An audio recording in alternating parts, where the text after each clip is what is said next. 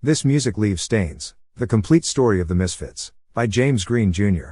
Published by Scarecrow Press Incorporated 2013. For Theodora and James Sr. Acknowledgments.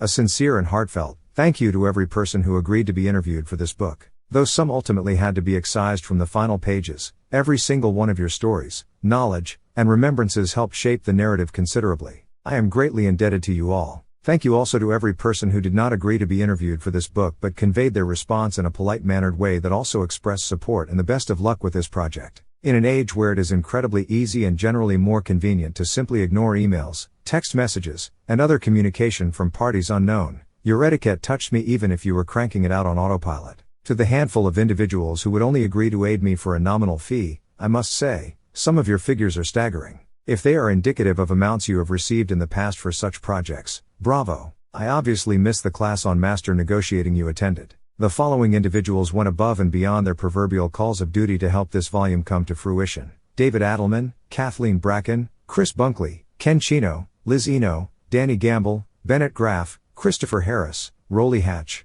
Mark Kennedy, Taylor Knobloch, Bree Koyanagi, Aaron Knowlton, Pete Marshall, Mick Mercer, Rachel Hellion Myers, Linnea Olson, John Piacquadio, Bill Platt, Michael Poley, Lau Prislar, James Edward Raymond, James Lewis Rumpf, Kevin Salk, Dave Schwartzman, Mike Stacks, Bear Step, Chopper Step, Jim Testa, John L. Welch, Matt Whiting, Joshua Wyatt, and Jay Ewinger. Thank you of course to the Misfits themselves, even the ones who turned down the opportunity to participate here. Without your fertile subject matter, this book would probably be about something dreadfully boring, like impression die forging or the history of Quaker Oats. Extra special thanks to the taco truck at the corner of Stuyvesant Avenue and Broadway in Brooklyn for providing many a platter of pork nachos to help fuel late-night writing sessions. Thank you also to the Pepsi Corporation for the same via their wide variety of Mountain Dew products. Thanks also to the physicians who will help me with the kidney stones I most likely developed from ingesting so much food of this quality.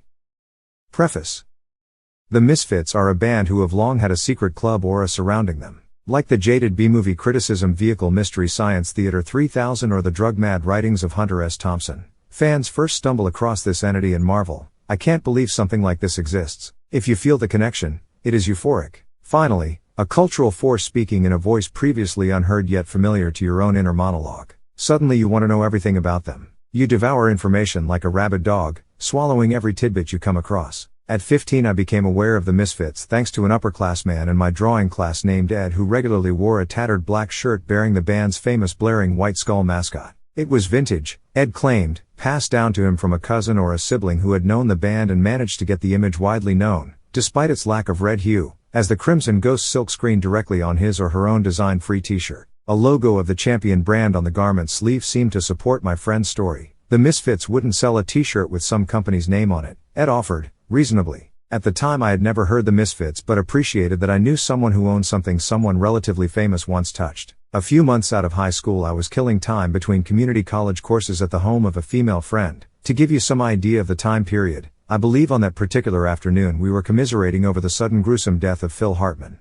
As we conversed, my friend's brother began loudly playing a spate of punk rock from his neighboring room. The rapid thumping, muffled ever so slightly by the home's drywall, was no bother. The Ramones were my bread and butter. After all but a few minutes and I was struck by the distinct voice cutting through the smashing drums and roaring guitars. Is that Glenn Danzig? Like a moth to a flame, I shuffled into this kid's room. I don't remember our verbal exchange, just the surreal moment I picked up the jewel case for Collection 2 and saw Glenn Danzig's name clear as day on the sepia-toned back cover. Suddenly it dawned on me, oh my god, the guy who sang Mother was in a punk band. Like, a really good punk band. This sounds like Elvis and the Ramones and there are goddamn skulls and murder all over this thing. I was beside myself. Danzig's eponymous heavy metal band had danced across MTV for a brief moment just a few years before this, but I never bothered to penetrate beyond the surface radio hits. Glenn Danzig's deal had seemed clear to me: enormous belt buckle, mutton chops, buckets of swagger, deep voice, wanky metal junk. I figured the buck stopped there. Rarely have I ever been so pleased being dead wrong. The real tipping point was I turned into a Martian. Such a massive amount of catharsis flows through that song for anyone who's ever identified with being an outcast or an outsider or on the wrong side of normal. In my late teens, I was certainly cognizant of the fact it was okay to be different, but that didn't necessarily always act as a salve when I felt out of place. To hear Danzig just completely own his metamorphosis into an otherworldly creature, to clench it with his fists and turn it around into an anthem of empowerment. I mean, that was the most reassuring thing in the world. When he shouts, "This world is mine to own," at the end of the second verse, I always find myself standing up a little straighter. And the way the Misfits glued the song's melodies to that grinding riff is just astounding. How often do you ever hear something so forceful, so hard charging those first three chords just come barreling out at you like cannon blasts that's also so sweet and romantic and, for lack of a better word, epic? There was just no turning back once that song hit my ears. Nearly every Misfits song is great, but for my money, I Turned Into a Martian as the greatest. The next several years were spent absorbing the dark greatness of the Misfits, not just their music, not just their image, but their strange and twisted story. Along the way, I saw the band a handful of times during the first 5 years as a reunited entity when Michael Graves was filling the unenviable position of Glenn Danzig's replacement. They were theatrical, a bit showbizy, but no more so than Danzig's eponymous band, which I also saw during the same period. I had nothing to judge these experiences against, as I was all of 4 when the Misfits first dissolved in 1983 and I knew no music outside my scratched copy of Snoopy vs. the Red Baron, but both experiences offered a fair amount of camp with raw rock and roll thrills. In one instance I saw the Misfits at a minuscule club in Daytona Beach called Orbit 3000.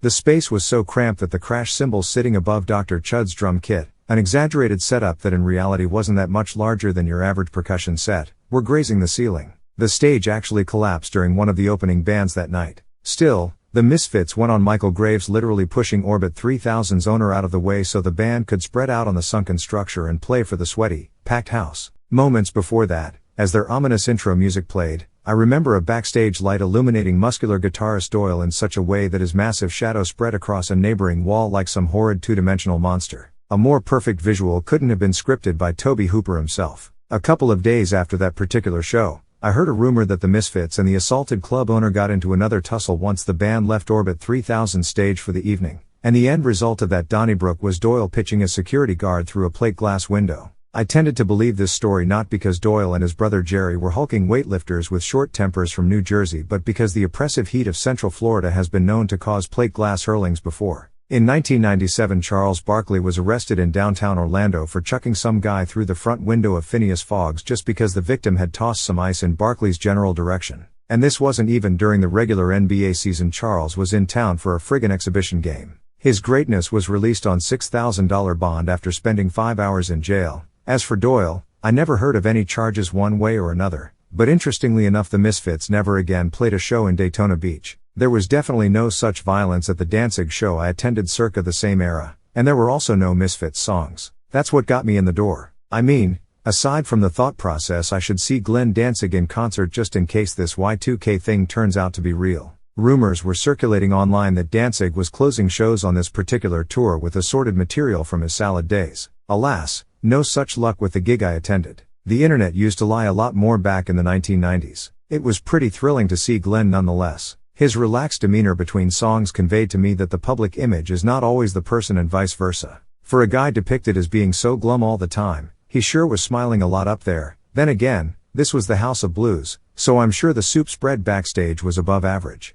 But I digress. For a long time, there was an accepted and set narrative regarding the Misfits, one expertly dug up in the pre-internet age by devoted historians who understood the aforementioned thirst for knowledge and hoped to quench it. They did a fantastic job, but as the years grew on, this particular fiend needed to know more. Not only because the band was stretching itself in a new form across our new century, but also because so many questions in the oft-repeated tale remained unanswered. It was also stunning that no singular book had yet been devoted to the Misfits, despite the mark they made in punk and the shadow they cast over mainstream rock music. For these reasons, 2 years ago I decided to buckle down and attempt to author the definitive Misfits tome myself. Not every mystery regarding this legendary band is solved in the pages that follow, which I suppose is just as well, lest these figures lose their entire sense of intrigue, but light is certainly shed on numerous aspects of the Misfits story that had continued to confuse, and the music is finally given what I hope is considered its full critical shake. It is my sincere hope that my fellow Misfits enthusiasts accept and enjoy this book. It would also be nice if fans of disciple bands took to it as well for any knowledge it imparts. Hell, so long as this book isn't burned en masse in any town square or witch's coven, I'll be happy. Thank you for your patronage, even if you are only reading this in chunks during occasional visits to the local bookstore or library. Chapter 1, Stuck in Lodi. I could say some nasty things about New Jersey, but once my darling mother said, "Don't speak unkindly of the dead." Billy Murray, over on the Jersey side. Of course, the Misfits are from New Jersey. No other state could have bred an outfit so great that was ignored for so long. Pop culture's relative blind eye to the Misfits is very much a microcosm of Jersey itself, despite being perfectly situated between several major metropolitan areas, New York City to the north, Philadelphia and Washington, D.C. to the south. The Garden State has long suffered little brother syndrome. For decades the rest of the country has mercilessly taunted New Jersey for being uncultured, odorous, and of no consequence. Never mind that New Jersey is where Thomas Edison did the lion's share of his groundbreaking scientific and electrical work. Never mind that New Jersey hosts some of our country's most esteemed institutions of higher learning, including Princeton, William Patterson, and Rutgers. Never mind that saltwater taffy and Campbell's soup were both created in New Jersey. This state, to so many, is simply a retainer for the undesirable. Jersey may shake that stigma yet, but one facet they can't live down is the number of spooky, ghoulish, and just flat-out bizarre happenings that have occurred within its borders. There was Orson Welles' mania-inspiring War of the Worlds prank, the still-debated kidnapping of the Lindbergh baby, the crash of the Hindenburg, and the ferocious shark attacks by the so-called Jersey Maneater. A handful of motorways like Clinton Road and Shades of Death Road that is said to be festooned with all manner of angry poltergeists, as are a number of structures with apropos names like the Devil's Tree and the Devil's Tower. One of history's most famous cryptids, the Jersey Devil, has allegedly been raising hell in the Pine Barrens since colonial times. Numerous odd conglomerations of societal outsiders like the allegedly inbred Jackson Whites and the nature-worshipping Gatherers. And who could forget Suzanne Muldowney, that extremely intense woman who runs around New Jersey performing interpretive dance routines in her homemade underdog costume. It's understandable how all this might inspire a few outcast kids to start dressing like zombies and write songs about murder. Speaking of murder, New Jersey is also noted for its rich mafia history, which dates back to America's Prohibition era. The Gambino, Genovese, and Lucchese crime families have all had their fingers buried deep in the Garden State at varying times, and the indigenous DeCavalcante family served as the basis for HBO's wildly popular Sopranos television series. In fact, Lodi's own Satin Dolls strip club on Route 17 served as the filming location for Tony Soprano's favorite hangout, the Bada Bing. Satin Dolls proudly touts this fact in all their current advertising. This litany of macabre happenings aside, there is still an all-American charm to New Jersey, thanks to its sprawling, often picturesque suburbs, most of which were first constructed during the 1950s post-war boom. Neighborhood after neighborhood of ranch-style homes project safety, comfort, and serenity. Every little borough has its own beloved pizza place, its own quaint town hall, its own ragtag high school football team the whole area gets behind with a fervor. In many ways, New Jersey's assorted townships and villages are as close to Leave It to Beaver as you can get. To a teenager with dreams of conquering a neighboring metropolis, though, such an environment can be the epitome of boring, regressive, and stifling, breeding a dangerous complacency. Often, the only respite in such a situation is music. Luckily, New Jersey has a rich and varied musical lineage. Hoboken's native son Frank Sinatra crooned his way to icon status, redefining cool along the way, in the 1940s and 1950s. Belleville's Four Seasons are considered by many to be the greatest pop vocal act of all time, and they have millions in sales to back that assessment up. Although he is usually associated more closely with Asbury Park, the city of Long Branch can claim Bruce Springsteen and his songwriting genius as their own. Jersey City gave the world soul/funk ambassadors Kool and the Gang. Jersey was also the site of the first live performance by the Velvet Underground, a 1965 gig at Summit High School, for which the influential Assembly charged just $2.50 a ticket. And as if those giants weren't enough, Les Paul, the man who more or less gave birth to rock and roll by crafting and marketing one of the world's first solid-body electric guitars in the 1940s, settled for years in the township of Mahwah until his death in 2009. From this frothy stew of cultural activity both great and dubious rose the Misfits, founders, and pioneers of what many dub horror punk, as that strain of music had never been so ghoulish or gothic before. How could it not be, considering their surroundings? Yet, at the same time, for the same reason, their music was accessible, strangely familiar, and utterly digestible. It is the living embodiment of where they came from, a strange territory that doesn't get nearly enough credit and is burdened by some dark aura. Naturally, there were larger cultural factors that played into the birth of the Misfits. The principal band members belonged to one of the earliest American generations to mature in the warming glow of a television. From the mid-1950s well into the late 1970s, TV's vast wasteland was dotted with weekend horror movie syndication packages, wherein classic monster films from years earlier were aired on the small screen, often with humorous commentary by some sort of otherworldly host. The earliest example of such programming was The Vampira Show, a critically acclaimed KBC TV production in 1954 in Los Angeles that was hosted by a slinky, sexy female creature of the same name. 4 years later, ABC's New York station was invaded by the similarly droll ghoul Zachary and his Shock Theater, which would later move to rival WPIX and become that station's long-running Chiller Theater. Imitators sprung up across the country over the next decade like wildfire, and it was because of these creature features and their unusual hosts that cheap, B-grade horror movies became ingrained in American youth culture. If you lived in the so-called sticks and weren't old enough to drive yet, all you could do on a Friday night was hang out at home and watch someone like Zachary or Ohio's beloved Ghoulardi try to creep you out with fares like Son of Kong or White Zombie. Not that you'd necessarily have to stay in your living room to see that kind of thing come the late 1960s or early 1970s. This was the period in which the cinematic practice of midnight movies flourished. Movie theaters enticed patronage with late showings of controversial films both new and old, partially in an attempt to steal viewers away from the growing threat of those televised creature features. Similarly, this stretch of time saw drive-in theaters, desperate to retain business as the novelty of watching movies in your car wore off, begin to shift their hosting duties from normal Hollywood material to the seedy waters of exploitation. That seemingly catch-all genre included not only B but Z-grade horror films, as well as violent outlaw biker epics, titillating flesh-heavy nudies, arty Italian suspense thrillers, the mondos or shockumentaries that attempted to tear the cover off boring everyday life, and wild chopsaki kung fu masterpieces imported directly from China. Maximum weirdness was sometimes just a few dollars away. If there is one specific piece of fringe cinema to single out as most important to the following narrative, it is most definitely George Romero's 1968 zombie nightmare Night of the Living Dead. The cult masterpiece follows the plight of 5 survivors of an unexplained viral disaster who attempt to safeguard themselves in a Pennsylvania farmhouse as legions of corpses rise from the grave, hungry for human flesh. Romero's vision was a stark one, from the low-grade black and white visuals of the panicked survivors fighting off their lumbering attackers to the film's semi-surprise ending that is void of hope or relief. Night of the Living Dead forever altered the DNA of the horror film, exorcising cheap thrills and camp in favor of complete dread. It eventually became a staple of Americana, thanks in part to the film's public domain status. Note's original distributor failed to place a copyright notice on original prints of the film, allowing anyone and everyone to release it over the years. Similarly,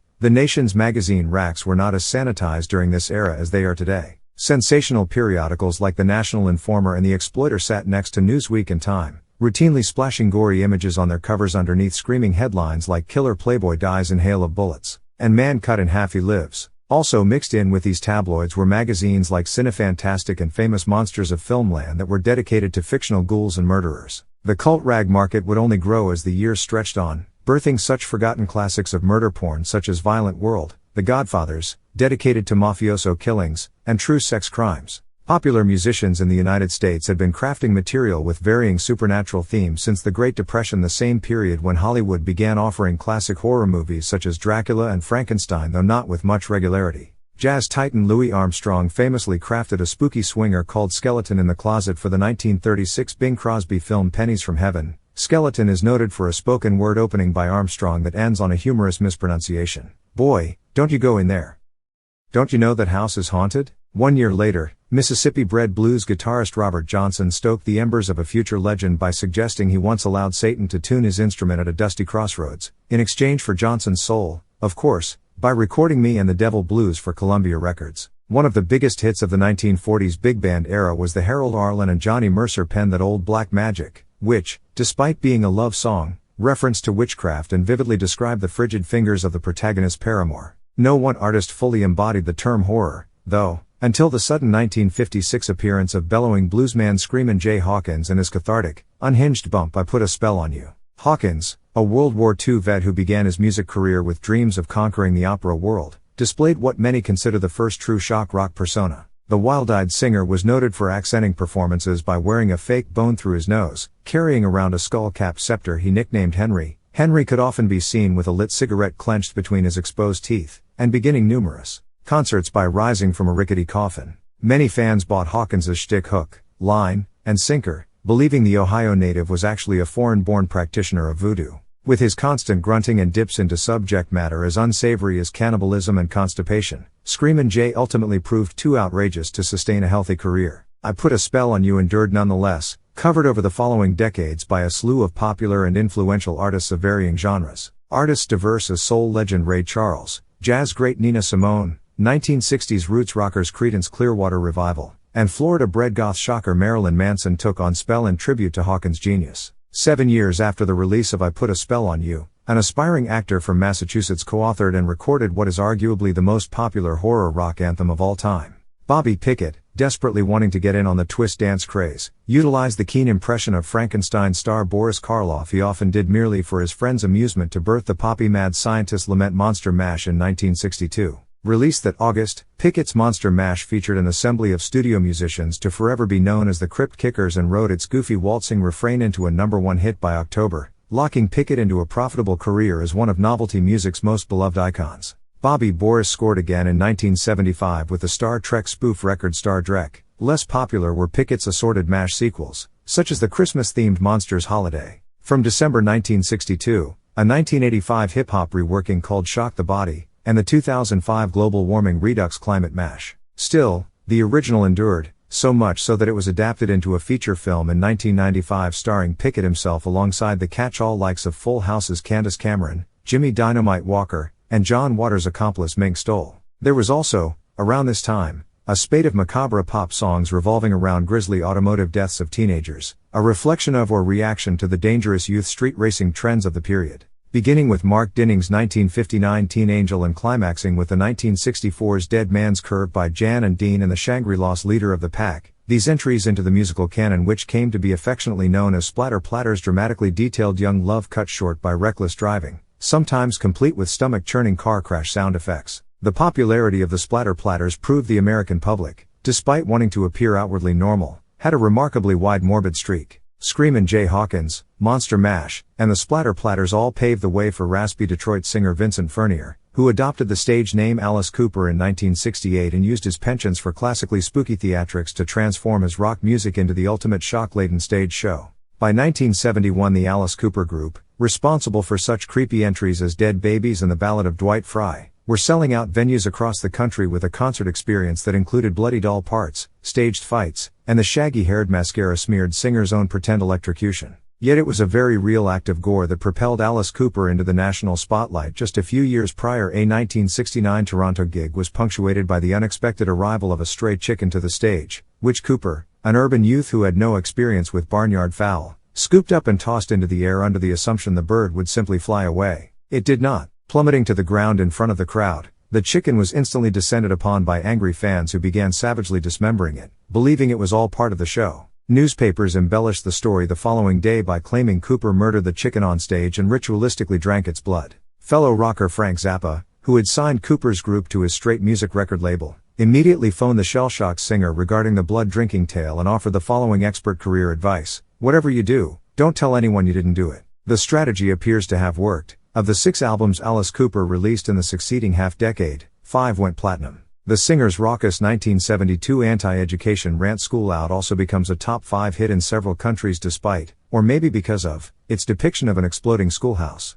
A back-to-basics movement happening within the general rock and roll scene at approximately the same time would simultaneously help set the stage and create a template for the style of music the Misfits would ultimately produce. A handful of bands during this period, eventually to be known as the proto-punks, pushed aggressively against the bloat that was decaying, or at least dulling, the genre into extended instrumental solos and drug-fueled conceptual nightmares. The proto-punks yearned for the brevity and liveliness that encapsulated rock and roll as it was birthed a decade before and attempted to resuscitate that musical strain before it flatlined. From Detroit came the raucous MC5, whose hard rhythm and blues was based around their pledge to kick out the jams, motherfuckers. Also from Detroit was the MC5's little brother band, the Stooges, who wrote 2-chord stomps that singer Iggy Pop yelped and groaned over. California offered psychedelic blues pioneers Blue Cheer, who managed to score a top 20 hit in 1967 with their cover of Eddie Cochran's Summertime Blues. And in New York City, the aforementioned Velvet Underground experimented with moody guitar jangles while neighboring act the New York Dolls kept their material glittery and upbeat. All of these bands would flame out long before their time but would manage to make their mark of influence on a select and important cross-section of minds. Right in the northeastern corner of New Jersey sits Bergen County, the most populous county in the entire state. In the county's southwest corner, nestled between the more recognized cities of Passaic and Hackensack, is Lodi, a borough of only 2.5 square miles comprised of the same serene residential neighborhoods and tiny shopping plazas you'd find so many other places in the state. Long before such bucolic charms existed, Lodi, and most surrounding areas, were inhabited by an Algonquin nation of thousands. Known as the Lenape tribe, These Native Americans were eventually ousted by European settlers in the 1600s. The invading Europeans redubbed the land New Netherland in 1664 before settling later on the moniker New Barbados. A couple of hundred years went by before New Barbados, which gained notoriety in the 18th century as a major centerpiece in the lucrative fur trade, was rechristened Lodi Township in the 1820s, in honor of Lodi, Italy. The Industrial Revolution quickly took hold, and Lodi became a manufacturing hub of grist mills, salt mills, bleaching and dyeing factories, and noxious chemical plants. This working-class atmosphere stuck with the town into the 20th century as its numbers grew steadily. The population seemed to quadruple with each passing decade, and the predominant ethnicity was in fact Italian. Neighboring areas would come to dismissively joke that Lodi was a mere abbreviation for lots of dumb Italians. Lodi was just like any other small American town, though, in that the men went out and busted their humps at their jobs, the women stayed home to raise the kids, everyone went to church on Sunday, and everyone pulled for the local sports team. By 1950 a cozy community of just over 15,000 resided in Lodi, which, at the time, was probably best known for being the home of WABC-TV's 648-foot-tall transmitting tower powerful enough to allegedly send its signal across 38 states and half of Canada. It was in this environment that Glenn Allen Anzalone was born on June 23, 1955, the third of four brothers raised in a bucolic neighborhood on MacArthur Avenue near Lodi's easternmost border. Glenn's Protestant father, Richard, was the third of four children himself and grew up in neighboring Hackensack to become a military man, serving his country as a Marine in both World War II and the Korean conflict. Richard Anzalone settled into civilian life thereafter, supporting his family through television repair. With so many sons in his brood, it should come as no surprise that Richard also became active in the Boy Scouts, at one point leading Lodi Troop 117 as well as Cub Scout Pack 102. Glenn's mother, Moretta, was a Catholic. 2 years Richard's Jr. who had one full sister and several half-siblings from her mother Moretta May's second and third marriages. In general, Moretta was a homemaker, and early on she realized it was perhaps her job to instill in her four sons the fundamental importance of religion. Mrs. Anzalone dutifully took her brood to church every Sunday, though Glenn would later remark he never felt Catholicism had been forced down his throat. "My dad didn't really care if I went to church," he said in 1992. Later in Glenn's youth, Moretta took a job as a clerk at Stern's department store, the anchor of the then New Bergen County Mall in nearby Paramus, a job from which she would bring home Beatles and Rolling Stones albums for her sons to enjoy. Glenn, an artistically curious youth, especially appreciated this and eventually discovered more incredible artists via the record collection his elder brothers Bruce and Chris amassed. Although the future singer would take both piano and clarinet lessons during his formative years, his primary interest at this time was comic books. Glenn kept up with all the requisite heroes: Batman, Spider-Man, Captain America, but would later cite loner anti-heroes such as bitter Holocaust refugee Magneto and oceanic mutant Namor the Submariner as his true favorites. He also gravitated toward dinosaurs, spending hours sketching various thunder lizards for his own amusement. Adolescence for Glenn coincided with the discovery of macabre entries, both old, EC Comics Tales from the Crypt, and new, Night of the Living Dead. By this time the third Anzalone child had already developed a reputation for being outspoken and difficult despite his diminutive, seemingly non-threatening physical stature. Steve Linder was a year behind Glenn at Thomas Jefferson Middle School and remembers being acutely afraid of this short, Anzalone, kid who had a big mouth. "I was kinda petrified of him," Linder says. "He was a wise guy. He was more this tough metal shop guy than a drama or music club guy. You know, typical short Italian guy from Lodi with a temper." Regardless, Glenn's fascination with music was growing. Through his brothers, he was turned on to the mournful wailing of Roy Orbison, who scored a string of top 40 hits in the early 1960s like "Oh, Pretty Woman" and "Only the Lonely," the dramatic touch of the Righteous Brothers, whose driving 1965 smash "You've Lost That Love and Feeling" would become a heartbreak standard, the weary poetic genius of Bob Dylan's introverted folk anthems, and the strange mystery of psychedelic blues rockers The Doors, led by swaggering baritone sex symbol Jim Morrison. The dalliances of Bruce and Chris in local bands also played a factor in Glenn's development. The younger Anzalone would act as a roadie for his brother's gigs and subsequently got his first tastes of the raw live rock and roll scene. He loved it, and it rubbed off on him in more ways than one. Glenn's hair soon became an unruly thicket that hung down far past his shoulders, the standard style of rockers at the time. The wavy locks may have annoyed his conservative ex-Marine father, but they also framed Glenn's steely gaze and prominent jaw rather nicely. Comic book art remained Glenn's top priority, however, and following his graduation from Lodi High School in 1973 the aspiring artist began focusing on making that dream come true. He dutifully attended art classes in Manhattan, to which Moretta drove her son, who lacked a driver's license for decades. Eventually, Glenn worked up the courage to send drawing samples to his heroes in the bullpen at Marvel Comics. Though he possessed a clear talent for rendering, 2 years went by with no job offers or advancements. In hindsight, this is not surprising. The mid-1970s for the comic book industry was a time marked by shifting economics. Newsstand sales were sliding downward, and companies such as Marvel and DC were canceling more books than they were creating so as to streamline their titles and corresponding revenues. Marvel even discontinued one of Glenn's favorites, Namor the Submariner, to try experimenting with less specific pulp genre tales. Frustrated by his stalled artistic dreams and growing restless in his hometown, Glenn Anzalone took his mind off professional woes by joining a cover band put together by some old high school friends that bore the very 1970s sounding hard rock name Talus. Glenn filled out the vocal position alongside bassist Jerry Byers, guitarist Ronnie D'Amato, and drummer Alan Becker. For Glenn, singing top 40 rock songs was a fun way to blow off steam, and according to those around at the time there was no question the rich baritone for which he would later gain esteem was already almost fully developed. Talus existed for about a year before various members lost interest.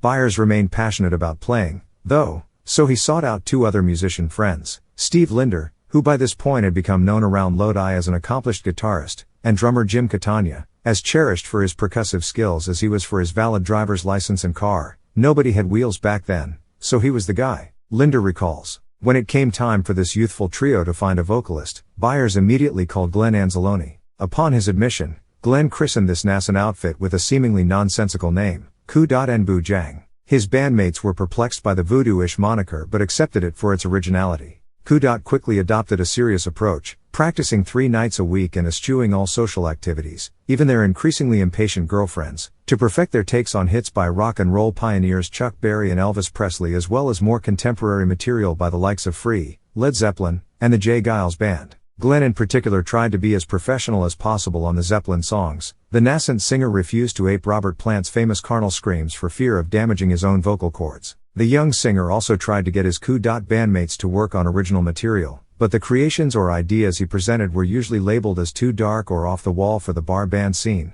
One of the original songs that Ku. Did perform, courtesy of bassist Byers, was a tongue-in-cheek testicular ode called My Nuts or Your Nuts. Such rejection was not always easy for young Anzalone to hear. Glenn was very sensitive, says Steve Linder. You couldn't mess with one of his originals. He took himself very seriously. One time, we were arguing about something related to our band, and he just snapped at me, the only thing I have is my voice. You know, some shit he could dish out but he couldn't take it. During their heyday, Ku.Nbu Jang would play a variety of backyard parties in and around Lodi. The band's shining moment, though, came nearly a year in when they were hired to perform at a function hosted at the local Catholic Youth Organization Hall. Although many priests at the venue were perplexed by the band's odd name, which the rockers were not wont to explain, Ku. Drew a decent crowd and put on a good enough show that they were invited back for another event. Unfortunately, by that time Byers and Catania had grown bored with the material and had given up on Ku.Nbu Jang. Linder and Glenn soldiered forward, recruiting bassist Tony Leake, drummer Manny Martinez, and guitarist Charlie Jones for another covers act. Feeling more assured as a singer and frontman, Glenn demanded that this new outfit perform more of the fringe proto-punk material he was growing to love. This included such songs as former Roxy Music singer Brian Ferry's arrangement of the Bob Dylan classic A Hard Rain's A Gonna Fall and Walk on the Wild Side, a gritty depiction of inner-city life wrapped in an FM-friendly melody and delivered by Velvet Underground figurehead Lou Reed.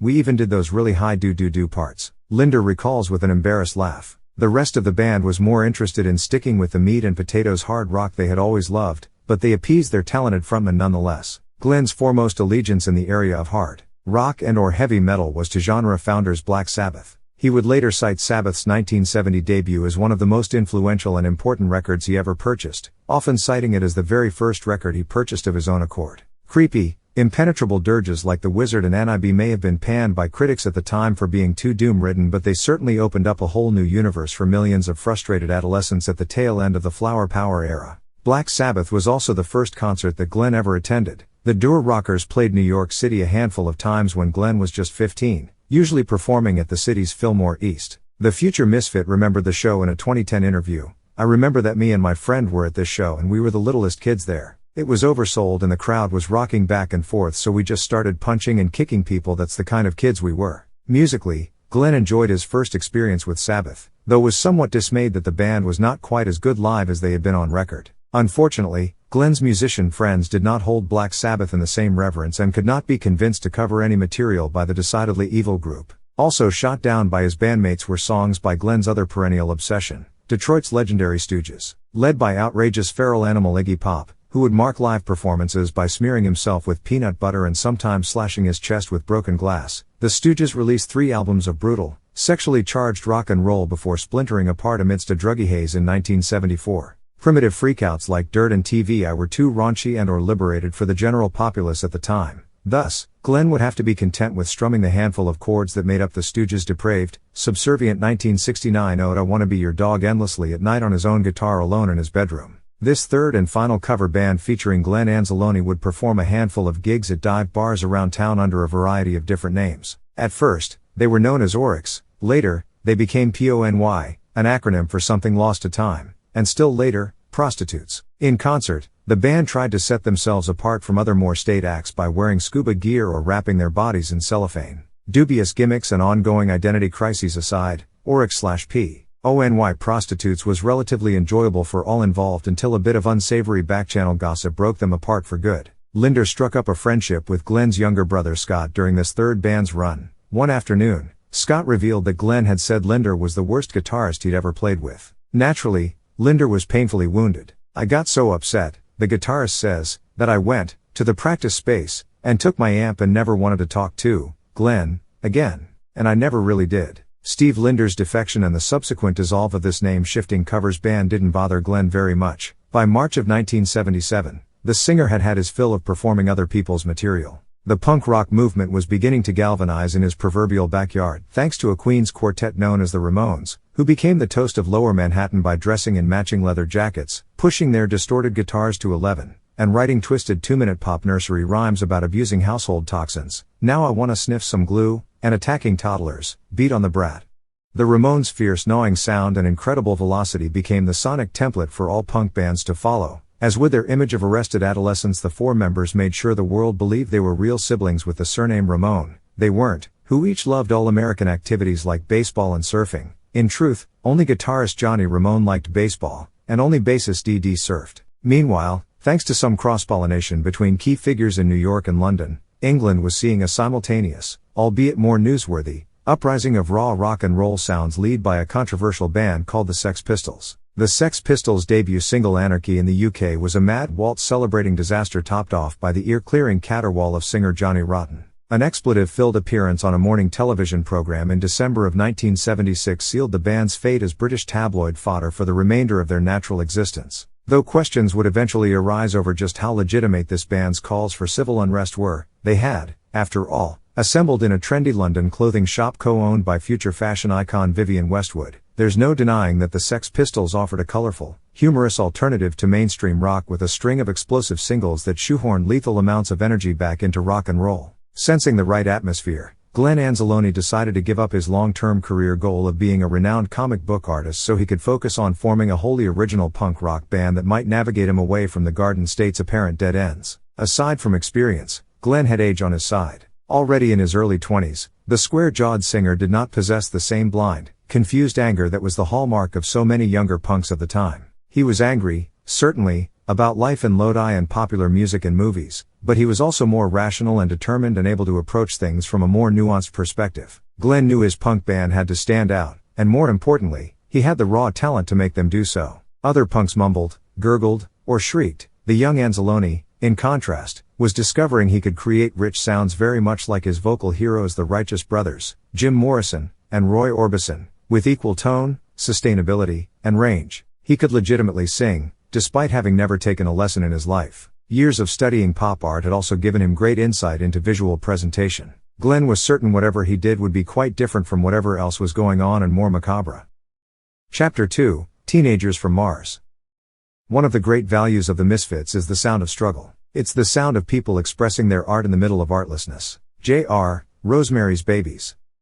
From day one, Glenn Anzalone's new musical project would be called The Misfits, a name borrowed from the final film of his true Hollywood obsession, Marilyn Monroe. It was an apropos choice considering the rocky path this band would eventually go down. Directed in 1961 by John Huston, The Misfits has always been known just as much for its troubled production as for the weary desert romance it put on screen. Monroe was in such terrible shape from her drug and alcohol abuse that production had to be halted at least once. A doctor was eventually hired to look out for her as well as co-star and fellow boozehound Montgomery Clift. Houston himself also regularly imbibed while directing the Misfits, sometimes falling asleep during shots, sometimes gambling away portions of the budget with the film's extras. Clark Gable, the marquee name of the film, insisted on doing every rigorous stunt scripted for his character despite his questionable condition. Gable was a weak, 60-year-old, and severely damaged inside, thanks to years of heavy smoking. The intense 100-plus degree heat of the Nevada desert did the aged star no favors either. Clark Gable would just barely survive filming the Misfits, suffering severe coronary thrombosis a day after production wrapped on November 4, 1960. The legendary actor died in the hospital 11 days later. The strain of the entire situation fractured Monroe's marriage to Misfits screenwriter Arthur Miller. The two divorced right before the film's February premiere. The following summer, Monroe herself died of a drug overdose in her Los Angeles home. Putting a final stamp on the alleged curse of the Misfits was Cliff's 1966 death from a fatal heart attack mere hours after his personal secretary suggested the two watch a television broadcast of the movie. "Absolutely not," was Cliff's alleged response. Not surprisingly, Glenn Anzalone wasn't the first musician who laid claim to the name Misfits, though he would ultimately prove the most successful with it. In 1964, a San Diego garage rock group under that moniker scored a minor hit with a reworking of the Coasters' classic "I'm a Hog for You." Baby called this Little Piggy. Said group boasted future Moby Grape singer/bassist Bob Mosley and garnered enough popularity to open for the Rolling Stones on that group's first U.S. tour. Meanwhile, another garage rock assembly in Houston calling itself the Misfits began making the scene around the same time, buddying up to Rocky Erickson's highly influential outfit 13th Floor Elevators. Unfortunately, a 1966 LSD bust sullied the reputation of Houston's Misfits enough that the band eventually changed their name to Lost and Found.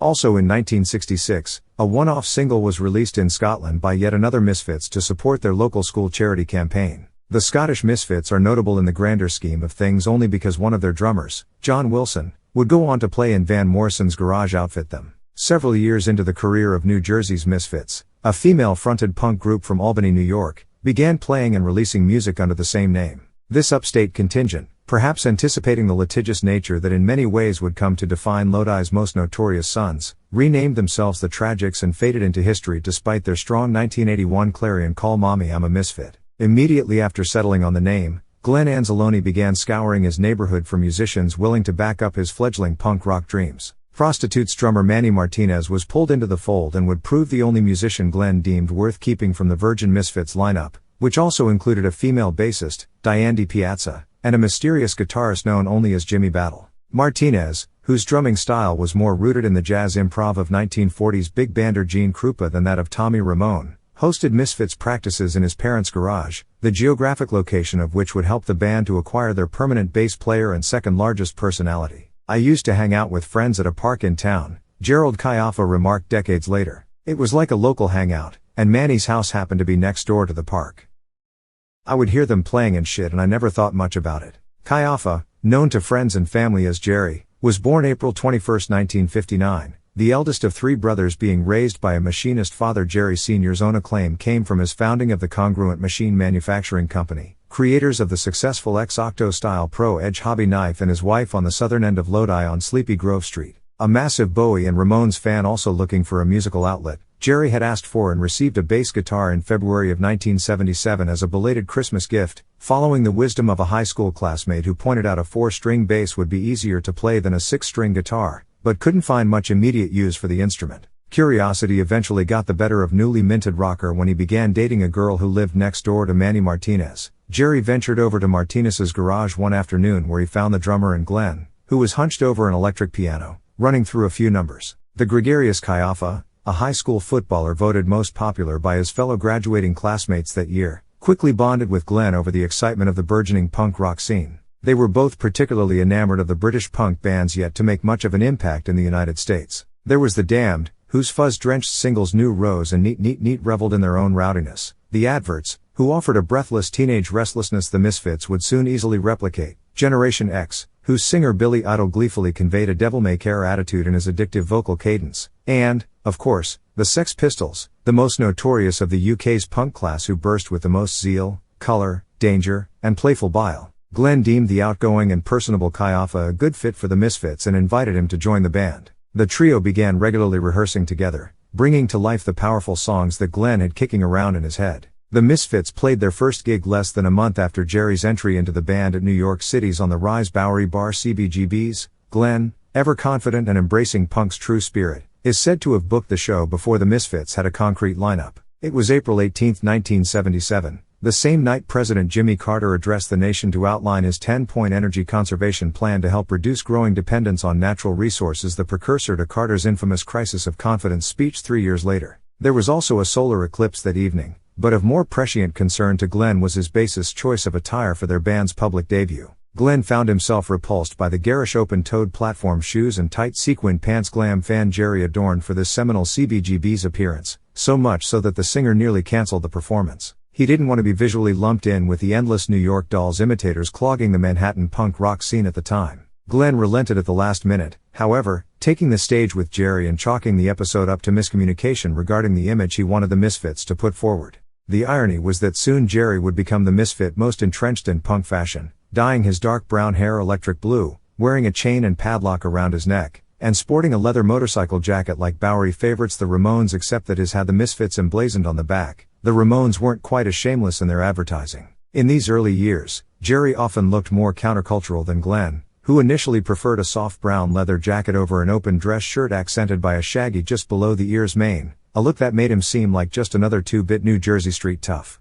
But Jerry was more pedestrian than his bellowing bandmate in some ways. Immediately after he graduated from high school, he started pulling 12-hour shifts at his father's machine shop in Paterson, New Jersey. Jerry later recalled the grind of staying out all night in Manhattan and then going directly to Paterson to wash his punk rock makeup off in the employee bathroom before the start of his day-long machine work. It was tough, he told interviewer Daniel Russell. But if the people back in the day didn't sacrifice, the scene would have never taken off. A month after their debut gig, the Misfits put their costuming issues aside to record their first single, Cough Cool, at Manhattan's Rainbow Studio. Cough Cool paints the Misfits as anything but a sequin band. The music is centered around a pit of introversion, atmosphere, and drama. The stream of consciousness title track flows like a beat poet's horrifying late-night fever dream. Drench your face in darkness, spit up blood when you cough, cool cool cool cough, set to odd, incessant keyboard bleeding and stuttering drums. Glenn's strong vocal is unmistakable on the track. When he holds notes, they triumphantly rise above the rest of the lo-fi din.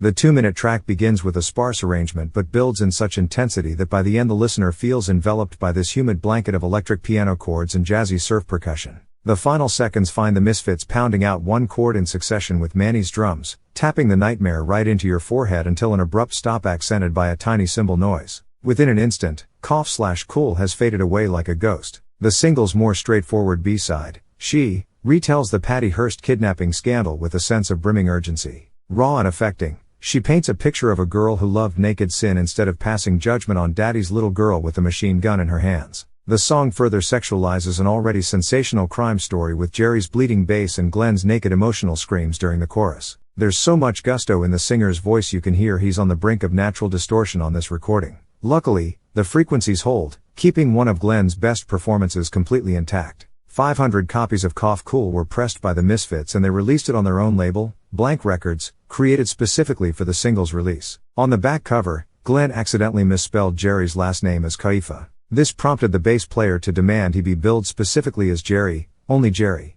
Glenn Riley transformed this request into the nickname Jerry Only, a stage name that was brilliant in that it did not seem to have many connotations one way or the other, as opposed to those of the Misfits' British heroes Johnny Rotten, Dave Vanian, or Gay Advert. Similarly vague was the surname Glenn Anzalone adopted at this time, Danzig. The singer has long been cagey on the origin of his alias. For years he insisted Danzig was in fact his real birth name, and even now he will only say he carries some ancestral connection to the coastal Polish city of the same name, now known as Gdansk. The prevailing rumor among those close to the Anzalone family, however, is that Glenn was simply taken with the port of Danzig, a scenic destination comprised of elaborate Gothic architecture dating back to the 1300s, during a post-high school trip overseas and decided to adopt its name as his own. Glenn eventually changed his last name legally from Anzalone to Danzig, apparently several years after the Misfits disbanded. By October of 1977, the Misfits had grown tired of the obtuse sound Glenn's keyboard afforded them and were interested in pursuing a more aggressive punk sound.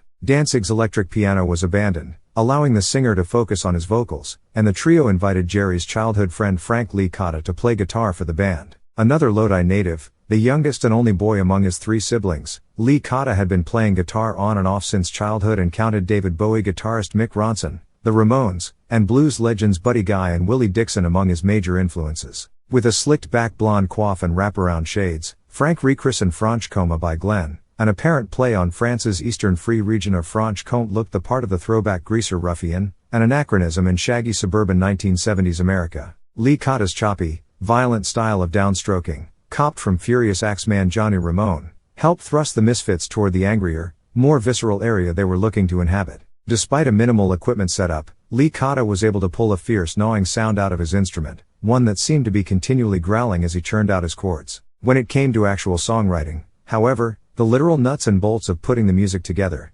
Danzig was the main force. The guitarist is firm in his assertion that Glenn wrote everything, all the words, and the melodies, though he will admit the two would sometimes work together to hash out a harmony for a particularly tricky composition. We did an early version of Who Killed Marilyn? That was way different than the solo record he put out later, Frank offers. More background vocals, kinda trading off.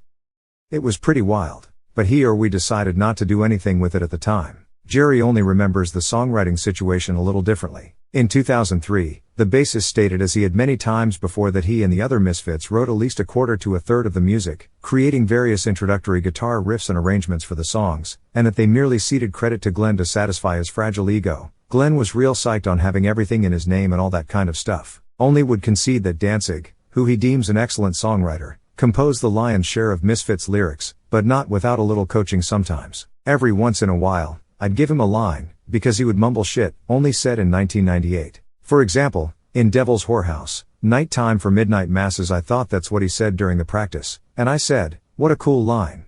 He said, oh, and he wrote it down. Aside from the requisite roadblocks a punk rock band faced in 1977, lack of money, lack of credibility, an underground network not yet as connected and fluid as it would one day be, the Misfits had other challenges. Toward the beginning of October 1977, a boiler in the Martinez garage exploded into flames between rehearsals, damaging Manny's drum set and the various amplifiers the other band members stored there for practice. Later that month, just hours before his live debut with the band at Eddie's Lounge in neighboring Teaneck, Lee Cotta absent-mindedly placed his flashy Gibson Explorer guitar on one of the club's active kitchen stoves. The instrument was thankfully still in its case, but the accident was frightening enough to the already nerve-wracked Lee Cotta, who had never performed publicly before. But the band made some progress as well. Lee Cotta recalls an early 1978 gig opening for fractured singer Richard Hell, he of Blank Generation and Destiny Street fame, at the Show Palace in Dover, New Jersey, wherein the Misfits went over like gangbusters. The place was jam-packed, the guitarist remembers, and we blew him away without a doubt. People were jumping on tables.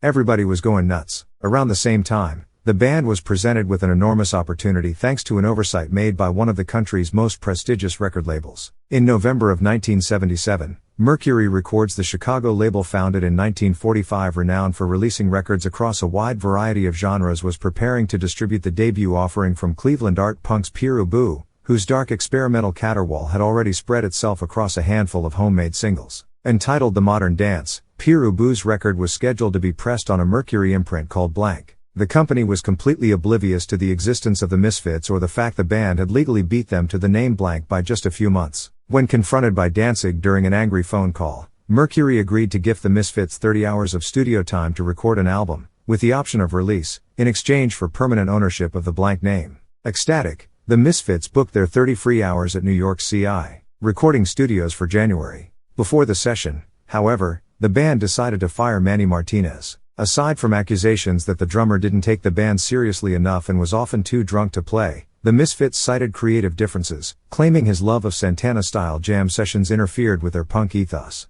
Brought in to replace Martinez was Coup graduate Jim Catania, a reserved, easygoing individual with shoulder-length hair and a permanently unaffected expression on his face. Catania's forthright drumming style gave the Misfits the backbone they needed to stand up straight on two legs. Catania played with no frills and an unbreakable meter, though his percussion did have a distinctly loose feel, never crowding the music, simply moving it along. Initially, Catania, dubbed Mr. Jim, joined the Misfits as a lark, but he quickly realized the group's potential. He was impressed by Glenn's amazing talent, which in turn made the band want to do as much as we could, and take on whatever we could take on. The emboldened quartet entered CI that January and laid down 17 songs. To save time, Jim Catania used the studio's house drum set, an assembly also used at that time by legendary soul session drummer Bernard Purdy for various recordings. Aiding in the production was Mercury Records engineer Dave Akelis, whose previous production credits included work with the New York Dolls, jazz great Dave Brubeck, and a litany of commercial radio jingles. Acknowledgments jumped at the chance to work with a fledgling punk band that the other CI engineers had turned down as they seemed so different from the type of material he was used to recording. Any reservations about the unprofessional or rude nature of punk rockers went out the window almost immediately. Acknowledgments found the Misfits to be fun, focused players who were not distracted by drugs and thus managed to get a great deal accomplished for their Virgin album outing. He also took note of the band's dynamic. Glenn was the boss, no doubt about it, Acknowledgments says. But he and Jerry were very close. They had a Steven Tyler/Joe Perry type of thing. Jerry definitely had a lot of input, and his playing was driving a lot of the actual music itself. He was powering the sound with his bass playing. It was that typical punk rock bass sound, very fast and energetic. Much of the material the Misfits recorded for their proposed debut album wasn't too far removed from Cough/Cool, despite their move toward a more conventional rock band instrumentation. Songs like Static Age and the pounding TV Casualty, two tales of cathode tube-based complacency, not to mention the dreary murder narrative theme for a jackal, are brooding drones in the style of the preceding single, built around one or two chords and Danzig's non-rhyming lyrical schemes. Yet the Misfits were also transitioning to a more straightforward songwriting approach at this time. Some Kinda Hate, an apparent response to the Velvet Underground's Some Kinda Love, slams ahead on a firm seesawing riff, tightly moving between its brief verses and syrupy refrains of infectious but non-distinct crooning. Pulse-quickening Hybrid Moments owes much of its romantic drama to the touch of Roy Orbison but serves up a swinging rock bravado all its own, finding a great middle ground between a vintage 1950s melodic approach with the weighty sensibilities of Black Sabbath. Similarly, the 5-minute ballad Come Back props its Elvisy longing on a typical chord progression from the nascent days of the King's Given genre. Though he would always err toward naming Orbison, the Righteous Brothers, and Jim Morrison as his vocal gods, there is no escaping the hard truth that Glenn Danzig's voice, especially at this early stage, was uncannily similar to that of Elvis Aaron Presley, the king of rock and roll, the handsome good old boy who used his range-defying voice, and obscene pelvic movements, to change the course of popular music. Certainly, Danzig liked Elvis, as he would cover various tunes made famous by Presley throughout his career, but it is easy to understand how the former might dismiss the latter as anyone to admire. After all, Elvis was famous for using outside songwriters, rarely, if ever, composing music on his own. Elvis also transformed into such a shallow and bizarre parody of himself by the mid-1970s that it almost began to hurt what he accomplished years prior. Orbison and the Righteous Brothers were smart enough to keep their heads down and work, avoiding the pitfalls of celebrity. The same can't be said for Morrison,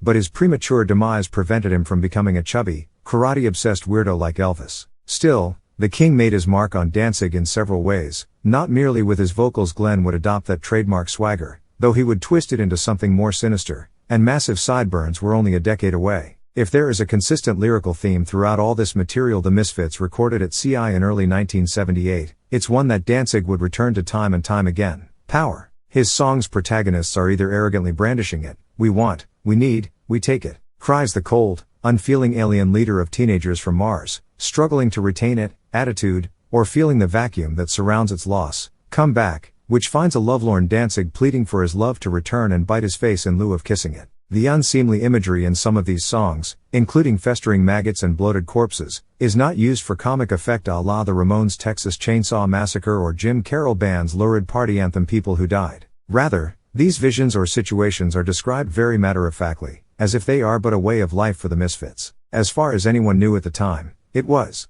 In February, the band mixed 14 of the 17 songs captured on 16-track tape and delivered the finished product, tentatively titled Static Age, to Mercury in hopes the label would exercise its release option. The Misfits didn't hear back until June, and the answer was negative. The label would not be releasing their debut record. Though Pierre Ubu's modern dance charmed critics as esteemed as Village Voice scribe Robert Christgau with its damaged deconstruction of rock, the album did not meet Mercury's optimistic sales expectations. The storied label, whose bread-and-butter artists included bland pop sensations like Rod Stewart and Bachman-Turner Overdrive, dropped Pierre Ubu and made the executive decision not to gamble again on a punk rock band, certainly not a relatively unknown punk rock band from the furthest corners of New Jersey. The Misfits were disappointed as they would be when more punk-friendly labels such as Seymour Stein's Sire Records and Pierre Ubu's new home Chrysalis also turned down the record, but they didn't wallow in despair. Punk rock was a singles market, says Franch Coma. So the album not coming out, yeah, it kinda sucked, but we just turned it around and put out the Bullet single,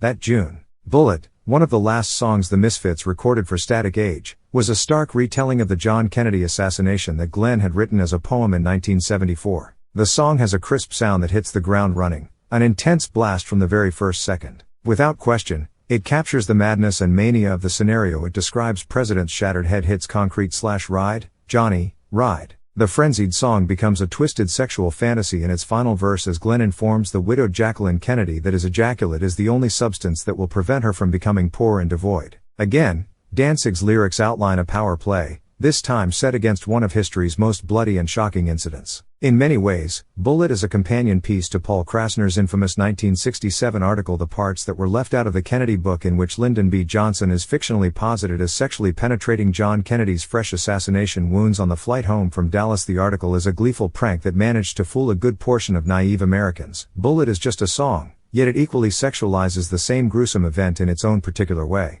Glenn Danzig wasn't the only member of punk rock's first generation to have been deeply affected by the startling gore of the Kennedy assassination and the insinuation of its visuals into our cultural fabric. Colorado native Eric Boucher counts the Zapruder film as one of his earliest childhood memories. The evil and cynicism of the event, more so than the blunt violence, had informed Boucher's character by young adulthood, leading the nascent artist to San Francisco, looking in search of some kind of outlet. 6 months before the Misfits released Bullet, Boucher found a handful of like-minded players with whom he founded the notorious surf-influenced punk band The Dead Kennedys. Although willing to go for shocks as excessive as Bullet's bloody cover, their 1981 EP In God We Trust Incorporated depicted Jesus' crucifixion on a cross made of dollars. The Dead Kennedys would never be as bloody, nor would they musically revisit the events in Dealey Plaza when a reporter in 1979 suggested their moniker was in poor taste. DK guitarist East Bay Ray retorted, "The assassinations weren't too tasteful either." The San Francisco group never offered their opinion of the Misfits or the Bullet single, but they eventually ran afoul of Glenn Danzig for creative similarities unrelated to America's 35th president. 3 other songs from the Misfits' CI sessions were included on the band's second single. We Are 138 slows things down to swagger and lets the band breathe as they triumphantly repeat that strange mantra. The caustic attitude finds a cheery melody belaying agitated, violent lyrics concerning Danzig's issues with a challenger, the first hint this band could compete with the Ramones, and Hollywood Babylon, a song that roots itself in a distinct feeling of Eisenhower-era juvenile delinquency. The guitar rolls along like a motorcycle cruising down a lonely highway. Glenn's sturdy vocal bellow a hard wind in the listener's ear. The singer's Marilyn Monroe obsession is also clearly reflected here, as Hollywood Babylon swipes its title from the controversial 1965 Kenneth Anger Tinseltown tell-all that related the seamy details of Monroe's death and placed her cleavage-bearing image on its cover. We Are 138 sparked fierce debate about its subject matter and inspiration. The common line of thought suggests the song is a retelling of George Lucas's 1971 doom-laden cinematic forecast THX-1138, in which an android police state controls the human populace and prevents them from acting on feelings of love and desire. There are enough references in Danzig's lyrics to suggest this link, though the singer himself would prove notoriously coy in discussing or dissecting any of his lines specifically at this or any other point in his career. Glenn preferred the listener interpret his work in their own way and in time would banish lyric sheets from his releases. The other band members recall Danzig creating various buttons for them to wear around the time of Static Age that featured a half-man, half-robot with 138 stenciled on his forehead. It seemed clear to them that Glenn was siphoning off THX-1138's cool for his own purposes and would explain We Are 138 as such over the following decades. When asked point-blank years later about the meaning of We Are 138, Danzig famously snarled, "They didn't write it, and they don't know what the fuck it's about. It's about violence." The Bullet single's cover was designed to accentuate the strength of its titular song. Quite an artistic leap over the simple black and white photo that graced Cough/Cool. Bullet presented a Lichtenstein-esque picture of JFK designed by Glenn, wherein the president is smiling in his open convertible in Dealey Plaza, unaware of the comically large streaks of red blood spurting out from the back of his head. Tucked under the president's left arm is an equally bright red Misfits logo scrawled out in Glenn's handwriting that appears to be inked with Kennedy's blood. Initially, Bullet was to be distributed by Ork Records, the label belonging to the art punk outfit Television's manager Terry Ork. That partnership collapsed, though, affirming for the Misfits that they should stick to distributing their records themselves. Often the DIY ethos of punk bands was born out of necessity rather than preference. Since the blank name had been traded away to Mercury, the band rechristened their record label Plan 9, a tribute to the comically awful Ed Wood horror movie Plan 9 from Outer Space. Bullet was sent to the requisite punk-friendly publications and was met with great enthusiasm. Most notably, Slash's Claude Kickboy Face Bessie hailed the single as lethal and truly inspiring, going on to rhapsodize, "This is the stuff the dead boys and other puppets wish they were made of.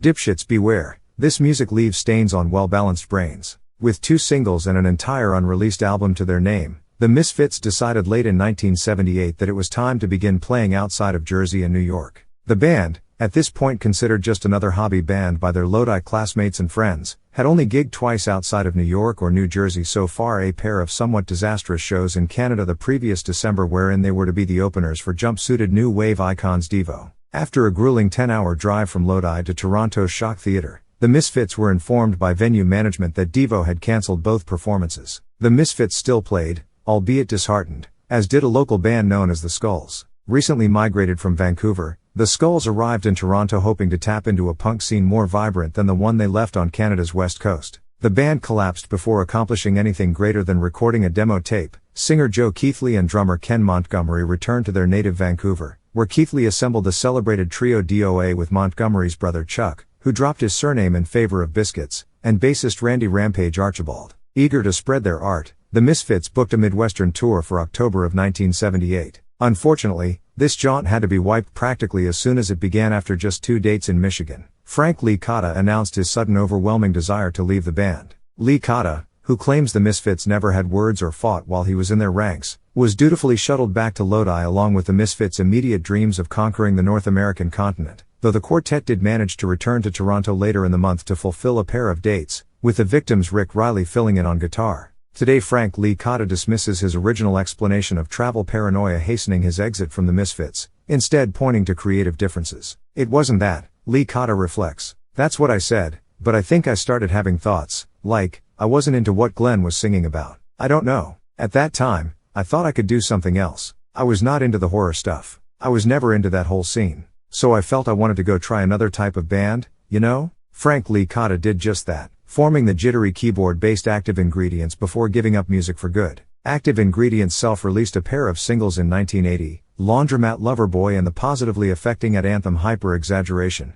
both of which presented a rougher edge to the new wave format that Devo was purveying at the time. The Misfits barely had time to blink following their guitarist's departure before their drummer followed suit. Jim Catania didn't have any issue with the band's strange image but found himself bored by punk's limiting percussive styles. He preferred the freedom afforded to him in his other band at the time, Continental Crawler, which included former Coup member Steve Linder on vocals and guitar. Thus, Catania left the Misfits to concentrate on that project. The in-demand percussionist would also go on to play in other Lodi-specific bands such as the Adults and Aces and Eights. As with Lee Cotta, Catania stresses there was no bad blood between himself and the Misfits, despite the fact his sudden departure left them in the lurch. There was so much horror around back then, says White Zombie guitarist Jay Ewinger. Everybody grew up on comic books and cheesy horror movies. Every movie theater when I was a kid would show third-run horror movies for $1.50. You'd waste the afternoon watching 3 horror movies in a row, and it was a totally normal thing. So I'm sure Static Age would have connected. Plus, those tunes are huge. They cut above everything else from that time with the brilliant doo-wop songwriting. The melodies are just incredible. Had Mercury Records released Static Age the year it was recorded, the record might have been counted as one of the last great gasps of punk rock's founding East Coast wave alongside the Ramones' Road to Ruin, the Talking Heads' More Songs About Buildings and Food, and the Dead Boys' Young, Loud and Snotty. Anchored by Glenn Danzig's harrowing melodies and the moody, turgid swirl of the band, this earliest material represents a bold statement unlike anything else at the time. This music is not campy or tongue-in-cheek, even compared to the depraved Dead Boys, who were not above silly double entendres and quasi-ironic pop covers. It has no agenda, political or otherwise, aside from startling violence and frustration-spiked apathy in equal measure. It's mysterious and odd, amateurish, certainly capturing almost perfectly the feeling of creaking through the cobwebs and dust of a long sealed upstairs attic in search of unknown treasure, but like all great art, Static Age is also affecting, unique, and enrapturing. As rock writer Mike Stax notes, on Static Age, they hadn't quite fallen into the formula yet. The records that came later, like Walk Among Us, weren't as pure. If it would have come out then, everything would have moved up 5 years, theorized Jerry Only in 1993. We would have been the forerunners of the new scene. The main problem with our band was that we didn't focus and get somebody to sit down and look at the imagery. But, you know, we were a band and we were having a good time, and we could give a fuck, you know? Static Age's suppression is occasionally mourned in the same manner by fans, though the album would eventually see the light of day in the wake of intense legal wrangling. Certain band members regret more the dissolve of the Static Age lineup. Lee Cotta in particular, with no disrespect to the players who came later, feels his version of the Misfits was really the best and laments that he lacked the insight Glenn possessed. I just couldn't see beyond the immediate. If I had stayed with them and realized that was the thing.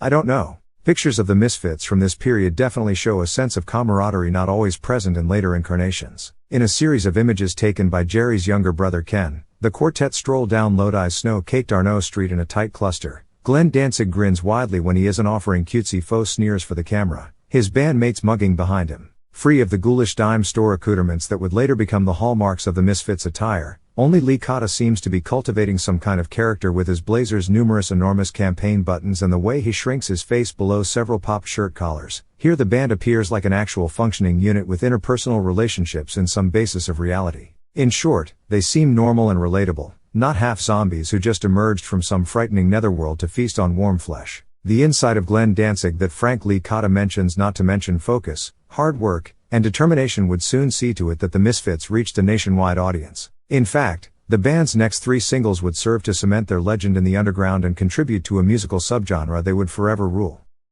Chapter 3, Horror Business. I remember the Misfits jumping off the record player as super dense, bright, exciting music. Bruce McCulloch, The Kids in the Hall. 20-something drummer Joe Poole was one of many New Jersey natives in 1978 who spent his days working in the Garden State, in his case, at a racetrack, and his nights bumming around New York City, looking for excitement. In November of that year, the baby-faced Poole, who hailed from Englewood, crossed paths with Jerry Only and Glenn Danzig at Manhattan's Libra Studios. The latter pair were of course looking for a percussionist for their band, and Poole was always open to playing with new people. A week later, Poole visited the Chiaffa family garage for an official audition. The Misfits were impressed with Poole's primitive pounding and invited him into the fold. Liking the material, the drummer accepted, at first changing his name to the glam rock-sounding Joey Pills before settling on the slightly more opaque Joey image after nudging from his new bandmates. The vacant Misfits guitar slot would be filled shortly thereafter by a figure some felt was contentious right off the bat. I was dead against Bobby Steele. Joey Image told Ugly Things in 1993. I didn't dig the way he played from the get-go. He had a twang in his guitar. He just wasn't good for the band, but Glenn thought he was alright. It was Glenn and Jerry's band. I was a part of it, but it seemed they made all the decisions and shit. Rail-thin guitarist Robert Kaufhold went by the nickname Bobby Steele in reference to the metal leg brace he had worn as a child to help overcome his crippling spina bifida. Adolescent bouts with polio and a spinal cord tumor further weakened Steele, forcing him to walk with a cane intermittently from his teenage years on. A veteran of several bands including The Living End and Paratox, which counted among its ranks Smithereens bassist Mike Maceros and future developer of blood-soaked video game hit Mortal Kombat Bill Pidgeon, Steele was playing with the Whorelords in 1978 when he placed an ad in New Jersey music trade paper The Aquarian looking for an established act to join that already had management and a record deal. Danzig saw the ad and, despite the Misfits meeting neither of those requirements, responded. At first, Steele was dubious. All I knew about the Misfits was cool and I was kind of like, I don't know if I want to fucking play in that kind of band, Steele would later recall. But, I thought, okay, I'll give it a shot and pause.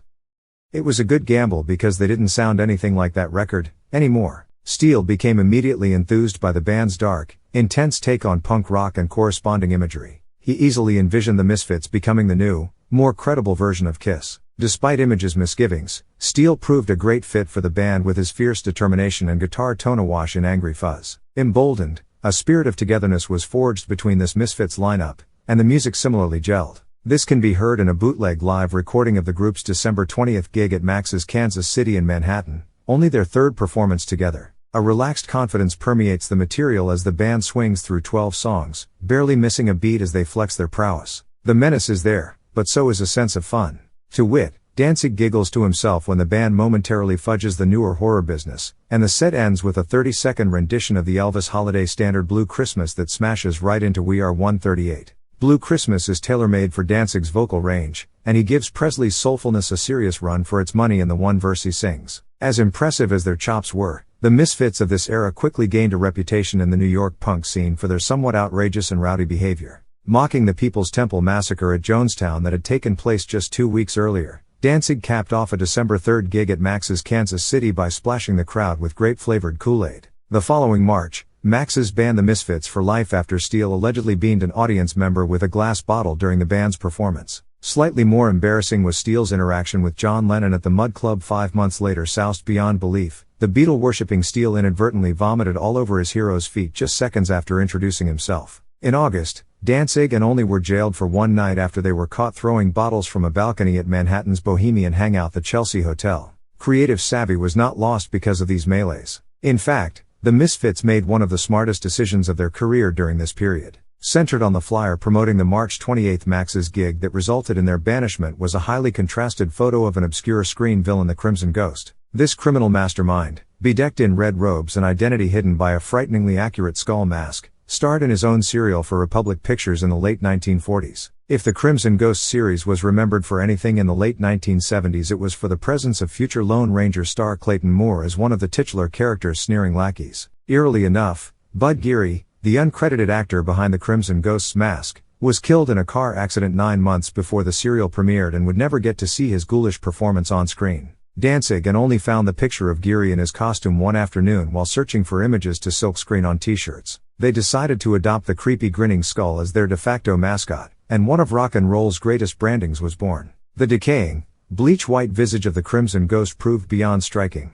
a wordless calling card perfectly projecting the base fear and haunted house mystique of the Misfits' entire oeuvre. The Crimson Ghost would reappear on the cover of the next Misfits single, Horror Business. While more muddled production-wise than Bullet, Horror Business is just as arresting as its predecessor. The opening chords of the title track might as well be stabs from the very knife Danzig sings about sinking into the listener. Allegedly based on the unsolved murder of Sex Pistols groupie Nancy Spungen, the Misfits never suggest who the protagonist is supposed to be but makes it clear that the victim's stabbing was no accident as they howl the chorus, "With you, I'll put a knife right in you," over delicious waves of overdriven guitar and Joey Image's hissing cymbals. And yet, despite its gratuitous violence, Horror Business, the title a grim play on Chuck Berry's 1956 tale of pedestrian beleaguerment Too Much Monkey Business, offers a bluesy feel at times, almost as if nothing more is at stake than the melody. By the time the song is hurtling through its conclusion of several consecutive refrains, it almost feels like a campfire stomp between a gaggle of old, grizzled friends. On the single's flip side, Teenagers from Mars presents more stuttering riffs under ominous declarations from a conquering alien race unconcerned with human suffering as they land in barren fields to inseminate our females. "We take your weak resistance and throw it in your face," Danzig spits in his UFO conqueror persona. A third song, Children in Heat, roars along more on its raw adolescent rage than the gross-out visuals of bloody urination and presents another fiery performance by Steele.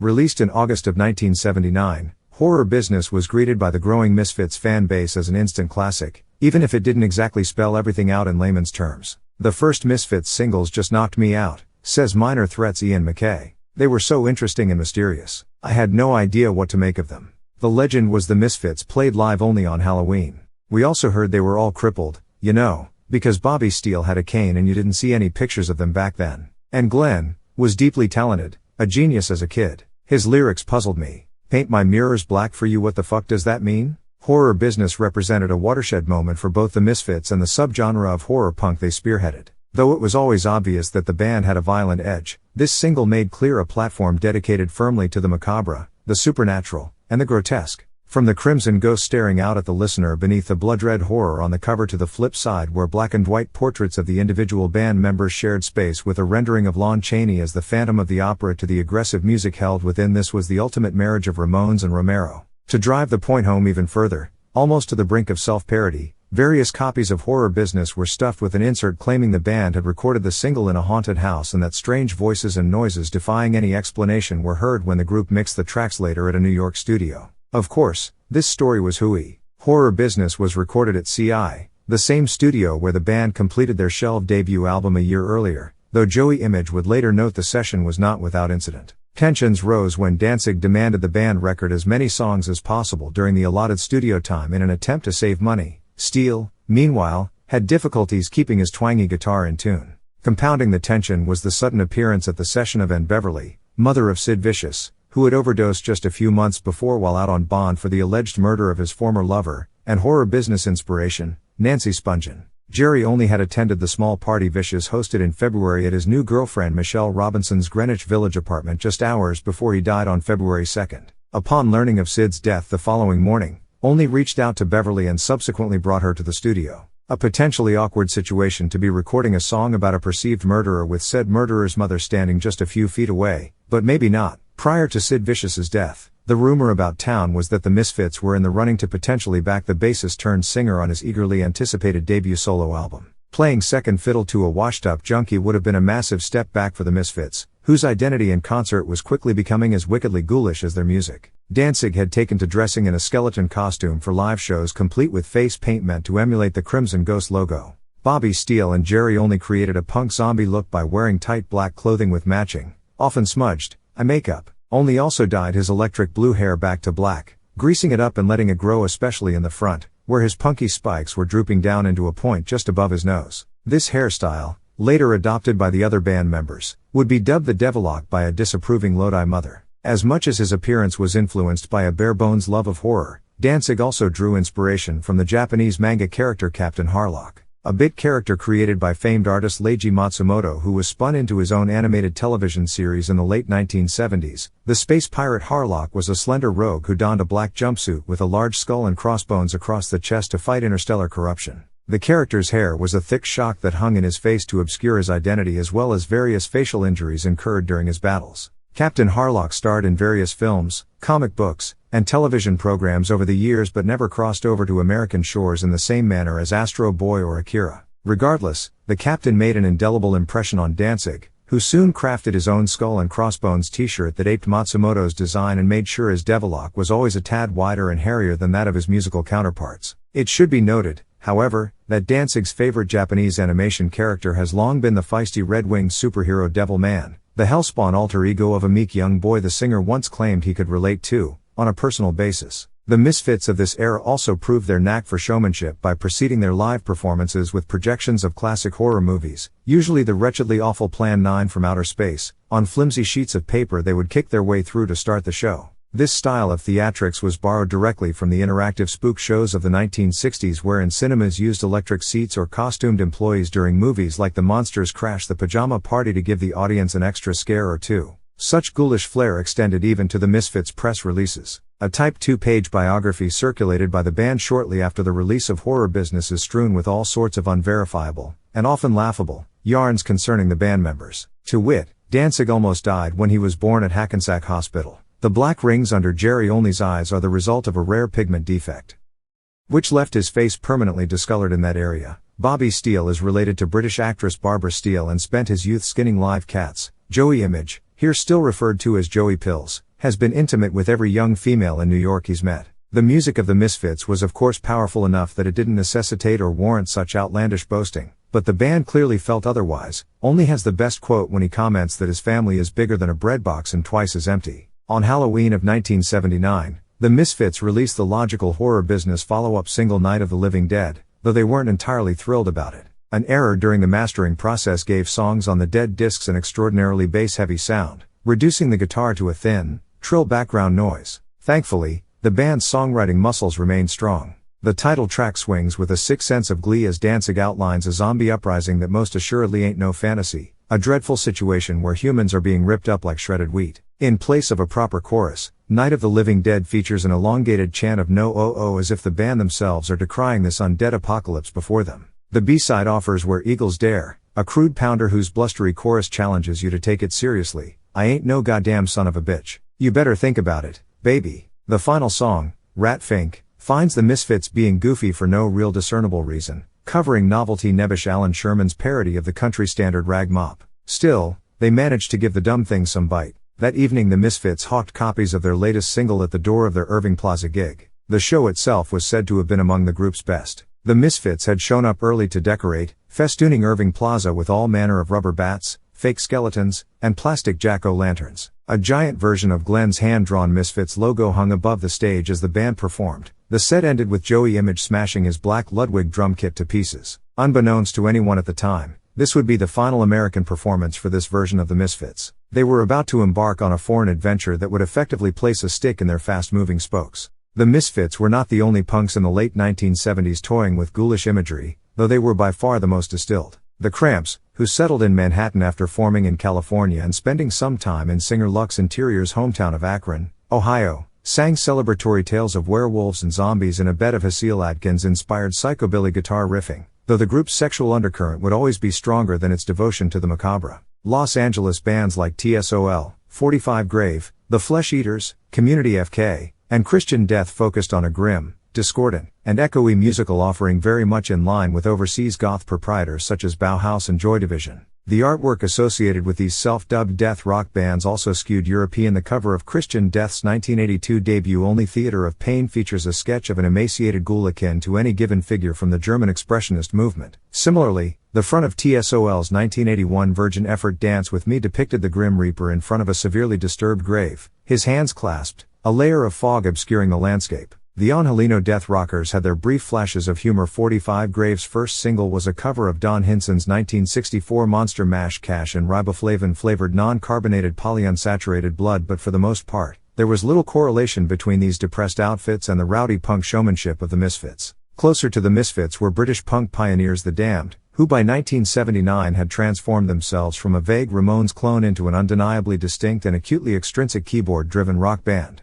Smoky-vocaled singer Dave Vanian, whose backstory included an alleged stint digging graves, routinely wrapped himself in black capes and white stage makeup like Bela Lugosi. Other members included the Renfield-esque Rhett Scabies on drums and oddball guitarist Captain Sensible, whose penchant for mohair occasionally made him look like a neon gorilla. The Damned's records routinely featured gloomy oral exercises like Droning Injury Ode Feel the Pain, Demented Carnival Creeper These Hands, and the band's most celebrated depression ode I Just Can't Be Happy Today. Even some of their rawer material suggested a penchant for evil, such as Nihilist Delight Born to Kill and the surprisingly catchy Stab Your Back. The Misfits saw The Damned if not as a direct influence then at least kindred cobweb spirits. In June of 1979, the two bands shared a bill at Harrah's in New York City, a hot ticket if one goes by some of the musical luminaries who attended, Reform stooge Iggy Pop and Blondie Chanteuse Debbie Harry. Afterward, Jerry only engaged Vanian and the Damned's management in a brief conversation about the Misfits supporting the Damned on a tour in England that fall. The Damned camp regarded the conversation as little more than after-gig pillow talk,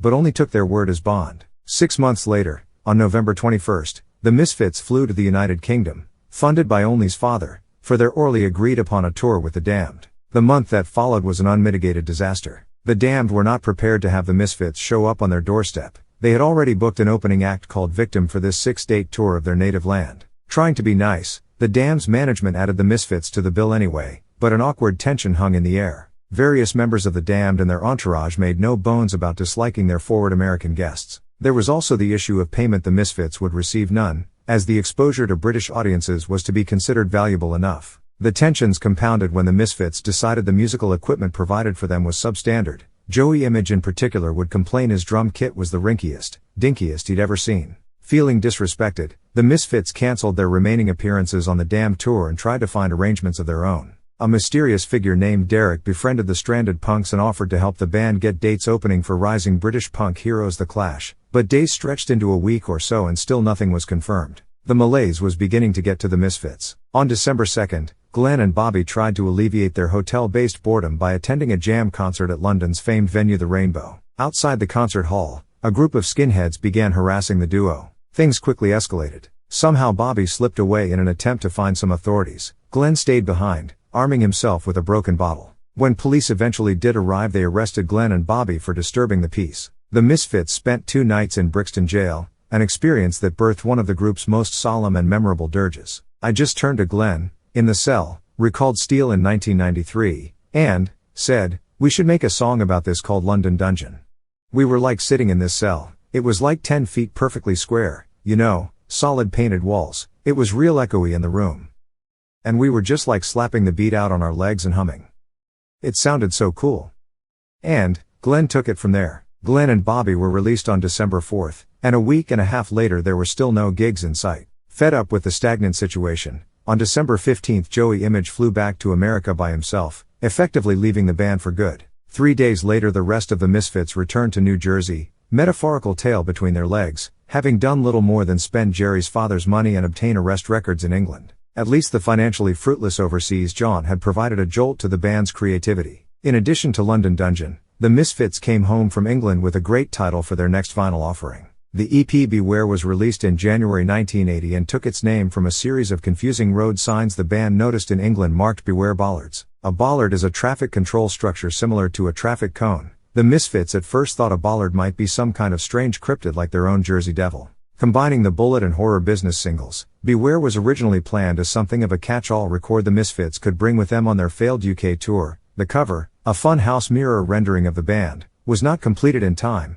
However, Beware would prove a landmark anyway because of its final song, the previously unreleased punch-drunk anthem Last Caress. The violent, nihilistic lyrics of Last Caress outline the bold confessions of a remorseless killer and rapist and are delivered by Danzig with a such romantic melody that the crimes almost seem like triumphs. Ostensibly on death row, our protagonist moans in the chorus about his yearning for the inevitable arrival of sweet lovely death, suggesting it may somehow release him from the pain and apathy he feels. Last Caress is punctuated by the most dramatic of pauses at the end that finds the instrument stalling so Glenn can offer a clear affirming snarl of one last caress. This moment, coupled with the song's similar roustabout opening where Glenn proclaims "I got something to say" over a lone guitar chord, helped put an already excellent creation over the top to become a defining punk rock salvo on the same cathartic level as Anarchy in the UK or Psycho Killer. Incredibly, Last Caress was nearly left off Beware as Danzig didn't feel the recording was good enough. At the urging of Bobby Steele, the song was tacked on at the last minute. Joey Image continued playing in punk bands following his departure from the Misfits, turning up in the likes of the Whorelords, the Undead, the Strap-Ons, Human Buffet, the Mary Tyler Whores, Jersey Trash, and the Bell Ringers. The feisty punker also later took a bride, the alluring Patty Mullen,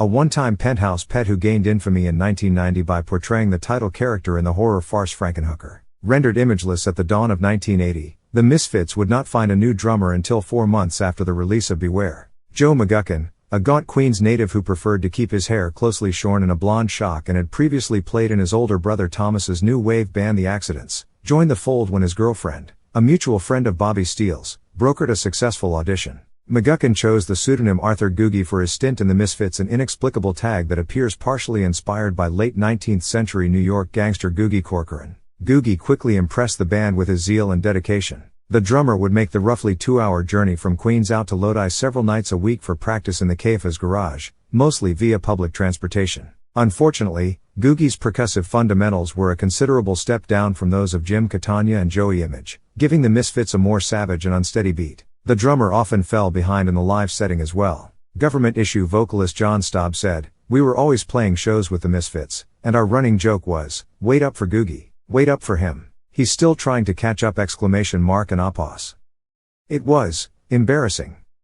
I saw them and thought, people like this shit? Arthur Googie may not have been the world's greatest drummer, but he was enthusiastic and available and, at the time, there were no other applicants jockeying for the Misfits' timekeeping position. The same could not be said for the band's guitar slot. Jerry only claimed that Steele was showing up late and unprepared for practices. The bassist also expressed concern that the frail Steele would have difficulty keeping up with the Misfits' growing stage show, namely, the bassist couldn't see the cane-wielding guitarist kicking his way out of a prop coffin. Only wanted to bring in his 16-year-old brother, Paul Doyle Caiafa, to replace Steele. Doyle, as Paul preferred to be known, seemed like the perfect replacement. He was healthy, agreeable, and built like the high school linebacker he actually was. Steele couldn't deny his weak condition but claimed any rehearsal or studio absence was because of only lying to him about the Misfits' schedule to make it appear he no longer saw the band as anything beyond a hobby. Danzig, unsure of how to handle the situation but feeling pressured to resolve the struggle quickly, acquiesced to Only, who informed Steele he was out of the band just before Halloween. Doyle immediately made an impression. Rosemary's Baby's singer Vincent Jr. Palladino said, "When I met Paul he was a pretty big guy and he always had a serious look on his face. I kept thinking, does this guy want to fight me? Man, fuck him." Eventually, I asked, a mutual friend, "Does he have a problem with me?" And, the friend, goes, "No, I don't think so."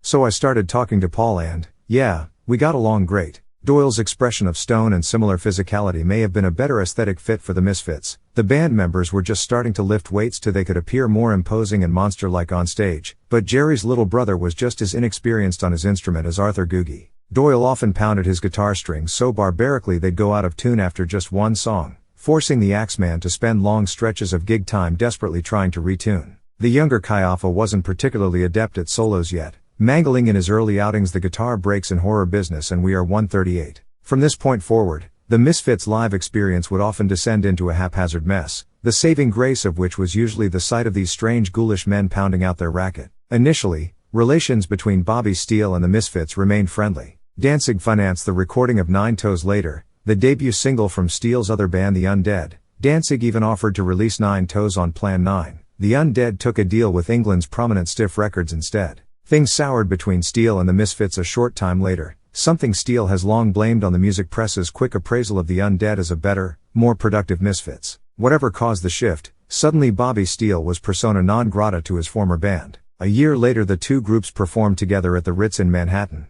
The Misfits threw bottles at Steele during the Undead set and taunted him during their own, infamously altering the chorus of Teenagers from Mars to Bobby Steele's an asshole, that fucking cunt, a practice they would continue in concert for a number of performances. Bobby Steele's Undead would soldier on for several decades in various forms, at one point even including fellow Misfits castaway Joey Image. In 1985 the guitarist achieved a unique milestone when he scored work as an extra in filmmaker Martin Scorsese's critically acclaimed comic thriller After Hours. Milling about in the background during one of the movie's bar scenes, Bobby Steele became the first Misfit to appear in a horror movie. The year 1980 signaled a new era for the band. Around 1980 or 1981 I started hearing about the Misfits, remembering Death Piggy's Dave Brockie. I didn't know what to make of them. It kinda didn't make sense. These guys, these big lugs, these palookas. Dressing up like vampires? Then I heard their music and I thought it was really cool. They were like a roided out Damned. They always seemed kinda dangerous. They scared people.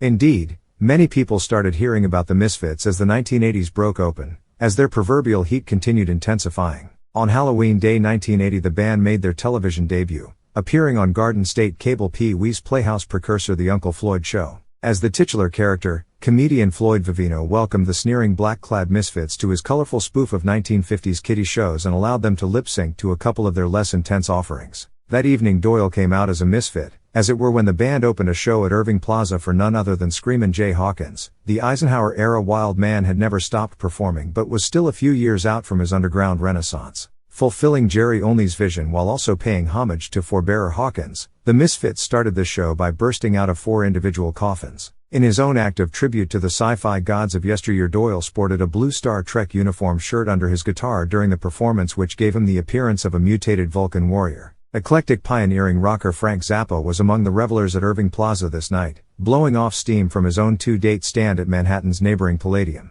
The following year found the Misfits playing their first Midwestern and West Coast dates, where the Lodi foursome crossed paths with brewing legends such as lewd Michigan shock troopers the Meat Men, California pop princes the Dickies, and caffeinated Texan weirdos the Big Boys. Also in 1981 the band released 2 more singles, April's 3 Hits from Hell, noted for its secretive cover that displays nothing more than the band members' eyes, including the aforementioned London Dungeon, a brooding, bass-leaning drag that opened up room for one of Glenn's most powerful vocal performances, a by-the-numbers spook scare called Horror Hotel, and the expertly arranged Ghouls Night Out whose Orbison-inspired melody change in the second verse proves nothing short of transcendent. In October the Misfits followed up with Halloween, the ultimate 4/4 stomp dedicated to their favorite holiday. Reverb washes over the song as Danzig rhapsodizes about brown leaf vertigo and poison candy, ultimately concluding, "This day, anything goes." In an interesting move, the flip side takes the same song, slows it down, and adds Latin phrases pertaining to lycanthropy. The record's black and white cover photo, surrounded by a frame of skulls on a field of orange, once again only gives a partial view of the Misfits as they linger menacingly in the shadows. On the far right, Doyle bares his teeth like a caveman.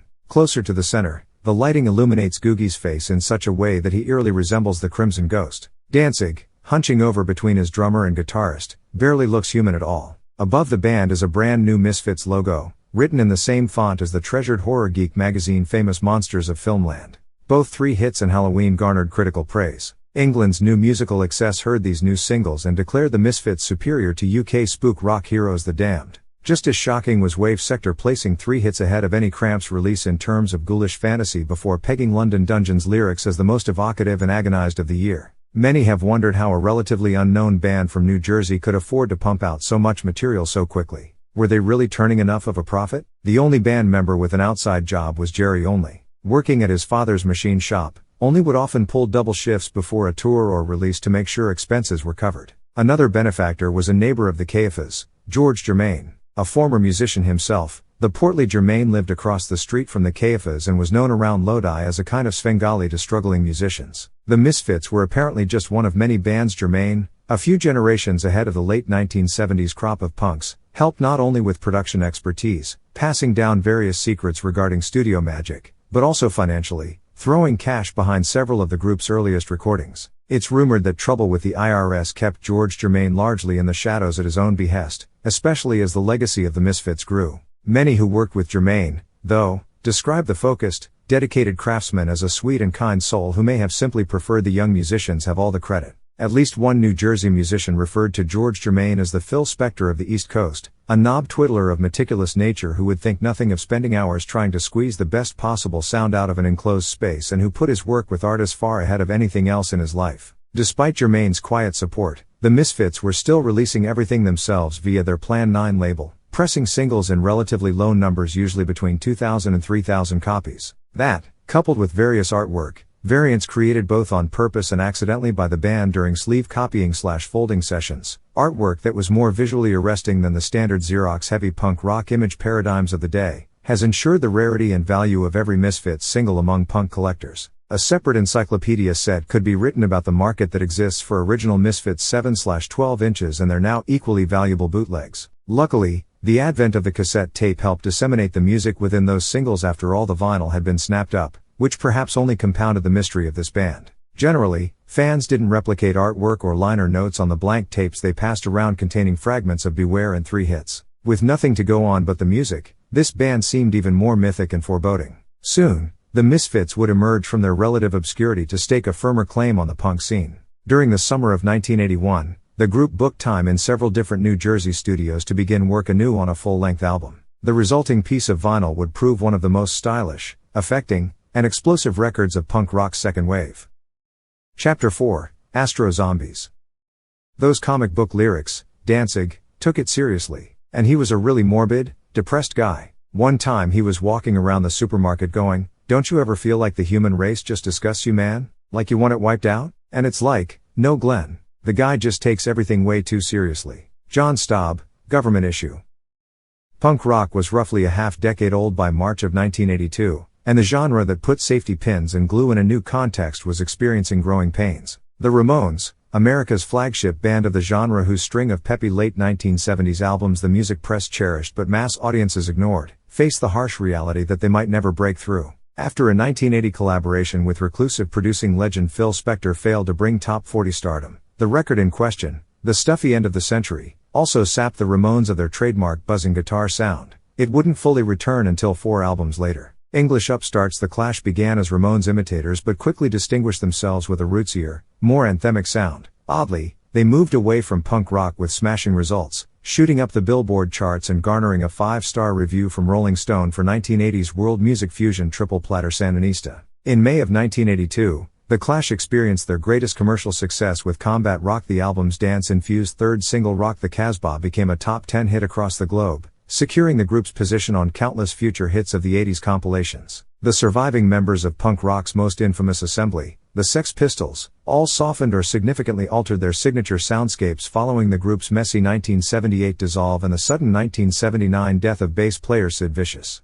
Guitarist Steve Jones and drummer Paul Cook formed a meat and potatoes hard rock group called The Professionals who fizzled out after 2 albums in 1980 and 1981. Pistols singer Johnny Rotten reverted to his Christian name, John Lydon, and put together an experimental post-punk group Public Image Limited, incorporating elements of dub reggae, pure noise, and Lydon's newly relaxed caterwaul. Public Image crafted affecting atonal exercises that came to help define the post-punk movement. Naturally, the spirit of Lydon's former band informed his latest, an appearance by Pill on Dick Clark's American Bandstand in May of 1980 went down in history for the singer's counterproductive behavior. Refusing to play the part of a lip-syncing pop idiot, Lydon summoned the audience to the stage to dance while he hid behind various set pieces. Public Image also famously locked horns with NBC's Tom Snyder on the Tomorrow program that June, admonishing the host for his lack of preparation and generally being standoffish. At one point during the interview, seeming to acknowledge punk rock's failure as a form of revolution, the still wild-eyed Lydon addressed Tomorrow's viewers by saying, "I'll find a way to your hearts yet, though, I'll tell you." Hardcore, punk rock's faster and angrier derivative, was rising so quickly by early 1982 it seemed in danger of burning out more quickly than its predecessor. Hardcore's 2 figurehead bands were Washington, D.C.'s Minor Threat, and California's Black Flag. Minor Threat, authors of pounding livid rants such as 1981's Filler and the Anadrug Straight Edge, splintered apart when guitarist Lyle Preslar left to attend Northwestern University. Preslar would ultimately abandon school because he missed the fury and excitement of his band. The reformed Minor Threat would only last a rough year, though, breaking up again in 1983 over creative differences. Black Flag, the California collective that practically invented hardcore with 1977's rage-soaked Nervous Breakdown single, was by 1982 rapidly moving toward a slower heavy metal sound. Also floating away from their core genre were former Misfits colleagues The Damned. Touched by the rumblings of the Paisley Underground, The Damned dedicated their later albums to churning out progressive rock sounds more in line with the fare of any given classic rock radio station. In short, punk rock's playing field was clear in March of 1982 for a brief, brutal, reaffirming oral statement. That's exactly what the genre received in Walk Among Us, the Misfits' debut full-length release, with a hot pink cover on which the band plants itself inside the action of 1959's Martian terror picture The Angry Red Planet.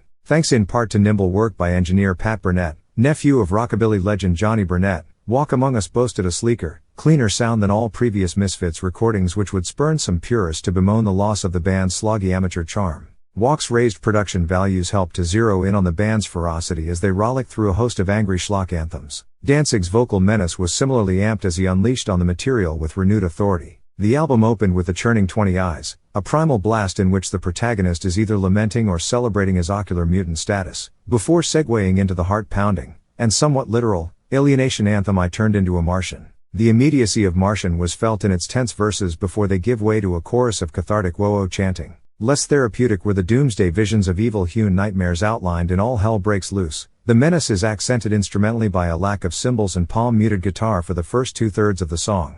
The robot/human love diatribe Nike A Go-Go was similarly foreboding, rocking ahead on a stuttering beat and football-type chants. Curiously enough, the Misfits chose to break up their debut slick presentation midway through with a very rough live recording of the proto-speed metal half-joke Mommy, Can I Go Out and Kill Tonight? Taken from a performance the previous December at Manhattan venue The Ritz. The slightly off-time performance is an interesting palate cleanser but manages to keep thematically with the rest of the album's frustrated outcast mantras, telling of an outcast schoolboy who knows he'll laugh last regardless of his peers' taunting. The turgid opening prologue stomps along before abruptly stopping so Danzig may belligerently inquire, Mommy, can I go out and kill tonight? To an eerie silence. The band then launches into a messy double time as Glenn growls angrily about keeping the toes and teeth of a girl he slaughtered at Lover's Lane. Singling out a hit on Walk Among Us is tricky business, but most point to the thrashing delight Skulls, a twisted love letter in which Danzig dreams of sharing warm blood baths and showing off his severed head collection to his betrothed. Danzig imbues so much passion into this performance, quieting down to a whisper at certain points to drive his longing home,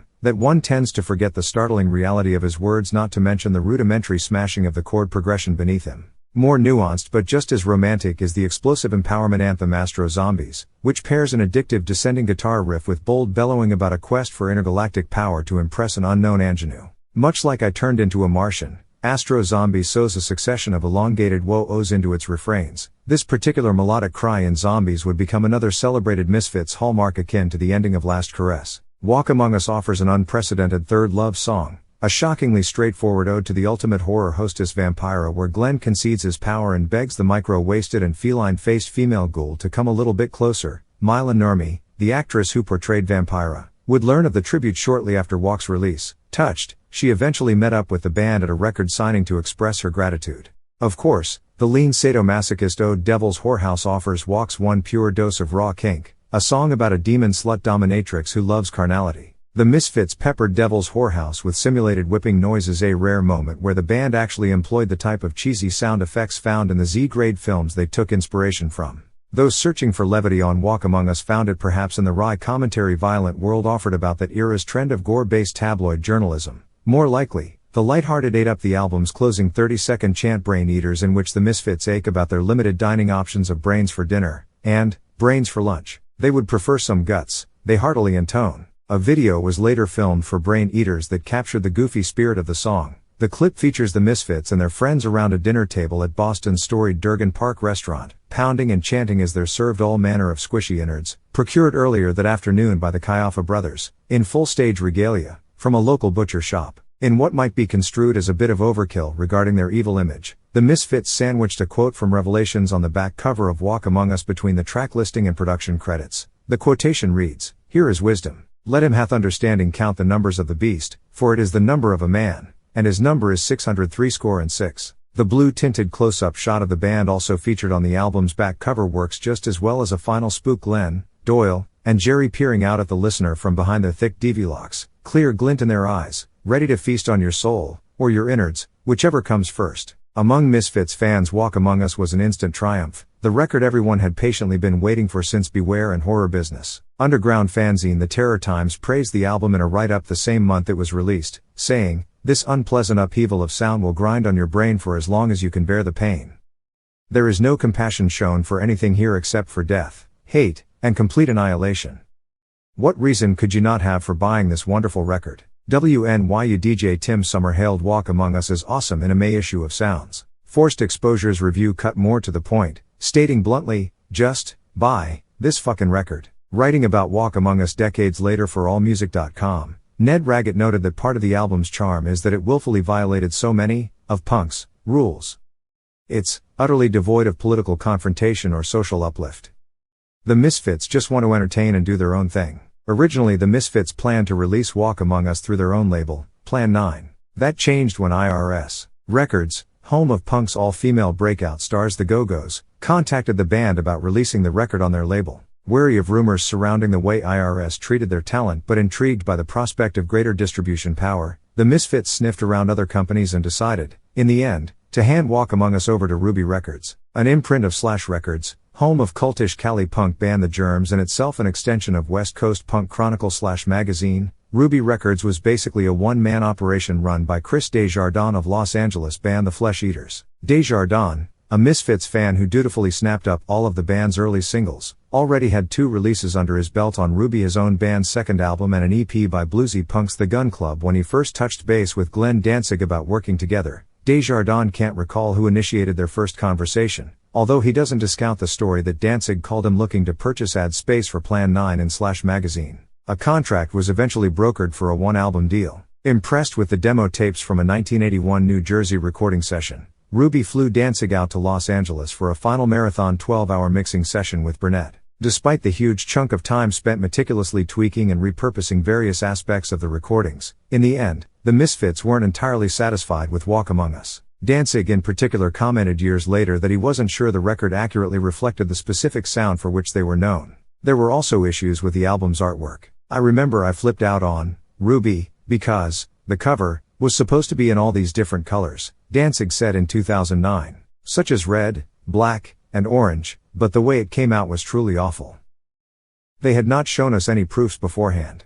Because it was this little label, it was a really big nightmare working for them." Desjardins remembers things differently, claiming he and Glenn got along great during Walk's mixing and production, at least when it was just the two of them. When the whole band came back out to do some concert dates when the record was released, he was much more, "I don't know, hardcore?" Desjardins opines. "The brothers who played guitar and bass, Jerry and Doyle, were pretty hard guys. I didn't have a rocky relationship with them personally, but it just seemed everything was very adversarial in general. Glenn was like that when he was around them." Though there was no question from fans regarding the greatness of Walk Among Us inside and out, exact sales figures have long been hard to nail down. Danzig began claiming as early as 1983 that Walk Among Us had moved upwards of 20,000 copies and even greater numbers overseas. He also bitterly charged Ruby with never paying the band royalties on these large sales and that legal action would be their only recourse. According to Desjardins, Danzig's numbers are most likely inaccurate, as general sales on the high end for most of Ruby's releases at that time fell somewhere between 2,500 to 5,000. Real-time sales figures were not always forthcoming to Ruby from Slash's accounting department, however, so there is a possibility Danzig's claims had some basis, though not enough, apparently, to warrant the aforementioned litigious pursuits. It's possibly an accurate number, muses Minor Threat's Brian Baker of Danzig's 5-figure sales claims. "Our record Out of Step has to have sold 15,000 copies, and my perception is the Misfits were bigger than Minor Threat. I mean, some of the shows on the Walks Among Us tour were huge. They were playing to over 1,000 people sometimes." Whatever the reality concerning its sales figures, Walk Among Us would eventually rise above its arbitrary numbers to be revered as one of the most invigorating and vital releases in punk history, an entity that forever married casual gore and hard rock, providing the template for a succession of spookier, more aggressive horror rock acts. White Zombie, a lo-fi punk band formed by Parsons School of Design students Sean Assault and Rob Cummings in 1985, mutated the basic Walk Among Us vibe into a heavy metal beast that grooved along on crushing riffs and undead schlock for a decade plus, earning the seal of approval from pop culture giants like MTV. Cummings, who later christened himself Rob Zombie, and Assault have both admitted to openly worshipping the Misfits in their youth. Guitarist Jay Ewinger, a punk rock veteran from Chicago who joined White Zombie in 1989, asserts that Walk is the definitive statement from the Misfits, a record of a dangerous sound with sweet melodies. It's just so unique, and so uniquely American. It made a huge impact on everyone I knew. Further south in Virginia, the influence of the Misfits helped transform what began as a low-budget horror movie production merged with a comical band called Death Piggy to form a space-suited rock and roll opera about aliens called Gwar. Gwar didn't sing about monsters because they presented themselves literally as the monsters, a cadre of creatures from a distant planet, adorned in homemade foam rubber costumes, who came to our planet to conquer the human race one profane concert at a time. Rather than douse their fans with faux poison Kool-Aid, this band preferred to build an enormous penis cannon to soak attendees in fake ejaculate as their ears were similarly pummeled by songs such as Slaughterama and Sexecutioner. Gwar singer Dave Brockie, whose stage persona is that of rugged interplanetary leader Odorous Urungus, singles out Walk Among Us as a nearly perfect album, hailing the Misfits' imagery in songs like Skulls as spot on and simply classic. They were a huge influence, says Brockie. They were the punk rock Kiss, but they were a million times better than Kiss. They never made any shitty music. Walk Among Us also found devotees in the straight-laced pop world, a testament to the album's unshakable melodies. Cases in point, the beautiful acoustic cover of Skulls recorded by bubblegum grunge stars the Lemonheads in 1990 and the Nutley Brass's equally touching instrumental reworking of the same song finding its way into Saturday Night Live star Andy Samberg's 2007 Daredevil farce Hot Rod. Unfortunately, at the time of their debut album's release in 1982, the Misfits were still relatively unknown and in desperate need of money, so much so that they'd soon sacrifice a band member over a financial matter that amounted to less than $1. Seeing the Misfits live, I realized they were more of a comic book, says Ian MacKay. I don't mean that dismissively. They simply had a shtick. I had no idea what to make of them before. When the Cramps played, it was clear they were not in costumes. The Misfits were more like Kiss. Glenn Danzig has always vehemently denied any link between kabuki-faced hard rock titans Kiss and his own band despite the similarities in visual execution and general bombast. Countless interviews find Danzig dismissing Gene Simmons et al. as a poor recreation of the New York Dolls, a band he truly did admire. Jerry Only, on the other hand, openly admitted his appreciation for Kiss, having won the group's first album in 1974 at a carnival game during a trip to the Jersey Shore with his parents and seeing the band in concert a year later on the Hotter Than Hell tour. Kiss's stage energy is visibly incarnate and only when you watch videotaped performances from the halcyon days of the Misfits like Simmons, the bassist expends a great deal of energy trying to menace the crowd, thrashing his instrument about, curling his lip into a sharp sneer and staring into the darkness ahead when he isn't screaming along with Danzig. Only also made sure to adorn the sleeveless leather jacket he wore on stage with enormous spikes protruding from various angles. Fans were often afraid to approach the bassist lest they accidentally receive a gaping flesh wound. Shticky as the Misfits may have been particularly during the Walk Among Us period, as their hairspray-soaked DV-locks grew to obscene lengths and the Crimson Ghost logo spread across all their equipment and Mad Max-inspired garb, Danzig, in particular, was taken with the Mad Max film series, bragging to Flipside that he saw the trilogy's second entry The Road Warrior in the theater on at least 5 separate occasions. Sometimes the violence surrounding the band was all too real, though.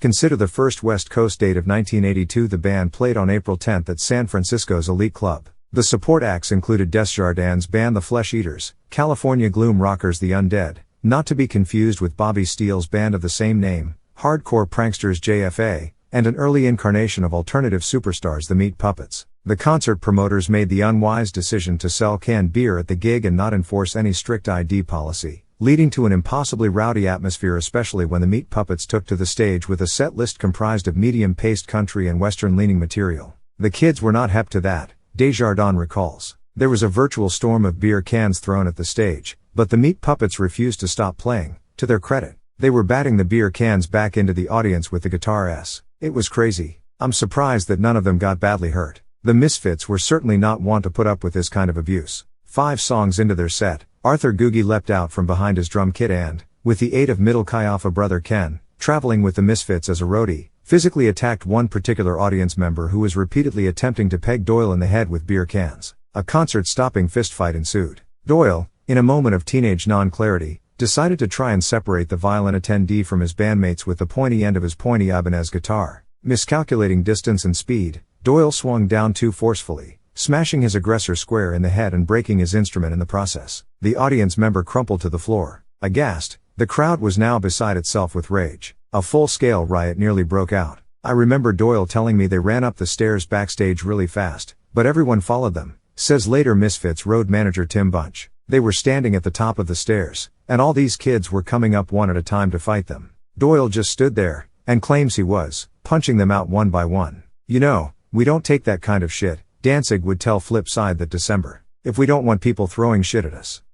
What do I give two fucks if that makes us rock art or something? We don't care." Maybe what Doyle did was necessary, maybe it wasn't. What would anybody else do in that situation? It's a split-second thing. A long-standing and completely false rumor is that Los Angeles punk provocateurs Fear were also sandwiched on the bill between certain bands for this infamous elite club show. This seems reasonable considering the general time frame and Fear's reputation for being present at or even directly responsible, via their fierce crowd baiting, for outbreaks of untamed punk rock violence. Desjardins, who personally booked the evening's acts, says Fear was absolutely not there and were never even considered for the show. A freak appearance by Fear on NBC's Saturday Night Live approximately 6 months earlier at the behest of superfan John Belushi, wherein the destructive actions of Fear and their cadre of slam dancers are said to have caused several $1,000s worth of damage to Fame's Studio 8H, had increased that group's concert draw to the degree they could no longer be considered an opening act. As Fear drummer Spit Sticks put it years later explaining the SNL effect, "We were industry mud for about a year, but we were kings on the street." The Misfits escaped the elite club with their lives intact that wild April night, but with slightly injured reputation. Punk rock periodical Maximum Rock and Roll would later depict the band in crude cartoon form, penises sprouting from their foreheads in place of DV-locks. Thrilled at the prospect of cracking concert members' heads open for money, Doyle, apparently flattered by any artistic representation,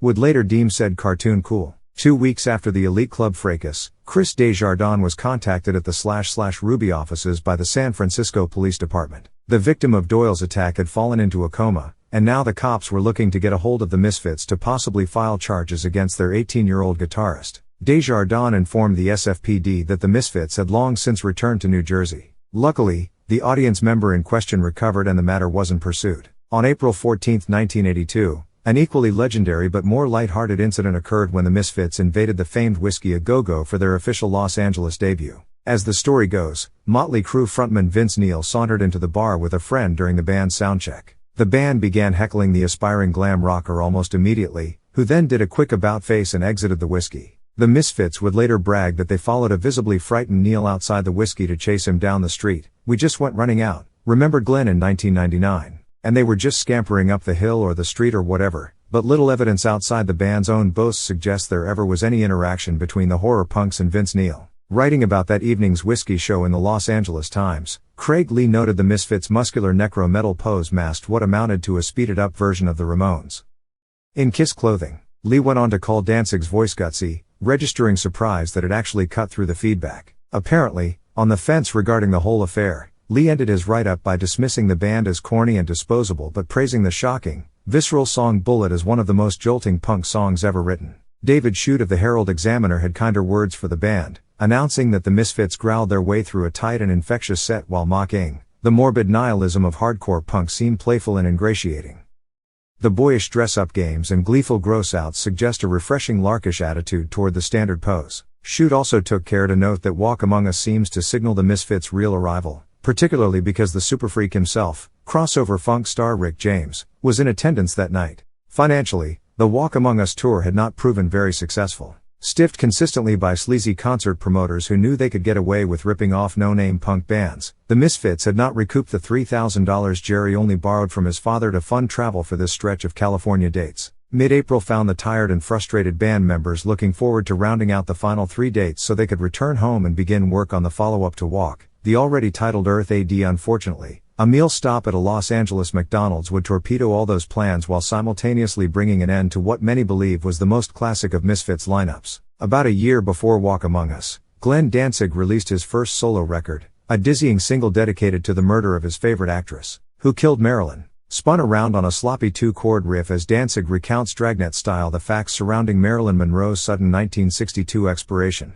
surmising by the chorus that her death is no mystery to him. The flip side, Spook City, USA, was a crude anthem to an unnamed American haunting that leans ever so slightly toward Christian death in its employment of background moaning and basic atmospheric frights. Who Killed Marilyn was a project encouraged by Misfits booster George Germain and spurred by a break in band activity when it appeared the Kaiafa brothers were more interested in partying than rehearsing. Danzig is credited with performing all instrumentation on the single, though others have claimed there were outside musicians involved who, to this day, remain unidentified. Arthur Googie's name comes up a lot during the debate over Marilyn's credits, while the jury's still out on his participation. The drummer was equally frustrated in the autumn of 1981 with Doyle and Jerry's slipping dedication to the Misfits. Coming together over this issue, Googie and Danzig briefly considered dumping their bandmates to form a new project. By April of 1982, though, the bond between drummer and singer was broken. Relations between the pair had become openly hostile. A touch-and-go interview from shortly before this period finds Danzig and Googie never missing an opportunity to take a swipe at one another.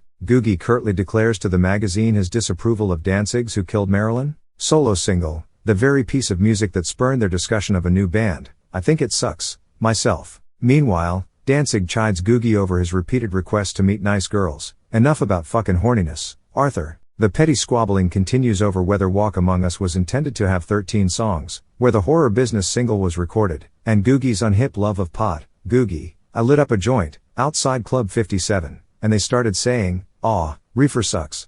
And all this shit. Glenn, good, they should have killed you. Another thorn in Danzig's side was Googie's assertion in the Misfits tour van that he would happily perform fellatio on himself if he were limber enough. In a letter to Meat Men singer Tesco V circa this time period, Danzig highlighted and condemned this sexual desire of his bandmates as simply too bizarre to sit with. Everybody in the van went, "What?" Glenn wrote. And so he repeated it and we kicked him out of the van. The singer clearly construed Googie's statement as a homosexual desire, which, as several pieces of press from the era prove, is something for which Glenn Danzig had little tolerance. Case in point, a 1982 interview with Flipside that finds the Misfits leader calling San Francisco fucking homoland where everyone's pushing homosexuality on you. You go to the supermarket to use the phone and it's, "Oh, yeah, makes kissing sound. Fuck you, leave me alone for 5 seconds." In his letter to V, Danzig speculates further on Googie's sexuality, noting that the groupies his drummer consorted with were old, fat and ugly. Disheartening sentiments from a member of an allegedly more liberal-minded musical revolution, but not terribly surprising considering the time period and geographic location in which the Misfits were bred.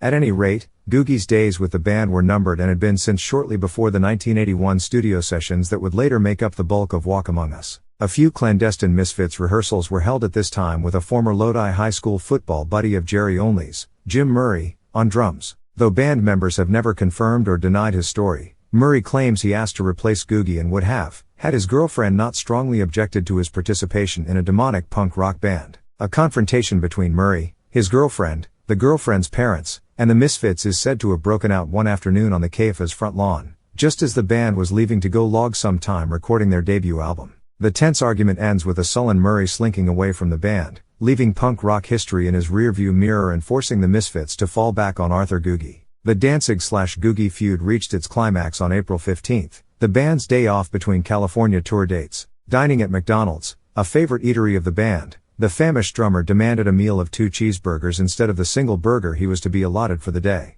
Danzig refused, citing the band's dire financial straits. Within moments, a fistfight had broken out between the two, frightening neighboring diners and annoying the Kaiaffa brothers. Me and Doyle said, "Hey, you two guys better just sit down," Jerry Only later recalled. "This sucks enough. You guys are fighting over cheeseburgers. I gotta go back and tell my old man I blew $3,000 and apos."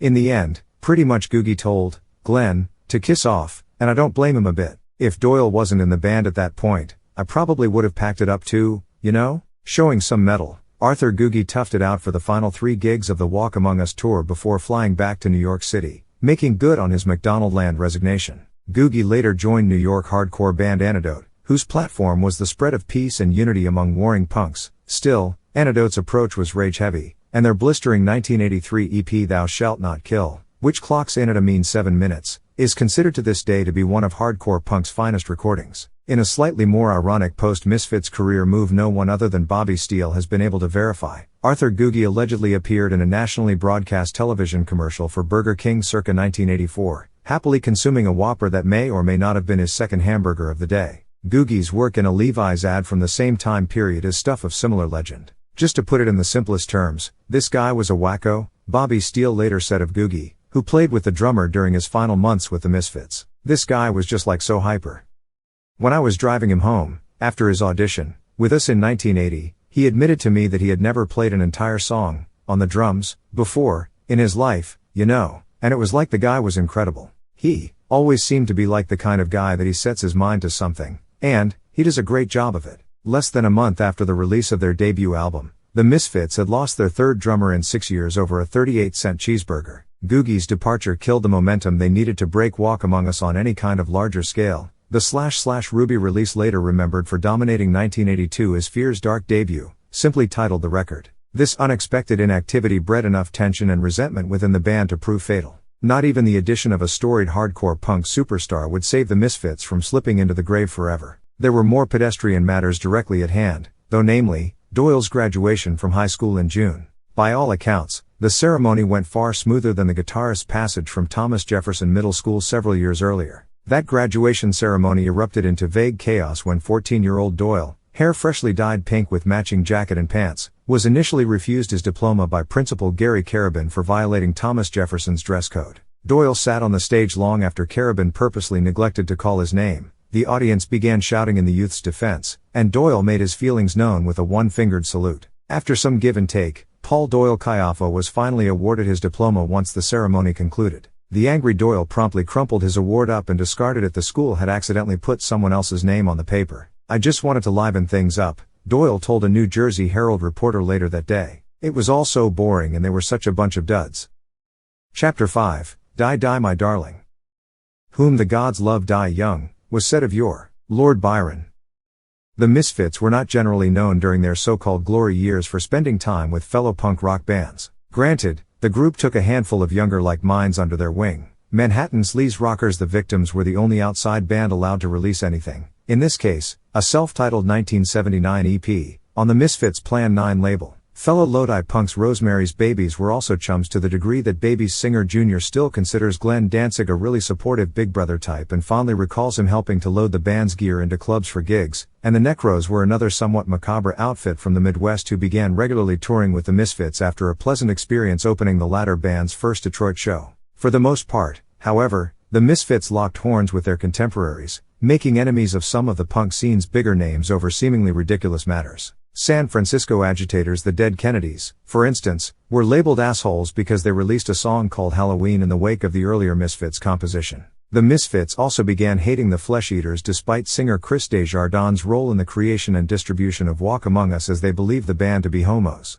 The Cramps and the Ramones faced Danzig's ire because neither band would allow the Misfits to share concert billings when the groups were all still in their infancy in the late 1970s, even though both these trend-setting New York bands helped pave the way for the Misfits in many regards. Such venom was typical and often returned in favor. During a 1982 gig with the Misfits in Michigan, unhinged crucifix shrieker Doc Dart jabbed the image-heavy headliners by asking the audience, "What's the difference between the Misfits and Ronald McDonald?" After a brief pause punctuated by a few stray shouts, Dart spat, "Oh, you can't tell the difference either." One outfit the Misfits didn't pick fights with was Black Flag, the California hardcore founders whose explosive anger at authority figures was expertly outlined on their 1981 debut album Damaged, right down to the cover depicting the meaty fist of singer Henry Rollins smashing into a mirror. Black Flag's lethal guitar-heavy approach resonated with the equally agitated Lodi Assembly, who were more or less at the same level of underground popularity. The two groups forged a mutual respect by playing together a handful of times beginning in 1981. On June 11, 1983, the Misfits made clear how much they valued Black Flag by traveling across the country for a one-off performance at that group's auspicious Everything Went Black reunion concert. Everything Went Black was a reference to the 1982 compilation album that Black Flag was forced to release without their name due to ongoing legal entanglements with MCA imprint Unicorn Records. The concert found three former Flag vocalists Keith Morris, Ron Reyes, and Des Cadena coming back to the fold for one blowout night of throat-ripping memories at the Santa Monica Civic Center alongside Flag's fourth and final singer,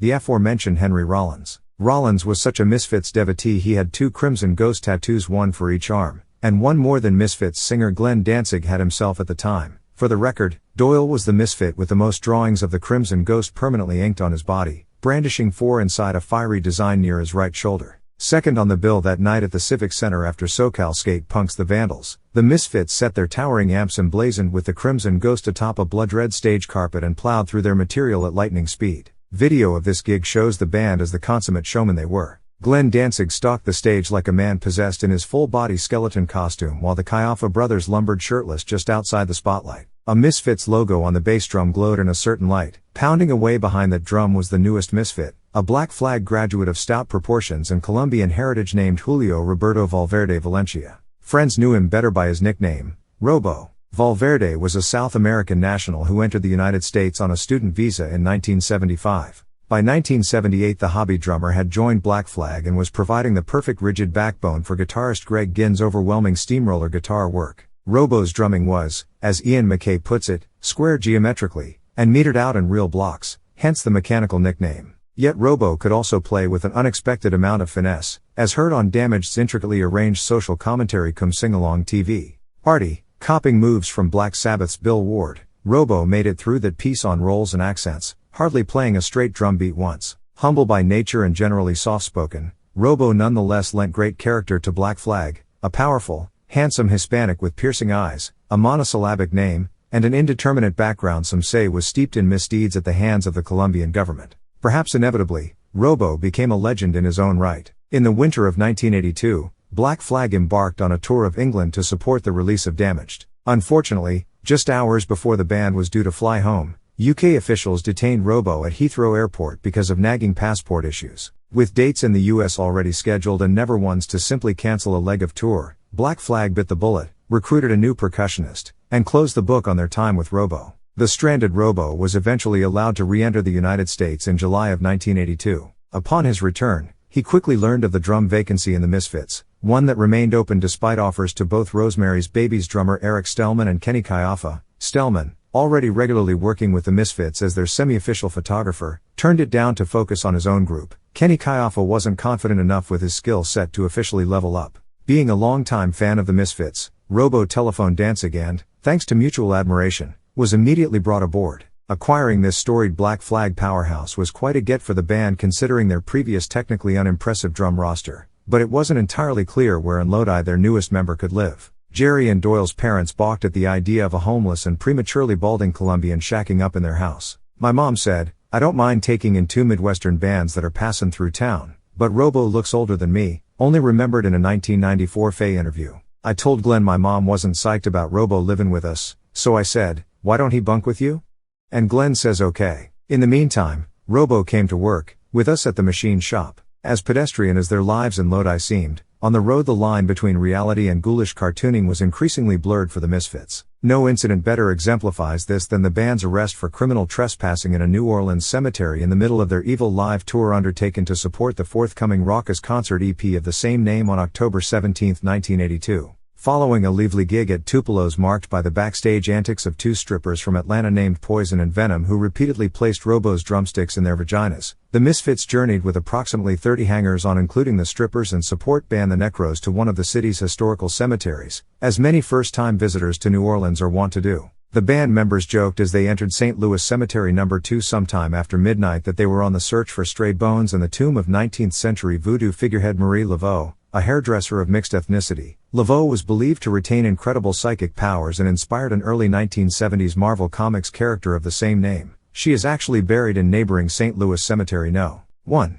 Residents of a housing project near the graveyard were alarmed by the racket the punk rockers were making and immediately called authorities. Tagalong Mike 9 Williams, just 15 at the time, remembers the melee that ensued. "We were there for what felt like half an hour but was probably closer to 10 or 15 minutes before the cops surrounded the place," says Williams. "We saw the patrol cruiser, lights and the searchlights.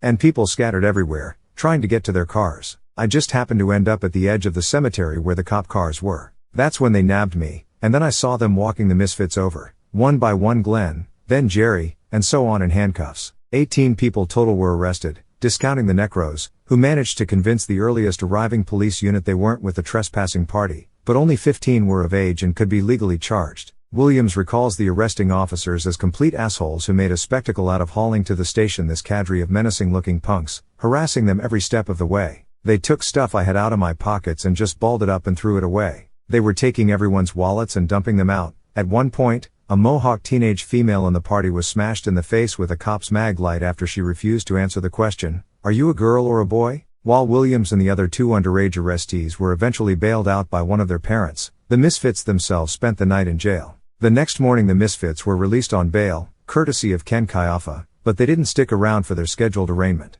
The band soldiered to Florida for their next scheduled tour date. Meanwhile, the New Orleans Times-Picayune reported the incident under the headline "Punk Rock Musicians Arrested in Cemetery." The story made sure to note that the Misfits wore dramatic facial painting in their album. features an offer to buy a Misfits t-shirt that shows President Kennedy at the moment of his assassination. A month later, Glenn, Jerry, Doyle, and Robo returned to New Orleans for their rescheduled court appearance. Scolded by the judge, the Misfits were basically told to stay out of the Big Easy and paid a fine of a few $100s. While the New Orleans incident was the kind of PR other horror rockers would kill for and bolstered the band's intense legend, there was one casualty of the whole affair. The set of free weights the Misfits brought with them on tour to help maintain their impressive musculature were missing from the tour van when the New Orleans PD returned the vehicle to them the morning of their bailout. The cops had left the bright red vehicle, doors ajar, in the cemetery after the arrests. Further drawing attention to this abandoned van was the large unmistakable painting of Spider-Man's face on the side door. Despite the selection of expensive musical equipment held within, the weights were the only item local thieves or perhaps the cops themselves pilfered. The Evil Live EP the Misfits were touring in support of during their Graveyard Dust-Up was released that December. The disc culled 7 live tracks from 2 raucous Googie-era performances by the Misfits, one in New York and another in San Francisco. The production values on Evil Live were only vaguely better than any given third-party recording distributed at the time. Instrument levels rise and fall, a strange distortion permeates the entire EP, and a long stretch where Doyle tunes his guitar one string at a time remains curiously unedited. Yet Evil Live captures the Misfits' live show as it was raw, frantic, unrelenting. The tension spikes during Horror Business, taken from the New York gig, where a last-minute lineup change unexpectedly paired the Misfits with Bobby Steele's Undead. Danzig firmly intones to an audience member and Undead supporter pelting him with ice. "One more fucking time, you asshole, and you die." It should be noted the crowd was merely following the Misfits' lead. This was the Ritz gig where Danzig and only spent the Undead set hurling bottles at their former bandmate. Later, just before Evil Live peaks with the swelling anthem Hatebreeders, Danzig angrily answers a heckler's taunts with a vaguer threat. "You think you'll get out of the hospital in time?" Even the EP's cover photo managed to convey the Misfits singer's ever-present rage, as only Googie and Doyle mercilessly pound out a racket behind him. Danzig stands at the foot of the stage, hand outstretched as if reaching to strangle someone, ignoring the audience members cheering wildly for his band. Evil Live was originally only available via the Fiend Club, the fan organization the Misfits started to reward their followers with promotional stickers, buttons, and news direct from Lodi. Listeners who wrote to the address on the back of Misfits records would receive mass quantities of such ephemera in envelopes and packages as ornately decorated as the record sleeves themselves. The average Fiend Club envelope boasted a close-up image of the Crimson Ghost underneath the Misfits logo, the return address stamped just underneath the ghost's eye sockets. During interviews, Danzig and his cronies would invite eager fans to pay the band back by mailing any bones, skulls, or dead animals they had lying around. Occasionally a dyed-in-the-wool fiend would comply, and the Misfits would open a package to discover a long-deceased rodent or bat rotting away in their hands. 7 months after the New Orleans arrest, at the aforementioned Santa Monica gig, Robo slammed away with his usual aplomb, propelling the Misfits through a set of classics peppered with a handful of newer, darker compositions like the Barren Green Hell and the Ferocious Hellhound. The band played quickly, but each song was decipherable and things did not deteriorate into the cacophonous blur heard on so many other Misfits live recordings from this period. The catharsis can certainly be felt at the close of Devilock, the penultimate song that evening. The band bounces between the 2 final notes, rocking back and forth incessantly, as Danzig screams in pain before letting out a final exorcising exclaim of, "Oh my fucking God." The song collapses and you can almost see the dust rising up from the devastation. As together as horror punk's biggest act seemed on stage that night in Santa Monica, the end was nigh. In the hours following the Everything Went Black gig where the Misfits had played before 3,000 rowdy punks, their biggest crowd to date, Danzig confided to Henry Rollins that he was planning to leave the band. He was tired of dealing with the other members, whose lack of shared creative vision Glenn believed was holding him back. The singer felt Jerry and Doyle weren't committed enough to punk rock and was fed up with the pair's open worship of Van Halen and insistence on dramatically smashing their guitars in concert a la Pete Townsend. The Caiaphas, according to Glenn, also spent too much time off stage draped in attire bearing the logo of their gridiron heroes the New York Giants as opposed to the leather and spikes Misfits uniform. A more serious issue was Only's growing cocaine habit, something that tested the relatively clean-living Danzig's mettle.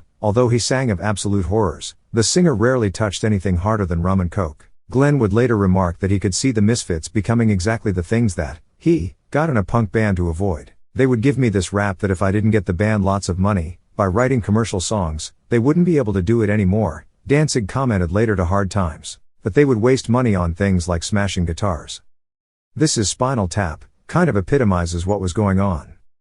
With the amps that go up to 11, Jerry only would lay much blame for the Misfits' deterioration with Danzig's inability to comfortably coexist with his de facto roommate Robo. There was open resentment on both sides concerning the fact Robo spent his days working at the Elder Caiaphas knife factory with Jerry and Doyle, earning money for the band, while Glenn stayed at home running the Misfits' Plan 9 record label. After a full day's shift, all Robo wanted to do was drink beer and watch television. Glenn would chide the drummer, trying to force him into folding and gluing record sleeves. This cycle went on for some time. By August of 1983, Robo reached his limit and announced his departure from the band. He moved out of Danzig's basement and back to Los Angeles. Danzig, seeing his opportunity to finally pull up his stakes, canceled 3 pending concert dates in Canada so he could fly to Washington, D.C., to meet with Minor Threat guitarists Lyle Preslar and Brian Baker about forming some kind of punk rock supergroup. Preslar later recalled, "Glenn, Brian, and I all decided that we would go after Chris Gates of the Big Boys for bass and Mark Stern of Youth Brigade for drums. Those 2 guys had the good sense and foresight to back out without a note played, and Brian and I started trying to work with Glenn from the earliest efforts at Washington, D.C. Obvious that we couldn't work together in a million fucking years, and Brian bolted, but I accepted Glenn's offer to play with him, later, in a new thing." With the punk supergroup on hold, Danzig began working on material for a darker horror band he intended to call Sam Hain with various friends around New Jersey and New York, including Al Pike from celebrated Queen's Peace Punk's Reagan Youth, Eric Stellman, and Stellman's guitar-playing bandmate from Rosemary's Babies, Craig Richardson. There were a pair of important bookings on the horizon, though, that would keep the Misfits together until the end of 1983, their annual tent-pole Halloween gig, which that year was scheduled for October 29 in Detroit, and a brief November tour of Germany to support the overseas release of Evil Live. Walking away from the band at this point would potentially cost them all a great deal of money. The German tour alone allegedly boasted guarantees of $2,000 for every show. Foreign promoters were eager to have the Misfits for their first gigs ever in continental Europe, so the horror punks decided to tough it out until the December release of Earth AD. The only immediate problem facing the band was, once again, the absence of a drummer. In September, Jerry only got back in touch with Arthur Googie to see if the wayward drummer would be up for at least playing the Halloween show. If things went well, only told Googie, he would be welcome to come along for the German tour. Googie, now deeply entrenched in his new hardcore band Antidote, considered the offer but told Jerry he'd only play with the Misfits again if payment was received entirely upfront. Only figured this was fair and was ready to cut a check until Danzig caught wind of his bass player's unsanctioned olive branch. Danzig curtly vetoed Googie's participation as he feared the drummer would simply play drug buddy to the Elder Caiapha brother. Aside from Van Halen and New York Giants football, one of Jerry Only's favorite pastimes was allegedly smoking Herculean amounts of marijuana. Danzig actually had his own drummer for the Misfits in mind, someone he had tried to audition for the band previously but the timing had just never worked out. Brian Damage Keats, a hard-hitting percussionist in his teens best known for his work with New Jersey sleaze punks Genocide. In the fall of 1983, Keats was living in San Francisco and playing with Verbal Abuse. A huge Misfits fan, Keats remembered in a 2005 interview being sought out by his heroes. "I got a call from my New York roommate, saying that Glenn Danzig called, asking me to join the Misfits. At the time, I don't think I'd ever actually met Glenn. I think he had just seen me play in bands or had heard about me through other people. Without hesitation, I dropped everything and moved back to New York. I took the bus out to Lodi and went to Glenn's house for my audition. I didn't know the band was about to fall apart or about the dysfunctional relationships within. I found out pretty quickly though, speaking volumes, perhaps, about these dysfunctional relationships or at least speaking to Danzig's claims that Jerry and Doyle were completely obsessed with mainstream heavy metal at this point is Keats's memory of the Caiapha brothers arriving at the Misfits practice space in a monster truck, blasting Van Halen's Unchained on their way home from working out at the gym. Not the exact image of these guys I had in my head. Keats rehearsed with the band that October afternoon, running through as much material as possible before he was invited to play with them in Detroit. This would be the only instance prior to the Halloween gig in which the Misfits would attempt to rehearse with their brand new teenage drummer. The Caiaphas were working double shifts to ensure they'd have enough money to cover their pending German tour expenses. On the morning of October 25th, Brian Keats met up with the Misfits again in Lodi to make the grueling 10-hour drive west to Detroit for the Halloween performance. The show itself was booked at Greystone Hall, a palatial showroom space that held at least 1,000 people. Drummer Todd Swalla, whose band the Necros were also on the bill that night, was excited for the show but was also curious regarding the future of the Misfits. It was no secret there were tensions within the band over creative direction. Jerry was happily turning the Misfits into a punk reflection of Kiss while Glenn desperately wanted something more akin to Australian blues-based post-punk upstarts The Birthday Party, who used gothic and horror themes in a less ham-fisted way than mainstream groups like Kiss or Iron Maiden. Or, sometimes, even the Misfits. The family bond between the Caiaphas also presented problems. Glenn did not want Doyle on guitar, Swalla remembers. And, of course, Jerry was not going to fire his little brother. Jerry and Glenn were increasingly at odds, yeah, but no one knew this. Detroit gig would be their final show. Keats, a good friend of Swalla and the other Necros, began drinking with the opening act after the Misfits soundcheck that evening. When it was time to play, Keats realized he was seriously buzzed, making an already difficult situation even worse. With no written set list and unable to discern from the deafening roar of the amps exactly what song he was supposed to be playing, Keats stumbled. After 2 botched songs, an angry Doyle physically ejected Keats from the stage with one forceful forearm motion in favor of Swalla, who had already sat in with the band numerous times. The Misfits continued their blaring oral assault on Greystone Hall. However, for Danzig, who that evening was adorned in a sadomasochist dog mask with a large pentagram painted on his chest, Doyle's physical removal of Keats proved to be the straw that broke the camel's back. After the 4th song in the set, Death Comes Ripping, Glenn made a firm, faithful announcement that no one bothered to challenge. This is our last show ever. The Misfits then played for over an hour, one of their longest sets on record, with frustration and apathy painted on their faces. Doyle and Jerry eventually sat down on their amps as they joylessly hammered everything out. The only one who seemed to be having any fun on stage was Swalla, who was always thrilled to play with his favorite contemporary punk band. The crowd also seemed to be unaffected by the Misfits' on-stage implosion. They surged as one giant mass, chanting along to their favorite songs and more or less luxuriating in the anarchic revelry. The endless stream of stage divers and stage dancers, however, only served to further fray Danzig's nerves. Following London Dungeon, the singer addressed the Greystone crowd with the following irritated rant: "If you guys come up here, then come up here and stage dive or do whatever the fuck you want to do. But don't stand in the way of, like, so if we go crazy and you get hit and then you start crying to your mama or something and opos. Like, if you're gonna jump, jump. If you're gonna go crazy, go crazy. But don't stand up here and, you know, makes jerking off motion, blue, pull your dick off. Alright? 'Cause we're trying to play up here, and it's fucked up." Naturally, the crowd began cheering loudly as soon as the singer started feigning masturbation. Later, in lieu of water, Danzig requested that someone bring him a glass of schnapps. The unfortunate truth concerning this disastrous final performance was the Misfits could not simply go their separate ways once it was over. For the record, the absolute last song Glenn Danzig sang with the Misfits was Night of the Living Dead, the same song they began their set with that evening. They were still a good half a day away from their home base of New Jersey. That evening, the seething band members, none of whom were speaking to one another, were invited to spend the night at the home of Detroit punk promoter Russ Gibb. Gibb stumbled into a strange kind of worldwide pop culture notoriety on October 12, 1969, when, as a radio DJ for Michigan's WKNR-FM, he took a call from a listener who put forth the creepy theory that Paul McCartney had died in a car accident in 1966 and the remaining Beatles had hired a McCartney doppelganger as a cover-up. This notion endures today as one of music's greatest conspiracy theories. In the early 1980s, Gibb ran a fledgling punk rock video production company out of his house called Back Porch. Matt Hunt recorded the Greystone Hall performance for Back Porch that night and recounted in a 2009 blog post the scene the following morning at the Gibb homestead. "I walked in and handed Russ the tape of the Misfits show from the night before. I went into the kitchen and saw the band eating breakfast around a tiny table. From around the corner, Russ's mother, holding a spatula and wearing an apron, said with a thick Scottish accent, 'Would you boys like some more scrambled eggs and sausage?' To me, it seemed like anywhere, USA, but it was the fucking Misfits. The guys, hungover, exhausted, pissed, with long black sexy hair in their faces, barely raised their heads and said, 'Yeah, I'd like some more eggs please, Mrs. Gibb.' It was the please that got me.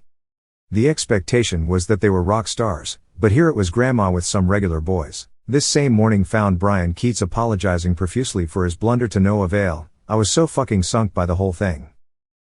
Like I just probably caused the breakup of my favorite band." The Misfits refused to acknowledge him, even during the 10-hour drive back to Lodi. Keats would never speak to any of the Misfits again, but did manage to carve out a career as an in-demand session drummer. In the ensuing decades, he racked up credits with a who's who of punk and new wave musicians, including members of the Dead Boys, Devo, The Damned, Blondie, The Bangles, The New York Dolls, and Gang of Four. The drummer would later credit his Misfits gaffe as something of a professional awakening, saying it led him to take the responsibilities of performing way more seriously from that point on. Sadly, Keats would be the first Misfit to die, succumbing to colon cancer in 2010 at the age of 46. To their credit, the Misfits, or Jerry only, at least never directly blamed Keats for their Detroit meltdown, only would eventually state that Keats was a nice kid who did try but ultimately sucked. The bassist blamed Danzig for picking Keats up because of his haircut, apparently misinformed or unaware of Brian's work with genocide and verbal abuse. Glenn forgot the first rule: the music comes first and all the bullshit is for later,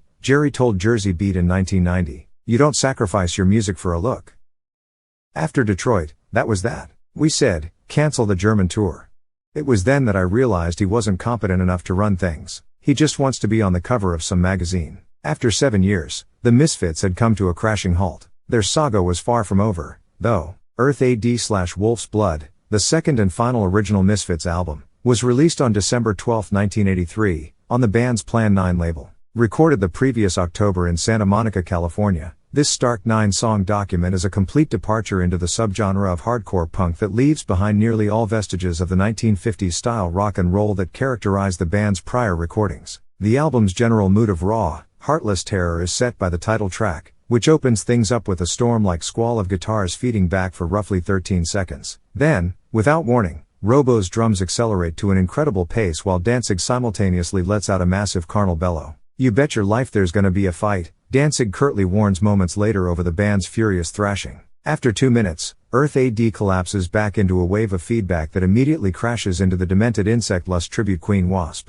The pace is just slow enough to groove ever so slightly as the Misfits repeatedly shout the vague command go, when Danzig isn't rhapsodizing about his hybrid lover's thorax. The next 3 songs offer the most transparent blueprint for the heavy metal subgenres that would later claim Earth AD as a cornerstone. You can hear thrash metal's birth in the hard-charging Devilock wherein Doyle hammers a low E chord endlessly, each brief note change accented by a hard cymbal smash. There's more suspense in Death Comes Ripping, a song that sounds carefully assembled with its slow introduction, against the beat verses, sparse vocals, and bookends of busy drum patterns. An obtuse arrangement, at least compared to the wild crunching abandon of Green Hell, a tribute to the 1940 James Whale film starring Vincent Price and Douglas Fairbanks Jr. Although the speed of the album's material forces Danzig's voice into a hoarser territory, he still manages to maintain his prowess, that trademark howl cutting through the rest of the band's thick din. Earth AD's most interesting moment might be the moderately paced Blood Feast, which, either by design or its proximity to so many speedier songs, sounds almost like a pagan ritual. Here is where Danzig specifically shines, double-tracking his voice in various places to give it an even spookier cadence. At 2.5 minutes, Blood Feast is the album's longest song and, as such, acts as a fine palate cleanser before the explosive closer Hellhound. The band sounds most furious on this final track. You can practically feel the cramping in Doyle's hands as he forces those powerful crunches from his instrument. The album ends as it began, with a final squeal of feedback that drifts into silence after one last cymbal crash. The keen production work of SST Records mainstay Glenn Spot Lockett helped Earth AD avoid sounding as muddled or uneven as other hardcore records of the time. Many years later Danzig would praise Lockett, who had already helped tame the outrageous noise of Black Flag, the Minutemen, and the Descendants on a handful of classic recordings for helping capture what the Misfits truly sounded like in concert. Indeed, Lockett's work helped find the correct space between the murky Misfits recordings of their nascent years and the weird sheen that hung over Walk Among Us. Earth AD's cover art, which is just as striking as its sonics, is a Mark Root etching depicting the band members and their followers as a pile of fetid zombies writhing around some sort of abandoned mausoleum. The art more than anything signaled to fans that Earth AD was no cheesy B-movie shtick. This was the actual horror, the meat and potatoes, the visceral unrest generally reserved for Glenn's bold lyrics. Earth AD's shift in tone caught punk fans off guard, many of whom felt the band was simply jumping on the hardcore bandwagon to compete with the rapid likes of Bad Brains and Minor Threat. From the latter band, singer Ian MacKaye in particular was disappointed with the Misfits' new direction. "You know, I believed them before that," says MacKaye. "The music was something coming out of deep expression. Earth AD. I felt it was just too fast." The lack of humor or camp value in this second Misfits record also bothered fans who reveled in the group's earlier classic dime store Halloween presentation. The change in tone could be a reflection of how the horror film genre itself was being transformed at this time. 1978's Halloween, the first of the modern masked man murder scares, heralded the arrival of the take no prisoners slasher films and paved the way for a slew of shallow, gore-filled imitations such as My Bloody Valentine, Slumber Party Massacre, and the long-running Friday the 13th series. That same year the highly controversial I Spit on Your Grave hit screens and instantaneously offended mass audiences with its graphic depiction of rape and revenge-based violence. Of course, it inspired numerous copycats, including Charles Kaufman's Mother's Day and the infamous Italian production Cannibal Holocaust. Even science fiction films were feeling the effects. See the 1981 David Cronenberg classic Scanners, about a group of telekinetics who invade a corporation and explode human heads like cassava melons. There was also The Evil Dead, the horror comedy best remembered before its sequels for offsetting its cartoony yucks with the horrifying concept of violent sexual assault by sentient trees. One of the biggest mainstream horror hits the year of Earth AD's release was the film adaptation of Stephen King's frightening novel Cujo, a movie that does little more than trap two people in a car they cannot exit lest they be torn to fleshy ribbons by a giant rabid dog.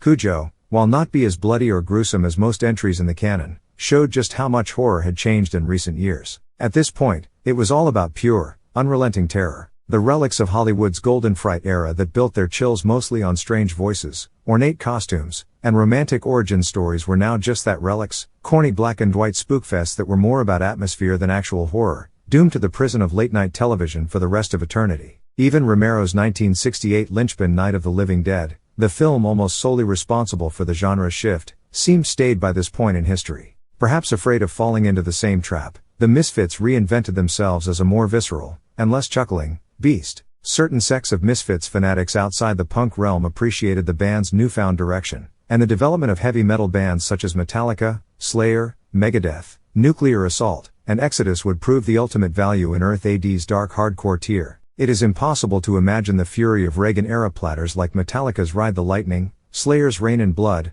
or even a later work like Pantera's 1990 Cowboys from Hell existing without a guideline such as Earth AD. Metallica would become particularly taken with the guiding hand of the Misfits as they fought to distinguish themselves from their long-haired competition, coloring their later work with several strong dabs from Danzig's palette. By the early 1990s, historians would go so far as to dub Earth AD the speed metal Bible, the work all speed metal dreamers should look to for inspiration and final rulings. Not bad for an album that was more or less recorded in one 8-hour stretch. As the story goes, the band entered Santa Monica's Unicorn Studio at midnight after a gig in Los Angeles. The exhaustion does show in some places on Earth AD's finished product. There are a couple of sloppy drum rolls on Robo's part, and the 40-second Demonomania barely has any reason to exist, apart from the hilarious opening declaration of "Look upon me, I am the beast." Danzig himself was so worn out during the session that he slept through the majority of it, rousing himself only to provide the titular cue in the middle of a newly recorded version of "Mommy, Can I Go Out and Kill Tonight?" The rest of the vocals were recorded a year later, though the band kept Danzig's original low-volume grunting in "Mommy," ostensibly as some sort of weird joke. Chapter 6, Green Hell. Fame and tranquility can never be bedfellows. Michel de Montaigne.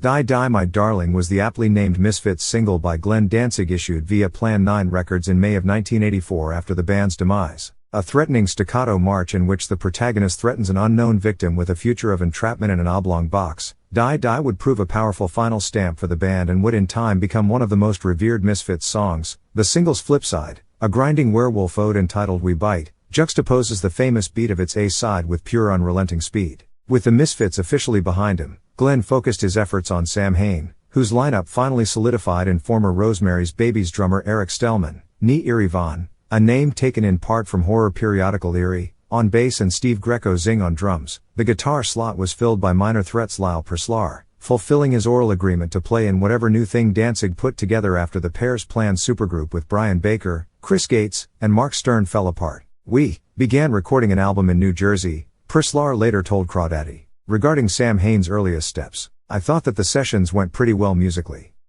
I was playing a lot of different stuff on the songs and getting away from the strict power chord riffing that I did in Minor Threat." Perslar as a guitarist was oft heralded for the explosive passion he brought to his playing. Personality-wise, however, he was oceans away from Danzig and the brooding, twisted vision the singer hoped to put forth in Sam Hain. Promises were allegedly made to Perslar that this new outfit would not be a sequel to the Misfits, so he was dismayed upon arriving at Manhattan's Rock Hotel for the band's first gig in his regular outfit of t-shirt and jeans to see the rest of Sam Hain adorned in what he would later dub ridiculous costumes, complete with eyeliner. The guitarist was further aggravated that specific pieces of equipment he requested for the show were not present. Danzig apparently had his own ideas concerning how Perslar's guitars should sound. Perslar's tenure with Sam Hain ended that night. Shortly thereafter, Morning Noise guitarist Pete Damian Marshall stepped into his place. Little love was lost between Perslar and Danzig's camp. Lyle just didn't fit in and he didn't put out. Eerie Von recounted later that year. He didn't want to do anything.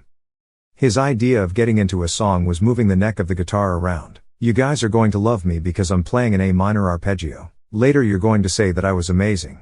Pete Marshall, who also played in the Horror Lords with former Misfit Joey Image and Humpty Keg, was more enthused to be working with Danzig, as were Sam Hain's other two members. The Misfits, regardless of their successes and failures in the general punk rock realm, remained nothing short of awe-inspiring heroes to the handful of outsider youths who remained parked in Lodi and surrounding areas. Stellman relished this second opportunity to collaborate musically with Danzig, as his decision to stick with Rosemary's Babies in 1982 after being offered the Misfits drum chair yielded no greater success. Zing, however, may have been the most excited of all. The nascent drummer had burned many hours in front of the Kaiafa garage where the Misfits practiced, dreaming about what it might be like to be included in that fold. Decades later, Zing wrote that Danzig's personal invitation to join Samhain floored him and that he couldn't sleep that evening because he was so worked up about the situation. The name Samhain refers to an autumnal festival held by the Celts in medieval Ireland circa the 900s, a festival comprised of tribal celebrations that marked the end of the year's light harvest period and the coming of the dark winter period. Over the course of several days, Celts would partake in various solemn rituals involving bonfires and livestock believed to cleanse its participants. Centuries later, scholars would tag this annual event as the Celtic New Year. This term has been adopted by both the Celtic League and existing Celtic nations. Samhain's correct Gaelic pronunciation,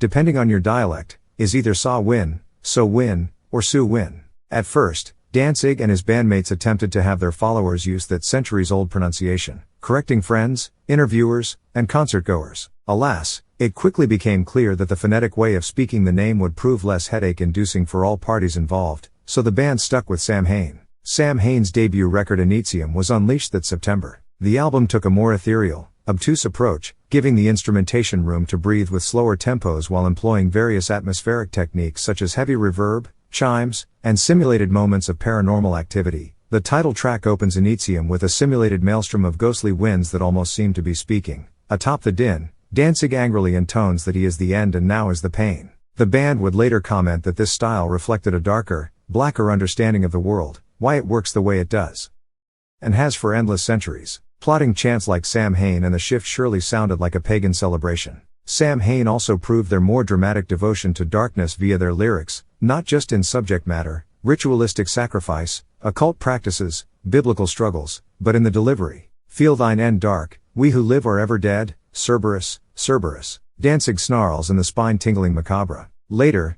the Shift culminates its evil reverie with an ascending spiral of vocal calls Danzig can't seem to get out of his body fast enough. Yet Samhain retained a mighty edge to their music and could rock just as hard as any of their underground contemporaries. Black Dream tears into the listener with its jagged opening riff, and the jaunty He Who Could Not Be Named was just speedy enough to be incredibly fun. A similar but somewhat odd moment, one that suggests Samhain were perhaps hedging their bets, comes in Initium's reworked version of the Misfits' Horror Business. The song is repurposed as Horror Biz and speeds along several miles faster than the landmark original. These purely punkish moments prove that goth was only a slightly fair term to apply to Samhain. If anything, this band was horror punk of a different, more serious strain. This notion is reinforced by Initium's startling cover art, wherein the band's logo, replete with an ornamental cow skull, swiped from an obscure Marvel comic called Crystar Crystal Warrior, sits atop a dimly lit photo of the group drenched in horse blood procured from an upstate slaughterhouse. Tortuously great power punk from Danzig and Two New Warlocks. Flip side hailed upon Initium's release. The songs all keep in the horror motif like the Misfits, but this new band seems to be full of more honest vigor. On stage, the imagery was more or less the same as well: black leather, combat boots, etc., plus the occasional gratuitous dousing of stage blood. Danzig himself gained a noticeable amount of muscle mass during the Samhain years, due to an increased interest in bodybuilding and nutrition. The singer also let his devilock grow into a shaggy mess that often obscured his entire face. As a result, Glenn looked more ursine and threatening during this period than ever before. Samhain's less playful approach was a turnoff for Misfits diehards who appreciated the latter band's implied sense of glee. The common complaint was that Glenn's sense of humor died when he formed Samhain, the singer fully embracing demonic imagery and alleged occult practices as an entire lifestyle. Danzig's true dedication to the pagan arts was often called into question, though, to this day, even some of his former cohorts question whether or not he truly lived it. Glenn's famous complaint about the Kaiafa brothers. "That's an odd statement," said Marshall in response. "Even back then I know Glenn stayed at his parents' house, and that allowed him to hang out and wear black clothing and write songs and stuff. He wasn't off in a cave somewhere." As he did in the Misfits, Glenn retained complete control over Samhain's songwriting, recordings, image, and performing techniques. Marshall remembers being scolded by Danzig occasionally for not adhering exactly to the rhythms and nuances of specific guitar parts even years into playing them. Fed up with the uneven business of fielding his work out to record plants, Glenn sometimes forced Samhain to press their own vinyl in his bathroom, a laborious process that could take several hours. Rumor has it the singer even pressed his own bootlegs of out-of-print Misfits singles and live shows to sell for extra money without a serious loss, something Bobby Steele did openly and flagrantly with the Live 79 bootleg he hawked at his own Undead gigs. The evidence to suggest Danzig bootlegged his own material are the unofficial releases themselves. Often, the sound quality is as good or even better than the original distributed recordings. Sam Hain lasted 4 years with, remarkably, only one lineup change. Steve Zing left the band in 1985 after not meshing well with the others on the road. Danzig later labeled the drummer an effeminate who took musical shortcuts. Despite these insults and rumored issues with the singer withholding Initium royalties, Steve never lost his reverence for Glenn and the two remained on relatively friendly terms. Zing was replaced by former Reptile House member London May, who had struck up a relationship with Sam Hain when he booked the group for its first performance in his native Baltimore. Despite its brief lifespan, Sam Hain managed to garner a dedicated fandom, even outside the United States. The group's aesthetic bent toward a more realistic or palpable form of shock rock resonated with Europe's brewing black metal and death metal contingents. Swiss rockers Celtic Frost, the perceived grandfathers of these genres who began operating at roughly the same time as Sam Hain, consider the band a vital entry in the underground canon. Frost bassist Martin Ericanes cites Sam Hain's heathen satanic horror goth approach as something very dear to him, personally. Indeed, just a few years prior, it was more acceptable for there to be a clear division between the musician and their stage persona. By attempting to posit themselves as the most authentic of their violence-obsessed ilk, Sam Hain helped give rise to the notion of false metal bands who do not practice what they preach. Musically, Sam Hain's impact is more uncertain. Disciples offer praise, but the dissonant and decidedly heathen arrangements present on Initium, its October 1984 follow-up EP Unholy Passion, and 1986's November Coming Fire full-length, generally considered Sam Hain's masterpiece, seldom penetrate the suffocating soundscapes of black or death metal, most of which lean on more traditional punk and heavy metal for influence. The goth and post-punk movements of the time more or less ignored Sam Hain as well, possibly because their level of abrasiveness, underscored by the relatively low production values, wasn't as digestible as material by the likes of more charismatic acts like The Birthday Party or England's Killing Joke.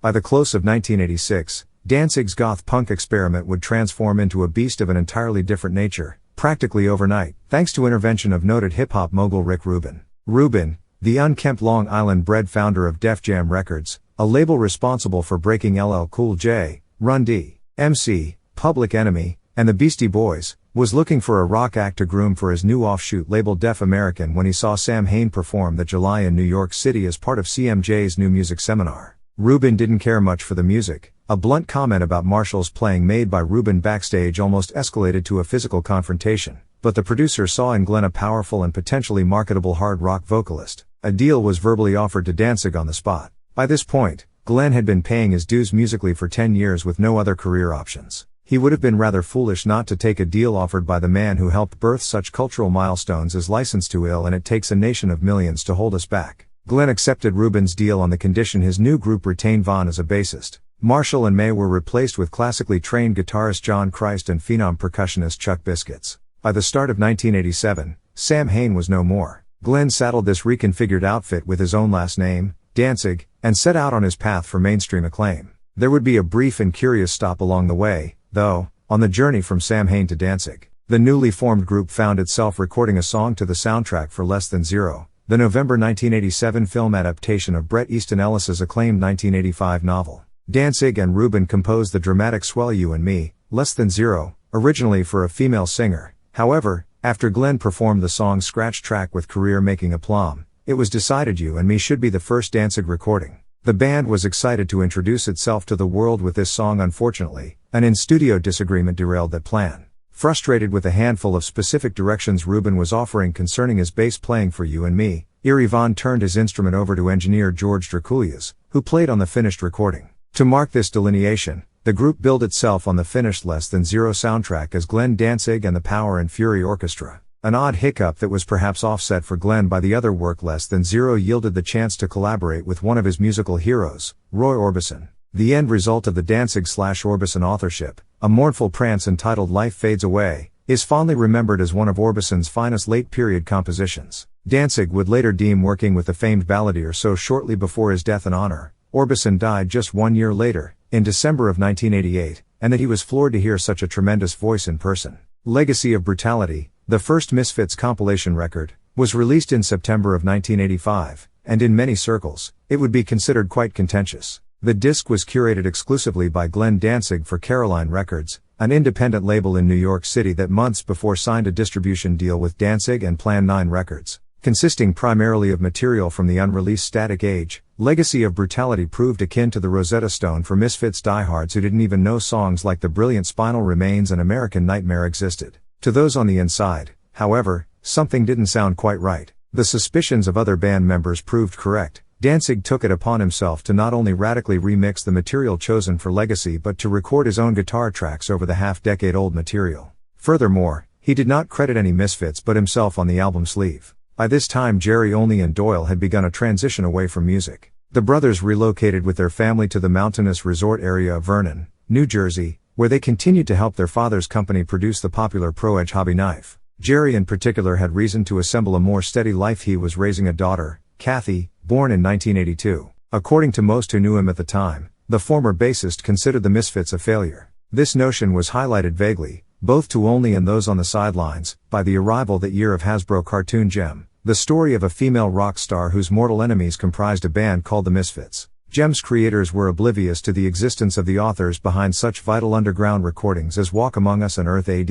Since neither Only nor Danzig had ever formally copyrighted their band's moniker, Hasbro was allowed to keep using the Misfits as Gem's de facto villains. Gem and Legacy of Brutality surely upset Jerry Only, particularly the latter considering it found Danzig literally erasing his and his friends' contributions to history. At the time, however, taking anyone to court over the fading memory of a punk rock band that had already proven a dangerous money pit did not seem like a battle worth fighting.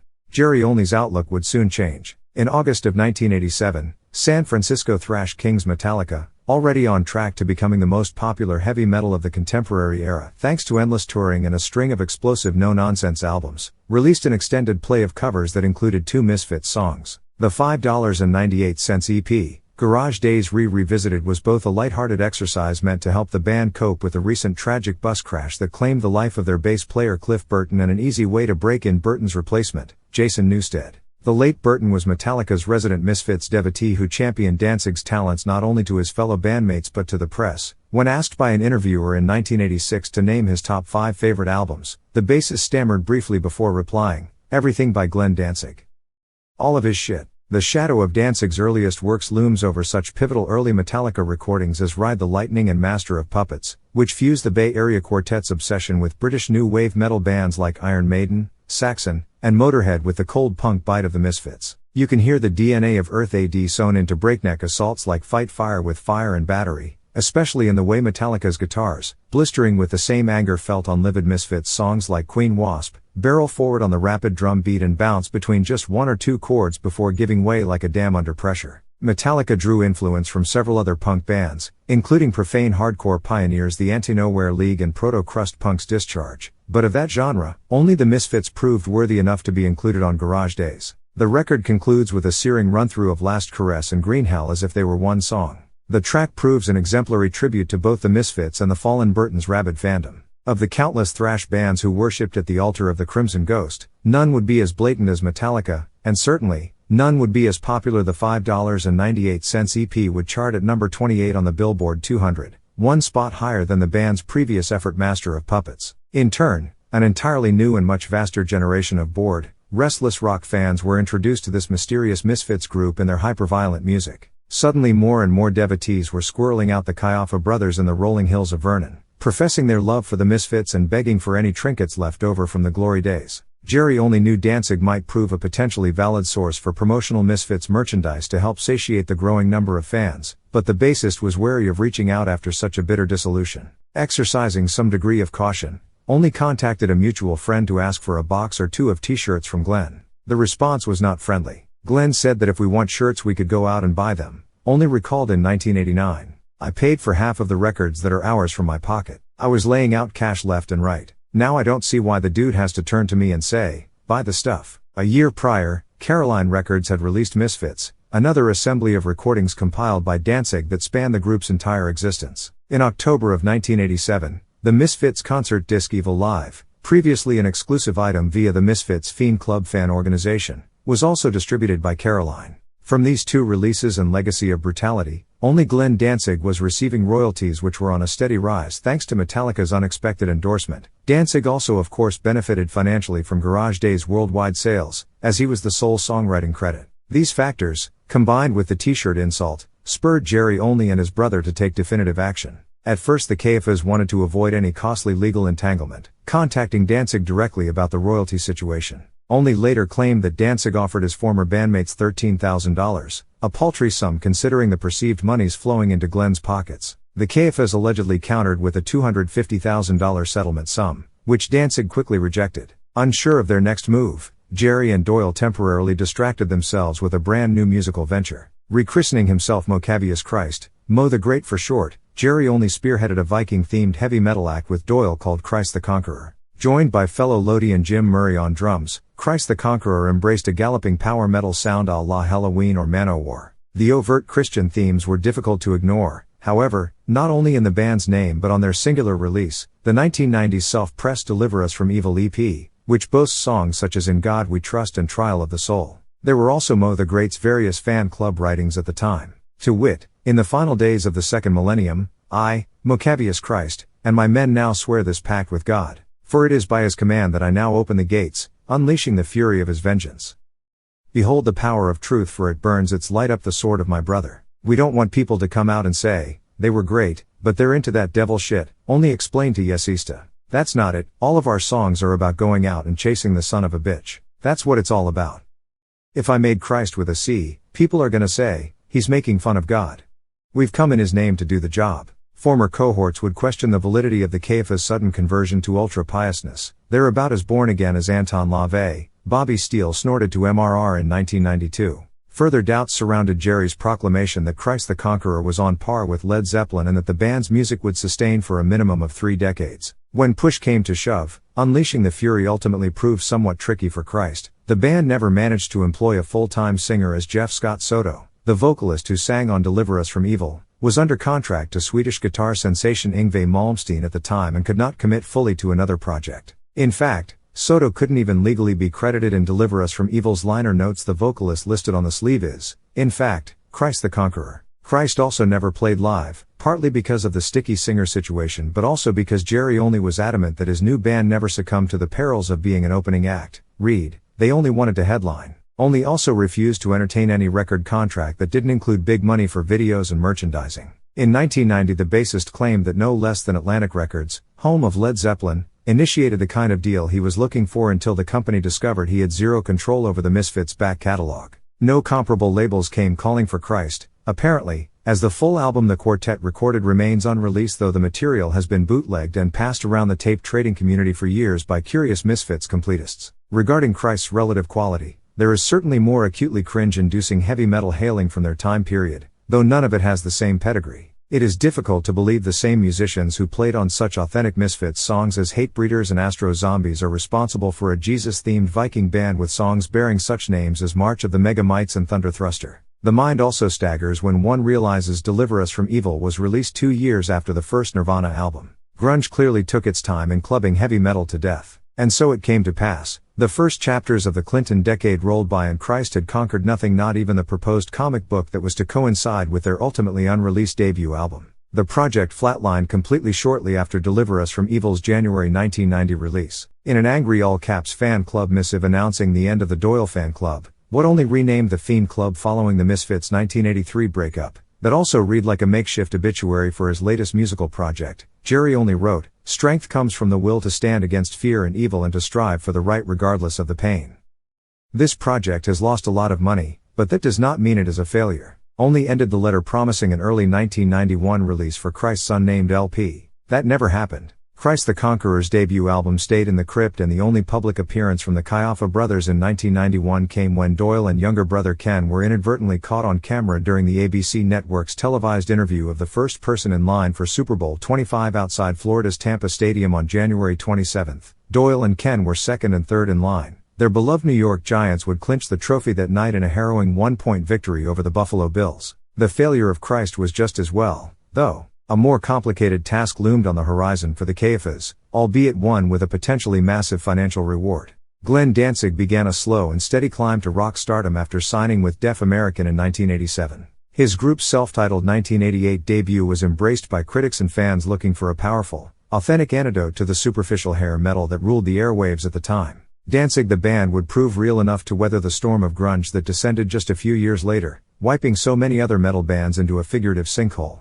Of course, by squeezing themselves into extraordinarily tight pants, festooning their videos with sultry bikini-clad women, and sporting the requisite flowing heavy metal coiffes. Even Glenn was parting his hair to the side at this point so as to better accentuate his Travolta-esque facial features. Danzig managed to prove themselves far campier than the Pearl Jams, Mudhoneys, and Soundgardens to come. Regardless, positive press from no less than Rolling Stone and England's Melody Maker helped the leather-clad quartet gain an international foothold, expanding the audience for Danzig's snarling brand of rock into countless foreign markets. Sensing an opportunity, Warner Brothers Records, who had acquired the rights to the Ruby Records catalog years before, reissued the Misfits' Walk Among Us on vinyl and cassette that July, 1 month before Danzig had even come out. Following the newer record's positive reception, Warner released Walk on CD in November. Glenn had long held that he and the Misfits had never been fully paid for the original release of Walk Among Us and were furious to learn of the reissue. He briefly considered filing suit against Warner's, talking up a potential lawsuit in various interviews at the time,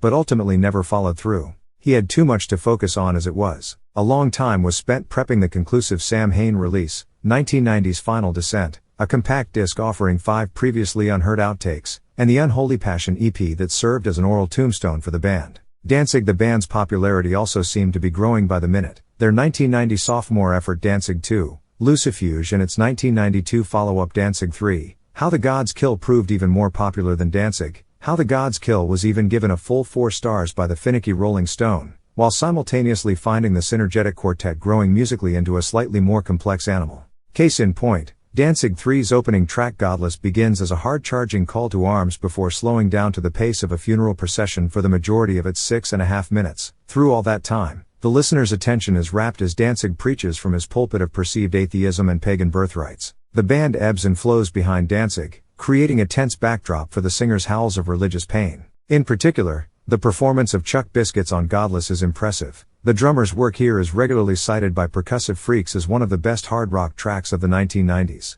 Amid his eponymous band's rise to glory, Glenn Danzig found the time to write and record of all things a classical album, Black Aria, a 1992 album the singer issued himself via Plan 9. The driving, gothic platter of stirring instrumental orchestrations partially inspired by Milton's Paradise Lost shot up to number 1 on the Billboard classical chart shortly after its release, though this may have been due to fans of Danzig's primary band mistakenly purchasing it. Clearly, few heeded the written warning from Glenn himself on the cover of Black Aria that read in part, "This is not a rock record. It does not sound like anything I have done previously. Some people won't get it. That's okay. I'm used to that." Also taking note of Danzig at this time specifically, his physicality were some of Tinseltown's biggest players. Various producers and executives had begun the lengthy process of setting up a film based on Marvel Comics' popular X-Men series. Glenn, with his short muscular stature, a perpetually furrowed brow, and Idaho-sized sideburns, struck the Hollywood types as a natural selection to portray the most championed X-Man of all, the hot-tempered super soldier Wolverine.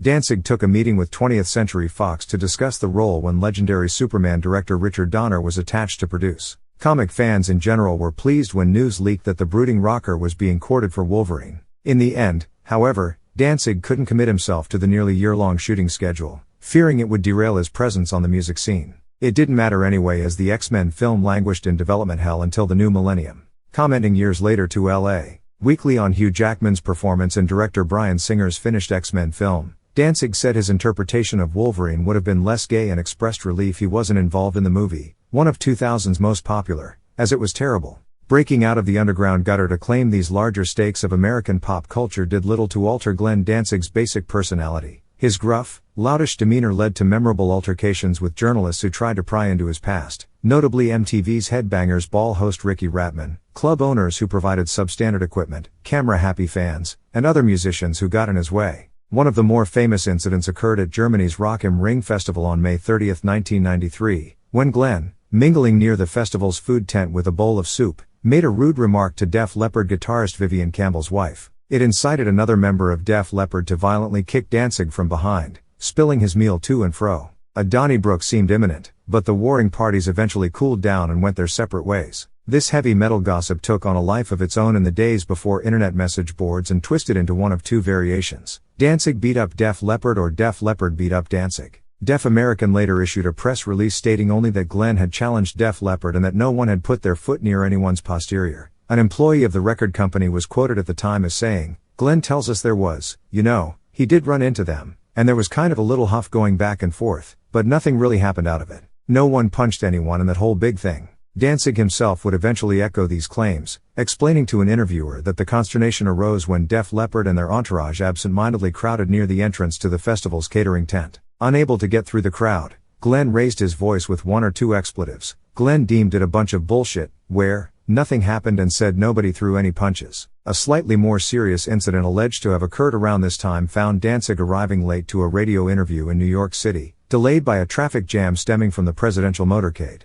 Once on the air, Glenn made some remark about maiming or killing Bill Clinton for delaying him. As the tale goes, the FBI caught wind of Glenn's tossed-off threat and opened an investigation on the cult heavy metal star. Documents released under the Freedom of Information Act since this rumored incident have yet to yield any concrete proof of the government's interest in Glenn Danzig. The absence of evidence is not the evidence of absence, though, and this story helps explain the photo included in Danzig's fourth album showing a Bill Clinton impersonator congratulating a sniper in front of the band's 4 murdered bodies. But the story of the FBI investigation could simply be a dash of myth-making to explain an otherwise odd artistic decision. Contentious altercations aside, in 1993 Danzig achieved something nearly as unexpected as his conquering of the classical music charts. Glenn's band scored themselves a bona fide pop hit that came within a chest hair of entering the Billboard's top 40. Granted, a number 1 hit or even a top 20 hit would be more impressive, but considering Mother is, at its heart, a snarling manifesto about killing one's parents, that it rose above the 200 mark is a wonder in itself.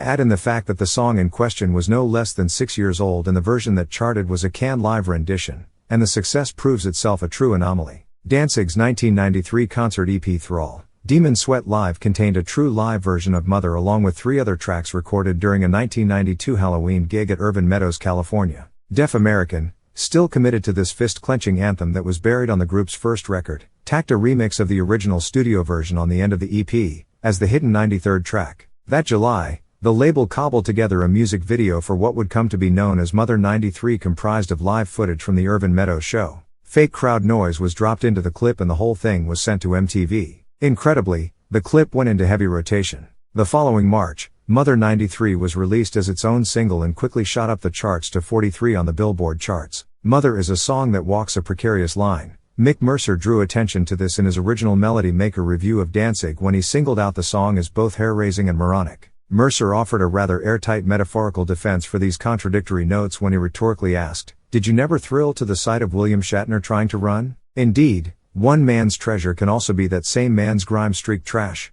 gloriously so, without question, without guilt. However you feel, one cannot deny that Mother is the song on Thrall, Demon Sweat Live, or any other Danzig release, for that matter, with the greatest pop sensibility. It's a straightforward swagger that simmers with moderate intensity, a concise prideful boast that offers Glenn's most memorable melody, and a cache of quotable lyrics. To this day, it remains the only sure bet for a Danzig composition at any karaoke bar. The original 1988 black and white music video for Mother kicked up a small controversy for its depiction of a live chicken being torn in two as part of a vague pagan sacrifice, a clear nod to one of Danzig's forefathers, Alice Cooper. Danzig was adamant the animal was in no way harmed during the filming of the clip. "We had a chicken handler there and I like animals a lot," the singer told Concrete Foundations at the time, but that mattered little to MTV. The footage looked too real, so the network censored it by literally placing a giant black X over the entire scene. The fact that Mother's lyrics outline the potential murder of a mother and father by their only child apparently was of no concern to the massively successful cable network. Just so long as the video did not depict a chicken being maimed. The success of Mother inched Danzig toward more media exposure, including an AOL internet chat, where fans asked him questions about how much he could bench, and profiles by catch-all rags like Entertainment Weekly. The exposure had to be slightly bittersweet if only for the fortuitous timing of Jerry Only. A year earlier, in September of 1992, Only, along with Doyle, Frank Licata, and Julio Valverde, filed suit against Glenn Danzig, Plan 9 Records, and Caroline Records over the copyrights and publishing royalties pertaining to their former outfit. Now, just as Danzig was moving forward with his greatest success, he was being dragged back to his past life by a cadre of rightfully angry ghosts. The singer had to decide how much the Misfits were worth to him, both literally and figuratively. The battle would stretch on for several agonizing years, yielding results that no Misfits fan could have ever foreseen. Chapter 7, Night of the Living Dead. When the Misfits reunited, I was like, whatever, everyone needs money. Brian Baker, Bad Religion. The most popular band to emerge from the late 1980s Los Angeles hair metal scene was undoubtedly Guns N' Roses, a drug-soaked quartet who dialed down their glammy look to emphasize the wild abandon of their snarling bluesy tears. The group's reckless spin on heavy metal's various tropes and at times equally reckless behavior in public resonated with the danger-hungry public at large, and by 1992 Guns N' Roses had grossed a staggering $57.9 million for their efforts. On November 23, 1993, Guns released The Spaghetti Incident? A covers album that was the highly anticipated follow-up to their 1991 double album/career apex Use Your Illusion. Spaghetti gave the world, alongside material originally composed by obscure rabble-rousers like the UK Subs and the Dead Boys, their own take on the Misfits' Attitude, a song that, more than any other Danzig work, seemed to provide the blueprint for both GNR's adrenaline-heavy sound and Axl Rose's temperamental stage persona. Strangely enough, Axl allowed Guns bass player Duff McKagan the lead vocal track on Attitude. The Spaghetti Incident quickly became a top 5 album in over 9 countries, piquing a pronounced global interest in the Misfits. Several months earlier, a landmark in Misfits-related journalism was published in the underground garage rock zine Ugly Things. Mike Stax, the publication's founder, was a rabid Misfits fan who felt vexed that so little information regarding the band's history was available for public consumption. Thus, Stax set out to interview Jerry Only. He hesitated to contact Danzig as he had heard too many stories concerning the singer's nasty disposition. Stax phoned a New Jersey record store called Box Shop where it was rumored Only sometimes hung out, and although he missed the bass player by a matter of minutes the first time he called, Box Shop's owner was already familiar with Ugly Things and promised to put the two in touch. Shortly thereafter, Only and Stax connected,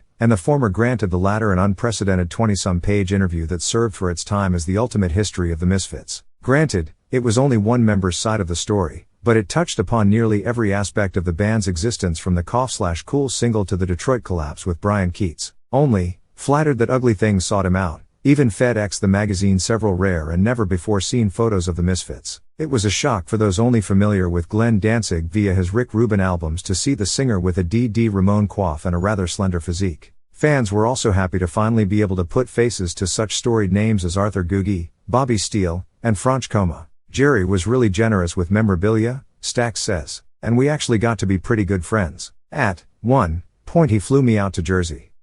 I helped him out at the Chiller Horror Convention, and he drove me around the old neighborhood where the Misfits used to rehearse. It was pretty cool. All hell breaks loose. The Jerry Only interview ends with Only talking up Christ the Conqueror, commenting that Glenn's problem is he's living off his Misfits fame, he's in his own shadow and he don't even know it. This is a massively ironic statement given the fact at this very juncture Only was suing Glenn Danzig partially to gain his ownership of the Misfits copyrights, ostensibly so he could have the authority to reform the Misfits without their original singer if that was his want. Most involved in this erupting legal Donnybrook were more concerned with the song publishing/royalty aspect of the fight, though. Negotiations between the Caiafa and Anzalone parties dragged as the specific value of the Misfits was something neither side could agree on, nor could they agree who deserved what royalties. Up until this point, every Misfits song was credited entirely to Glenn Danzig. Was that true? Was Glenn responsible for every single note and nuance of the music? If so, did the players deserve compensation for their specific performances even if they had no hand in the actual songcraft?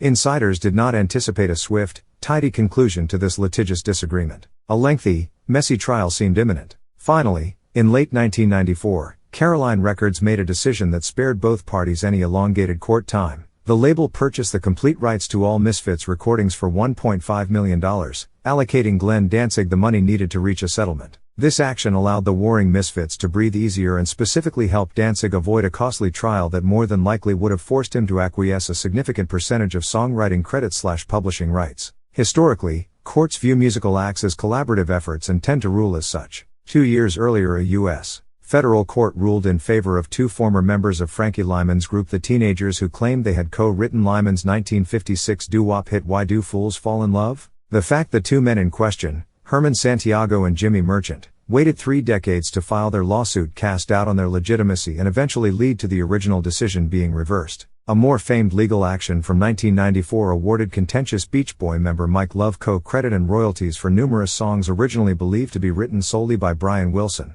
including the 1964 hit I Get Around, despite testimony claiming Love's contributions to these works were minimal. The purchase of the Misfits catalog was a rather dicey gamble for Caroline Records. The company, despite cultivating such globally popular artists as Smashing Pumpkins and White Zombie, was no huge conglomerate with piles of disposable income. Investing so much capital in the recordings of a band that hadn't existed in a decade seemed potentially disastrous on paper. Would anyone actually buy this music if they released it? A great deal of Caroline's profits for the following year was resting on this Misfits material and the company's ability to hawk it to an ostensibly punk-hungry public. Insiders quickly began considering their options. Meanwhile, on December 31, 1994, plaintiffs Gerald Caiafa, Paul Caiafa, Frank Lee Cotta, Julio Valverde, and defendant Glenn Danzig entered into a legal agreement regarding the music and rights of their former band, the Misfits. The terms of this settlement stipulated that all members relinquish ownership of master recordings to Caroline Records and that all future music royalties via Caroline Records or anyone else should be divided 60-40 in favor of the plaintiffs, save the first $90,000 of post-settlement royalties, which would go directly to the plaintiffs. All royalties earned prior were to be split 50-50.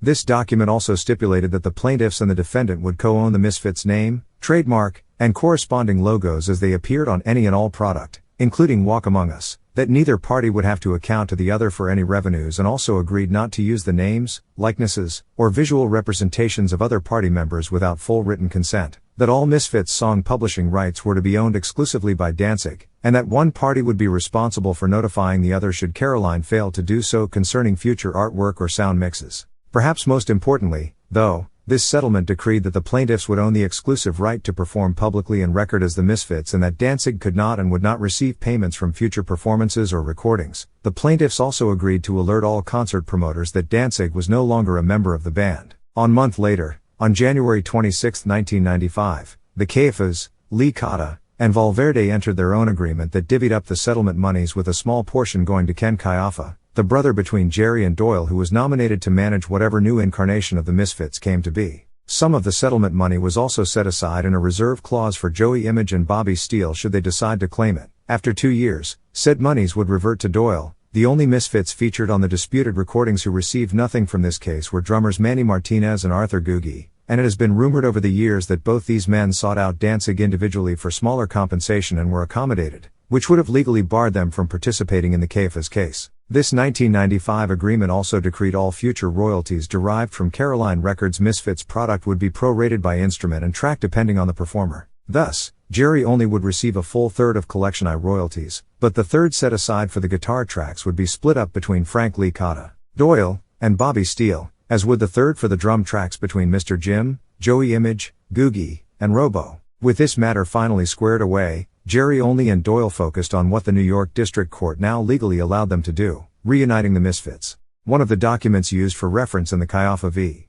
Anzalone lawsuit was a sprawling discography assembled by a Misfits fan named Mark Kennedy, a high schooler in the late 1980s who became enchanted with the band and infuriated by the lack of useful information pertaining to their recorded output. Kennedy took it upon himself in 1989 to piece together the ultimate Misfits release timeline, an end-all history that would separate the legitimate albums from the myriad bootleg releases that were starting to cloud the market. Using the Trouser Press record guide as his starting point, Mark spent the better part of 5 years sussing out the Misfits discography. By 1993, I had amassed 30 to 40 pages of information, Kennedy says. Every record, every bootleg, just everything. At the same time, my brother had written a letter to Jerry only about the Doyle fan club, and in response, Jerry just called him. He would do that, he would just call you. Like, oh my god, he really is Mo the Great. Kennedy's brother talked up his siblings' discography, self-published that year as the Misfits book, and only expressed great interest due to the legal proceedings at hand. The bassist and Kennedy began corresponding regularly, which led to the latter unearthing even more fascinating information about his favorite band.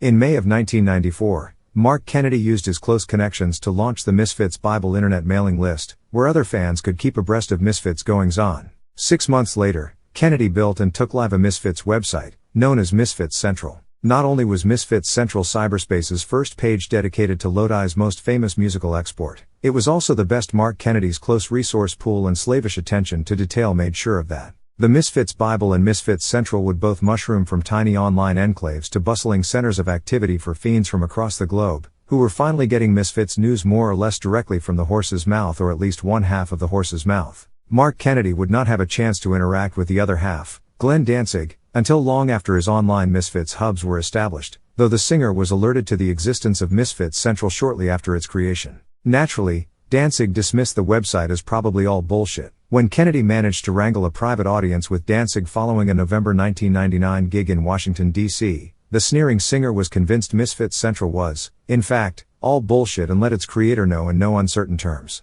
They bring me backstage after some gig to meet Glenn, and as soon as I'm introduced he explodes, Kennedy recalls. Your website is full of fucking lies. I should fucking kill you right now.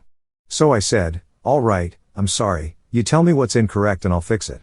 Danzig relaxed and said he'd get back to him with specifics. As of this book's printing, Mark Kennedy still has yet to receive Glenn Danzig's list of inaccuracies on Misfits Central, though a link that once appeared on Danzig's official website to Mark Kennedy's site has long since been removed. Originally Jerry only and Doyle, the latter of whom was now fully expanding his nickname to Doyle Wolfgang von Frankenstein, wanted as close to an authentic Misfits reunion lineup as he could get. Since Jim Catania was no longer interested in performing and Joey Imagepool was MIA, the brothers turned their focus to Arthur Googie. Only, who had kept in touch on and off over the years with Googie, floated the notion to the Walk Among Us percussionist. Googie considered accepting but ultimately turned him down. Having not played his instrument in years, the drummer was concerned he was not up for the task. After a series of rehearsals, the Misfits settled on their Congruent Machine co-worker and high school buddy David Calabrese, rechristened Dr. Chud in honor of the 1984 Daniel Stern thriller. Chud was a student of various musical genres including jazz, blues, and fusion, but his true love was in the progressive rock of groups like Rush, Yes, King Crimson, and Genesis, the very groups the Misfits by nature opposed when they first sprung up in the halcyon days of punk. The drummer considered joining the premier horror rock band as just another step in his evolution as a player. Learning all I can about all facets of music is important to me, Chud remarked in 2007. I draw on things subconsciously when needed. Pressure and interest mounted over who would fill the vacant Misfits singing slot. Vocalist auditions had begun as early as October 1994, 3 months before the settlement with Danzig, but Jerry wanted damned crooner Dave Vanian to front their band. Vanian expressed enough interest to visit Jerry during an unrelated trip to the States. In the end, the British singer couldn't be convinced. A rumor persists in certain circles that Vanian backed out at the last minute when he learned only had betted his wife during the Misfits' disastrous 1979 visit to England. Another name the Misfits considered was guttural goth vocalist Peter Steele of Type O Negative. Type O, a dreary rock band from Brooklyn who performed such pointedly droll material as I Know You're Fucking Someone Else and Kill All the White People, clearly counted the Misfits among their musical heroes. Unfortunately, the group was experiencing its greatest wave of success at this time, affording little time for outside projects. That left Jerry and Doyle the myriad of anonymous singers who were regularly visiting their machine shop compound via an ad the band placed in the Village Voice. Incredibly, the band recorded every one of these sessions and presented all who tried out a cassette copy of The Moment with the Misfits. In the end, it was one of these unknowns who would win the coveted singing position.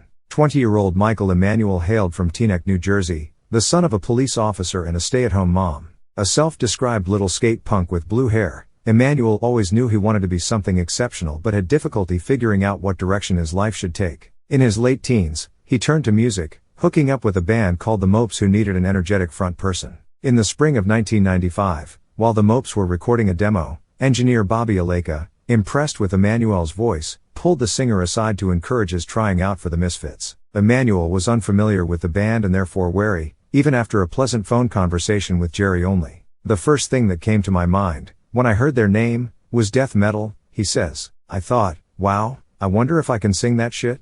I bought Collection 1 and I was surprised that I had heard a lot of the songs before. They were all familiar. I quickly fell in love with the music. Those songs. They turned something on inside of you. Emanuel began a series of auditions for the Misfits, and although there was no question he was spirited and had a memorably haunting voice, the Caifas were still holding out hope they could land a singer with marquee pull. In an act of some major audacity, Jerry and Doyle even tried to invite Danzig back. Following a show by the Danzig Band in Red Bank, New Jersey, on April 26, 1995, the Caifas, decked out in their Misfits stage gear, arrived at Glenn's hotel for a proper hatchet burial. Doyle, learning Danzig's room number from a mutual friend, took the elevator up to greet his old friend. Jerry elected to remain in the lobby. 15 to 20 minutes later, the elevator doors pinged back open on the first floor. Jerry turned to see his brother, slightly smirking, flanked by 2 burly security guards. Danzig never bothered to answer his hotel room door. We took that as a no, only commented to Metal Maniacs a year later. The search for name talent went on until October 1995, when the Misfits realized no one else was interested or available. Roadie Jonathan Grimm offered Emmanuel the new moniker Michael Graves, and the resurrected Misfits made their live debut just after midnight on October 31st at Manhattan's Coney Island High. The band performed a handful of songs the day before as an encore at a Type O Negative concert. Taking the stage in matching sleeveless Misfits shirts, the quartet blasted through 13 dusty classics to the delight of a disbelieving sweat-soaked audience. The next immediate order of business for the reconstituted Misfits was, oddly enough, a movie appearance. In November of 1995, the group filmed a cameo appearance for the Matthew Lillard thriller Animal Room, a move that also boasts the first screen appearance of developing sexpot Amanda Peet in the presence of Doogie Howser himself, Neil Patrick Harris. As they had not officially recorded any material yet, the Misfits were forced to pantomime to an old Christ the Conqueror track featuring the long-suppressed vocals of Jeff Scott Soto. An indignity of sorts for Michael Graves, but not such a loss, considering the low quality of the film. Jerry only was looking for ways for the new Misfits to get some exposure in the industry. The bassist hired a production crew and filmed a television pilot for a revived version of the classic horror presentation program Chiller Theater. Only hosted, of course, with Brother Doyle by his side, lounging about a medieval castle set complete with thrones, flickering candles, and stray animal skulls. The Caifas traded jokes and trivia in simmering growls about 1959's The Hideous Sun Demon, the film they planned to air on this inaugural outing. Sadly, no station was interested in the project, possibly because the far wittier and more camera-friendly Joe Bob Briggs was holding down Basic Cable's late-night frights on the TNT network's popular cult film vehicle Monster Vision. The Misfits television pilot wasn't a complete waste, though the castle set would eventually be used for a series of great promotional photos. The Misfits reunion arrived at a near-perfect time in popular culture, when the general mood of the country seemed to revolve around the spooky or macabre. One of the biggest hits on television at the time was the paranormal drama The X-Files, which chronicled the adventures of two FBI agents investigating various unexplained crimes and phenomena across the country, including but not limited to the kinds of hokey monsters, killer sea creatures, sentient trash trolls, etc., that dotted the 1950s horror landscape that the Misfits originally drew inspiration from. A year prior, director Wes Craven released the alleged final installment of his campy Nightmare on Elm Street film series, The Refreshing New Nightmare, an early example of the self-aware Generation X horror film that scored with audiences and paved the way for Craven's massive 1996 hit Scream, which used irony as sharply as knives. The inescapable news story of the time was the macabre O.J. Simpson murder trial. The majority of Americans were kept on the edge of their seats by this tense legal circus. The trial of the century was packed with enough elements of the tragic, the gruesome, and the strangely humorous, mostly from wisecracking defense attorney Johnny Cochran, to warrant fair comparisons to Shakespeare. Simpson's acquittal in October was stunning but did not herald its true conclusion. If Simpson didn't brutally murder his wife and her lover Ron Goldman, that means someone else did, someone who was still ostensibly on the loose in otherwise bucolic suburban California. Even with an apt cultural climate and an initial positive reaction from the crowds who saw them, without Danzig, the Misfits were fighting an uphill battle against the indignation of old-school fans who saw their Reformation sans Glenn as offensive, sacrilegious, and just plain greedy. Much of this anger was concentrated on Michael Graves, whose relative baby face, soon to be masked by elaborate skull makeup, and corresponding boyish stature did him no particular favors. It was like being lit on fire, says Graves of his early shows with the Misfits. I definitely did not find my footing immediately. Learning how complex and popular the band was, it started to frighten me because it was so much of a bigger world than I was used to. And, the violence, of the audiences, surprised me, to be honest with you. It usually felt like me against all of them, and I took that mindset. During a gig in Stuttgart, Germany, for example, Graves fell off stage and was immediately stomped in the face by an angry concertgoer. His jaw was dislocated. On the same tour, Jerry only fell ill with a collapsed lung. Only, worn to a nub, confided to Graves one night that he was considering calling the entire reunion off. Such misgivings were quickly brushed aside. The Misfits toughened up and began shopping around a demo in May of 1996. The prestigious and often taste-making Geffen Records heard the demo, liked it, and saw enough potential in the reunited Misfits to sign them to a multiple-album contract in December. The band soon began working on material for a new album tentatively titled American Psycho, but it would not prove to be an easy chore. As Graves puts it, the Misfits were suddenly playing with big boy money and having to deal with lawyers, accountants, and all the other business incidentals that come with being on a major label.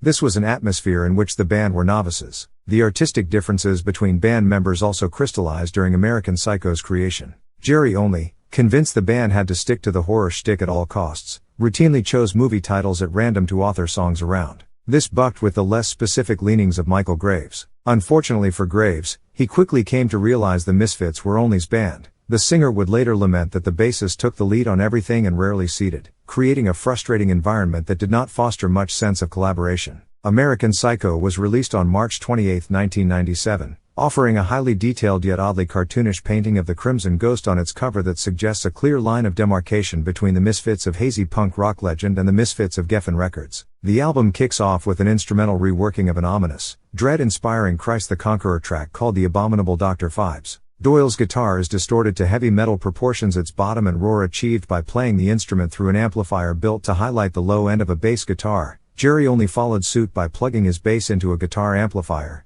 giving his instrument a natural distortion. The Caiaphas both played bat-shaped guitars they constructed themselves for specific durability and thickness. After a final dramatic crescendo, Phibes gives way to the chipper chanting of the title track. Although American Psycho spends a great deal of its time jutting along at double time as Michael Graves assumes the psychotic persona of Patrick Bateman, the basic refrain is a classic pastiche of Misfits woe-ohing that seems like a subconscious attempt to let listeners know Danzig's ghost is still present even if the song leaned in a more modern, upbeat direction. Aside from the ultra-crisp, clean production, one can almost feel the cold steel of the hook the band tries to sink into whatever was left of Green Day's popularity by this time on overly melodic entries such as Resurrection and Here Come the Dead. Michael Graves does an admirable job alternating between a frothing madman and mournful ghoul on American Psycho as he belts out the vocals on tongue-in-cheek entries like Speak of the Devil and Walk Among Us, but the vocalist doesn't really come into his own until the tail end of the album. There he tears with reckless abandon into the album's three most affecting tracks: The Bride of Frankenstein-inspired slammer Hate the Living, Love the Dead, an emotional recap of the 1982 Steven Spielberg/Tobe Hooper collaboration Poltergeist that is strangely titled Shining, and an incredibly catchy Ramones ape called Don't Open Till Doomsday wherein Graves croons his way into the listener's heart. Naturally, American Psycho had its gaffes, namely, too many songs based on horror movie titles. In addition to the entries already mentioned, there's This Island Earth, Day of the Dead, The Haunting, a hidden track called Hell Night, and Mars Attacks, the latter of which Jerry only unsuccessfully petitioned Tim Burton to include in his film of the same name a year prior. Burton sent the Misfits back a kind note, however, pledging his longtime fandom. Reviews of American Psycho were mixed. Rolling Stone trashed it with a harsh 1.5 star. This album feels less like the Misfits and more like Elvira.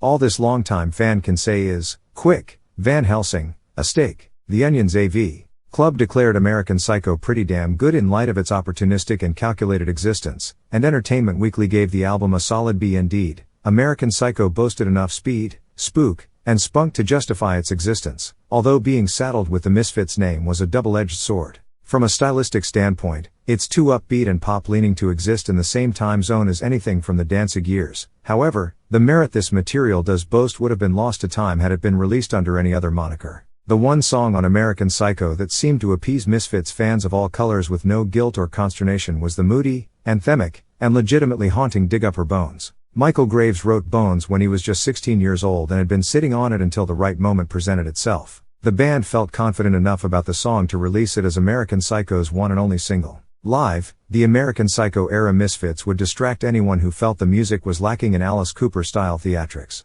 Performances often began with a roadie dressed as the Crimson Ghost, as he appeared in his original 1946 form, who would haul an oversized television set to the center of the stage. Said television would play a series of gruesome clips from all manner of horror movies. Soon, Dr. Chud would crawl on stage, swathed in bloody medical scrubs, gnashing his teeth at the front row like an angry bear or wrestler of years gone by. Wrapped in a straitjacket, Michael Graves was delivered to the stage like the giant TV seat in a giant leash, writhing about the whole way in faux pain. The Caiaphas entered last, pounding on their wireless instruments as the crowd cheered and the band came together to launch into their set. All this was just a smidge hokier than the gimmicks of the Danzig days that included busting out of coffins, but it played well in the larger venues the Misfits were booked into as artists on the same label as Aerosmith, Don Henley, Beck, and Cher. With the release of American Psycho, naysayers could not write this exercise off as a dream. The Misfits had returned, without their most celebrated figure, who for his part remained relatively silent on his former band's reappearance. Fans on both sides awaited any kind of showdown between Jerry Only's Misfits and Danzig, and one of the sorts occurred Halloween night that year when the two groups performed at venues within 4 miles of each other.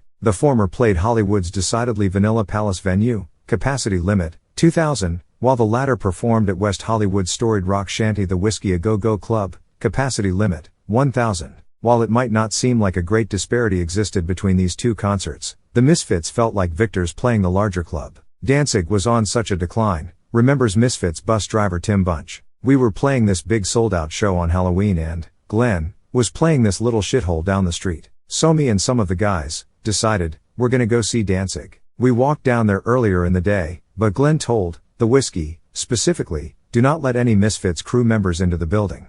So we couldn't get in." Amused, Bunch and the other crew members traipsed back to the palace, laughing about their odd badge of honor. On July 15, 1997, Caroline Records released Static Age, the debut album the Misfits had recorded for Mercury Records in 1977 and subsequently shelved. Many consider this to be the greatest triumph of all the legal squabbling between the band members. Caroline executives, along with most of the world, were unaware this album even existed, even after they bought the rights to the entire Misfits catalog in 1994. It wasn't until the Kaiafa brothers showed up at the label's Manhattan offices in early 1995 with a 20-year-old cassette tape of the entire record in sequence that Caroline realized what they had. The lost first Misfits album would be extremely marketable, not just because of the story but because of the infectious music within. Obtaining the master recordings from Danzig proved difficult, though the singer denied he had the tapes, claiming they no longer existed and that Static Age was simply lost to history. This was of course untrue. Caroline eventually wrangled the deteriorating masters from Glenn, which were then carefully restored for release. Static Age was first unleashed on the public in 1996 as a part of Caroline's Misfits box set, a 4-disc labor of love presented in a small coffin that sold enough copies to more than pay off the label's gamble on this dusty horror punk band.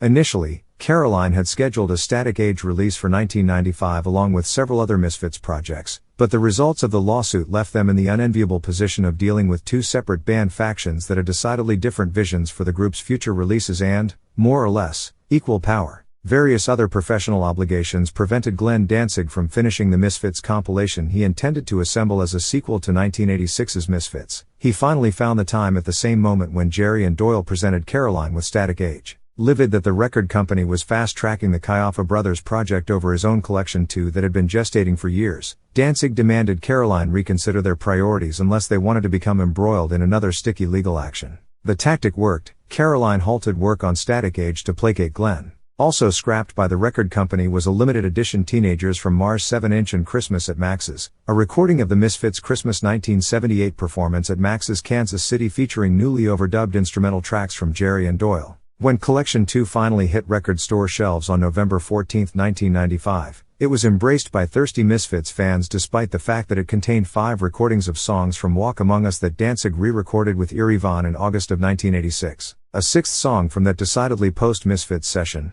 Mephisto Waltz, appears nowhere else in the Misfits or Sam Hain catalog and appears to have been composed specifically for that 1986 recording. Continuity issues aside, Collection 2 sold enough to land a number 33 position on Billboard's Heatseekers chart. This meant nothing to Danzig, of course, who is rumored to have taken his aggravations with the Misfits' legal situation out on Caroline in various tiny ways. Insiders say they went to great lengths to make sure Glenn was pleased with Collection 2's artwork only to watch the singer turn around in interviews and condemn the sepia-toned cover image of Bud Geary in costume as the Crimson Ghost. Another tale, similar to the subterfuge Danzig ran regarding the very existence of Static Age, concerns Caroline's difficulty obtaining the master tapes of Earth AD for the 1996 Misfits box set. Glenn claimed Earth AD's masters had washed away in a flood at his parents' house in Lodi in the mid-1980s and forced the label to work from a slightly inferior cassette tape containing the music. The Earth AD master tapes weren't the only storied items to, allegedly, disappear from the Anzalone house back in New Jersey. Glenn's parents Richard and Moretta remained on friendly terms with the Kaiafas and always welcomed Jerry and Doyle when they dropped by the house on MacArthur Avenue to say hello,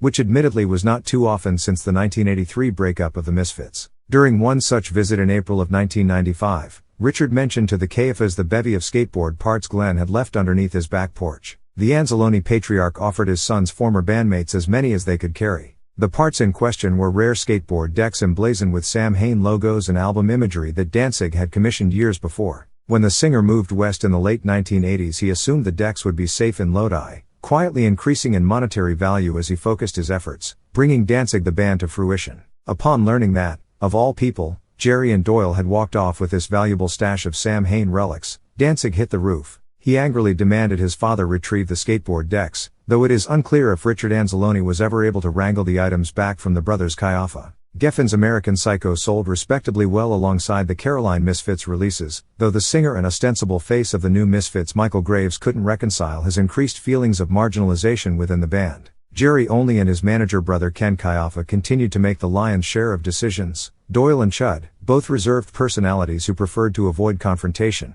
went along mostly without complaint. In May of 1998, the Misfits booked a South American tour leg for July before consulting Graves. The dates in question directly conflicted with a vacation in Colorado the singer had booked far in advance. Understandably upset, Graves placed an angry phone call to Only that ended with the former declaring his intention to follow through with his vacation plans. The next day, the Misfits rehearsed with a new singer Jersey-bred goth rocker Mike Hideous, a friend of the band who had been one of the many to audition for the singing slot in 1995. Word of this rehearsal leaked back to Michael Graves, leading to a furious round of communication. Graves is adamant that during this brouhaha he never said he quit the band. Regardless, the band traveled to South America with Hideous, and on May 27 Jerry Only issued a press release announcing that Graves was out of the band. Michael would learn of his dismissal via a letter from the Misfits' legal counsel. Only's press release took shots at Graves for choosing the alternative to all the work necessary to be a member of the Misfits while dubiously praising himself for fighting with all I had to keep the Misfits alive following Glenn Danzig's departure. In an even stranger twist, Only concluded the written missive by revealing the band had reached out to Danzig once again to see if he wished to replace Graves. Danzig apparently declined, and that Hideous was not, in fact, a permanent Misfit yet. Our tour in Europe and South America will serve a long audition for Mike. At the end of this trial period, we will come to a decision and make our announcement. Clearly the band, or at least Only, was still hedging bets on landing a Dave Vanian or Peter Steele. Hideous, a slightly grizzled figure boasting stringy jet black hair, numerous piercings, and a hyper-intense gaze, knew he was at first just warming the Misfits microphone and was okay with that. Feeling lost following the breakup of his own act Empire Hideous, Mike thought a brief jaunt with one of his favorite bands might prove a fun way to help clear his mind. However, the singer claims once Graves was officially out, the other Misfits informed him he was in for sure, despite the press release to the contrary. Hideous was surprised and insulted but continued on the South American tour anyway. There he quickly recognized the Misfits were unequivocally Jerry's band and that his own opinion rarely counted toward anything. The singer also became annoyed with his lack of a contract and erratic payment schedule. Hideous foresaw his tenure with this band not extending far, and indeed it didn't. Upon their return from South America, Mike was sacked from the Misfits by Only, who claimed Doyle had campaigned hard against the singer's lackluster performance. Hideous, who had abandoned his job and home in New Jersey to join the band under the pretense of something permanent, was shocked, as Only had allegedly told him a just short time before that he had proved himself on tour and could count on singing for the next Misfits album. Still, Hideous was vaguely aware things might turn out this way, as he doubted the Misfits' devotion to their own lifestyle. You know, you look at the Misfits and you say, these guys are creepy. Hideous remembered later of the experience. They are really ghoulish. Nah, they're a bunch of jocks. I was the truest thing they could have ever had to a real-life ghoul. You come to my studio where I live and you'll see my collection of gargoyles, tombstones, skulls, bones, rosary beads, candles, and shellacked cats.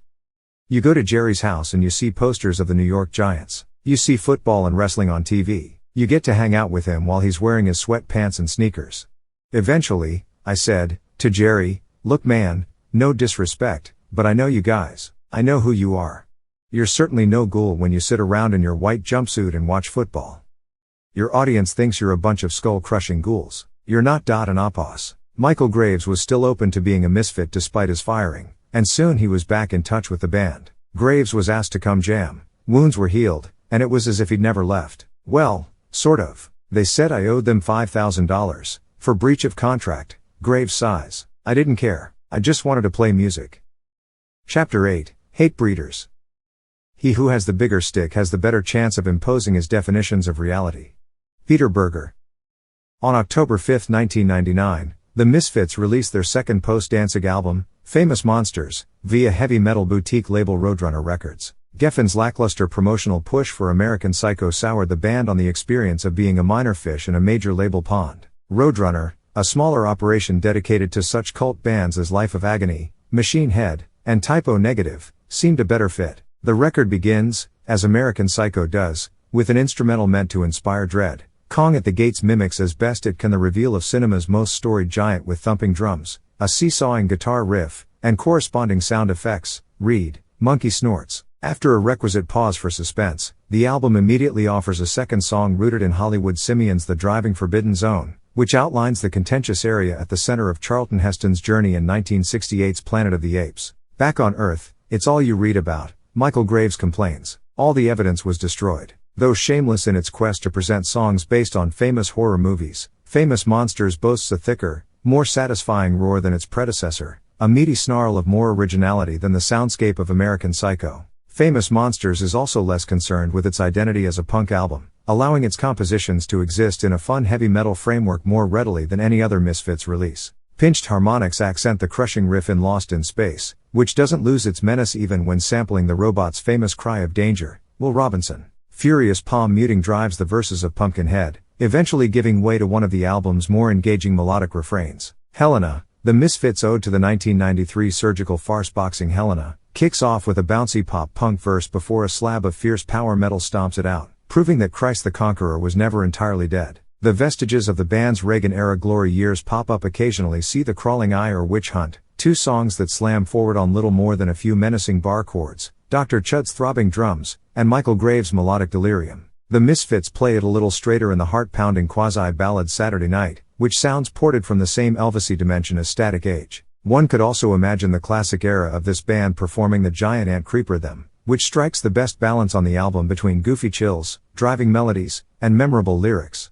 Coinciding with the release of their second reunion album was the music video for its first single, Scream, an auspicious union between the Misfits and pioneering horror movie director George A. Romero. The bespectacled Night of the Living Dead helmsman was gearing up to direct his first feature in 6 years, the odd thriller Bruiser, and happily accepted work on the Scream video on the condition the Misfits appear in his latest cinematic exercise. The band naturally agreed. The 4-minute, mostly black and white video centralizes its visuals around a small hospital overrun by wounded Misfits fans and undead versions of band members themselves. The zombie makeup effects are enormously impressive for what appears to be an otherwise limited production budget-wise. Doyle, Graves, Chud, and Jerry crash through medical equipment, soak themselves in the blood of unwitting doctors and chase a few pretty nurses around the dimly lit halls of this treatment ward. Overall, the Scream video is a fun and appropriate tribute to the original 1968 zombie attack that made Romero a household name in those homes obsessed with all things cult. In addition to filming their cameo for Bruiser, which was released the following year, the Misfits penned the film's heart-aching title track with one of the best lyrical couplets Graves ever wound together. If looks could kill, then death would be my name, the singer laments in its tender refrain.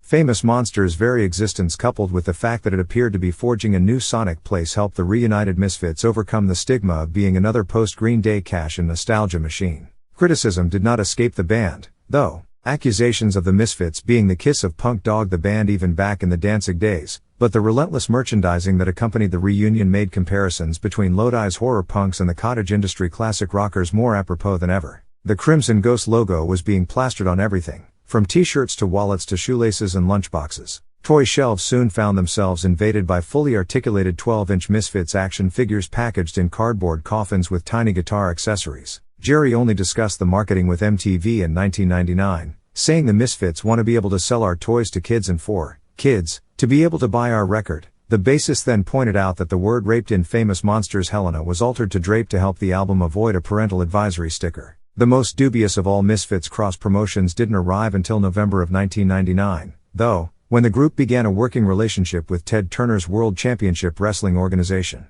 They partnered with Halloween-themed wrestler Vampiro, and the punk band, once steeped in so much mystery and confusion, was now taking elbows for a basic cable audience of millions a couple of nights a week. Not all band members were enthused by this partnership. Michael Graves in particular, who admits he appreciated the resources the WCW was willing to lay at the band's feet, knew he wasn't a wrestler and was not keen on getting punched in the face by Buff Bagwell. Jerry only, on the other hand, embraced the venture, so enamored with this new development that he had a wrestling ring installed in his father's machine shop in Vernon so he could practice during his off time. The Misfits partnered with WCW in the middle of the much ballyhooed Monday Night Wars, when the organization's Monday Nitro television program would go head-to-head against rival wrestling company WWF's Monday Night Raw in a fierce battle for several hours' worth of basic cable Nielsen ratings. Macho Man Randy Savage, the gravel-voiced WWF superstar who reigned in the 1980s as a wildly gesticulating cowboy perpetually bedecked in neon fringe, defected to the WCW in the mid-1990s, reinventing himself as a black-clad heel complete with buxom 5-foot blonde wrapped in skin-tight leather. The woman in question was Gorgeous George, a.k.a. Stephanie Bellers, Savage's real-life girlfriend. The pair met in 1997 at a strip club where Bellers was a performer. They began dating, and Savage eventually used his clout to bring Stephanie into the WCW fold as his valet. The bloom was off the rose by late 1999, though, Bellers had grown increasingly fed up with Savage's bizarre demands. The final straw allegedly came when he suggested a ménage à trois with her 17-year-old sister, and began looking for a new paramour. She quickly found one in Doyle once the Misfits began regularly appearing aside Vampiro. Quiet, even-keeled, and classically handsome out of his corpse makeup, Doyle was almost the mirror opposite of Randy Savage save the similar brick shithouse physique. The guitarist was equally enamored of the flashy Bellers and their love blossomed despite the fact that Doyle already had a wife. Randy Savage, a man known outside the ring for carrying a temper as hair-trigger as that of his beloved beef jerky chomping character, was equal parts heartbroken and enraged when it became apparent Stephanie was shunning him for Doyle. The breaking point arrived one evening that December when Bellers stood her former lover up after the wrestling legend secured box seats at an NFL game in an attempt to woo her back. In an angry tailspin, the Macho Man made some calls, discovered where the Misfits were performing in that night the House of Blues in New Orleans and immediately chartered a jet so he could finally confront and/or mortally wound Doyle. Being one of the most famous faces of American pop culture, Savage easily breezed past security upon his arrival and planted himself firmly backstage. The Misfits, in the middle of their headlining performance, were flabbergasted when they noticed the angry Macho Man waiting in the wings, clearly visible as he shotgunned beer after beer. Mere seconds after pounding out the final guitar chord of the night, a very aware Doyle leapt into the crowd and exited through the venue's front door. Moments later Michael Graves and Guar's Matt Maguire found themselves cornered by a frothing Randy Savage. "Where's Dooley?" he seethed in that famous voice, violently manhandling a trembling Graves in the process. Graves and Maguire were adamant that they knew nothing of Doyle's whereabouts. The pair pleaded with Savage not to brutalize anyone. After a few minutes of tense back and forth, Savage slithered off into the night. Interestingly enough, Jerry only steered clear of this brouhaha, which was odd considering the amount of time he allegedly spent egging wrestlers on before and after WCW events. The boisterous only would openly challenge younger and more experienced industry professionals like Bill Goldberg to unsanctioned matches backstage, embarrassing his bandmates. Jerry's dreams of conquering the squared circle became so overwhelming that for a brief moment, the other Misfits considered letting their founding bass player go after his sports entertainment dreams. A series of talks were held weighing the pros and cons of forming a brand new group with Vampiro on bass. That wouldn't happen, though, only effectively dashed his wrestling dreams by talking up a union among the WCW stable of talent. The Misfits were released from their wrestling contracts shortly thereafter. This brief, contentious episode as grapplers was but a microcosm of the interpersonal problems that continued to plague the band. Many on the inside could see the end was coming. In 2000 the Misfits expanded their cinematic resume and tested their comedic chops in the crime farce Big Money Hustlers. Hustlers was a vehicle for controversial Harlequin hip-hop stars the Insane Clown Posse whose murderous rhymes centered around an evil entity known as the Dark Carnival.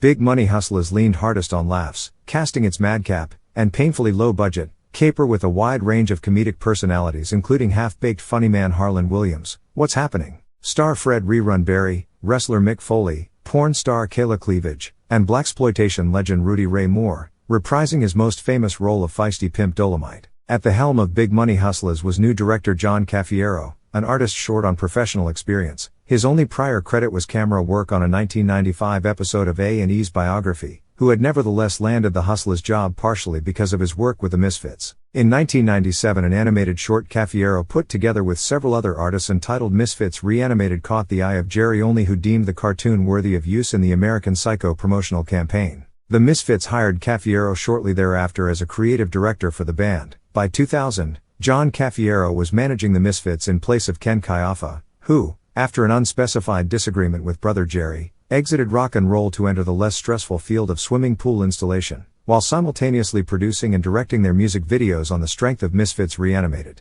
The same animation secured Cafiero the director's chair for Big Money Hustlers, and Insane Clown Posse's label Island Records gave him a budget of $250,000 to complete the direct-to-video feature based around their rapping clown duo. Those monies evaporated a month into shooting, and, even worse, Cafiero's crew, irritated by the cast and film's subject matter, went on strike several times. Violent J, the more heavyset of the two insane clowns, had to step in at the 11th hour with $100,000 from his own pocket to make sure Big Money Hustlers was completed. Hustlers wrapped without further incident, though Cafiero's issues with the self-proclaimed wicked clowns ensured he wouldn't be asked back for the inevitable sequel, 2010's Western-themed Big Money Rustlers. During their scene, the Misfits are seen attempting to enjoy a leisurely snack at a late-night eatery while Harlan Williams's clueless cop character, the cleverly named Officer Harry Cox, disturbs the peace by playing with his food, pretending to be a donut cyclops. Annoyed, Doyle wings a pastry down the counter that hits Williams square in the temple. Williams is shamed as the Misfits crack up,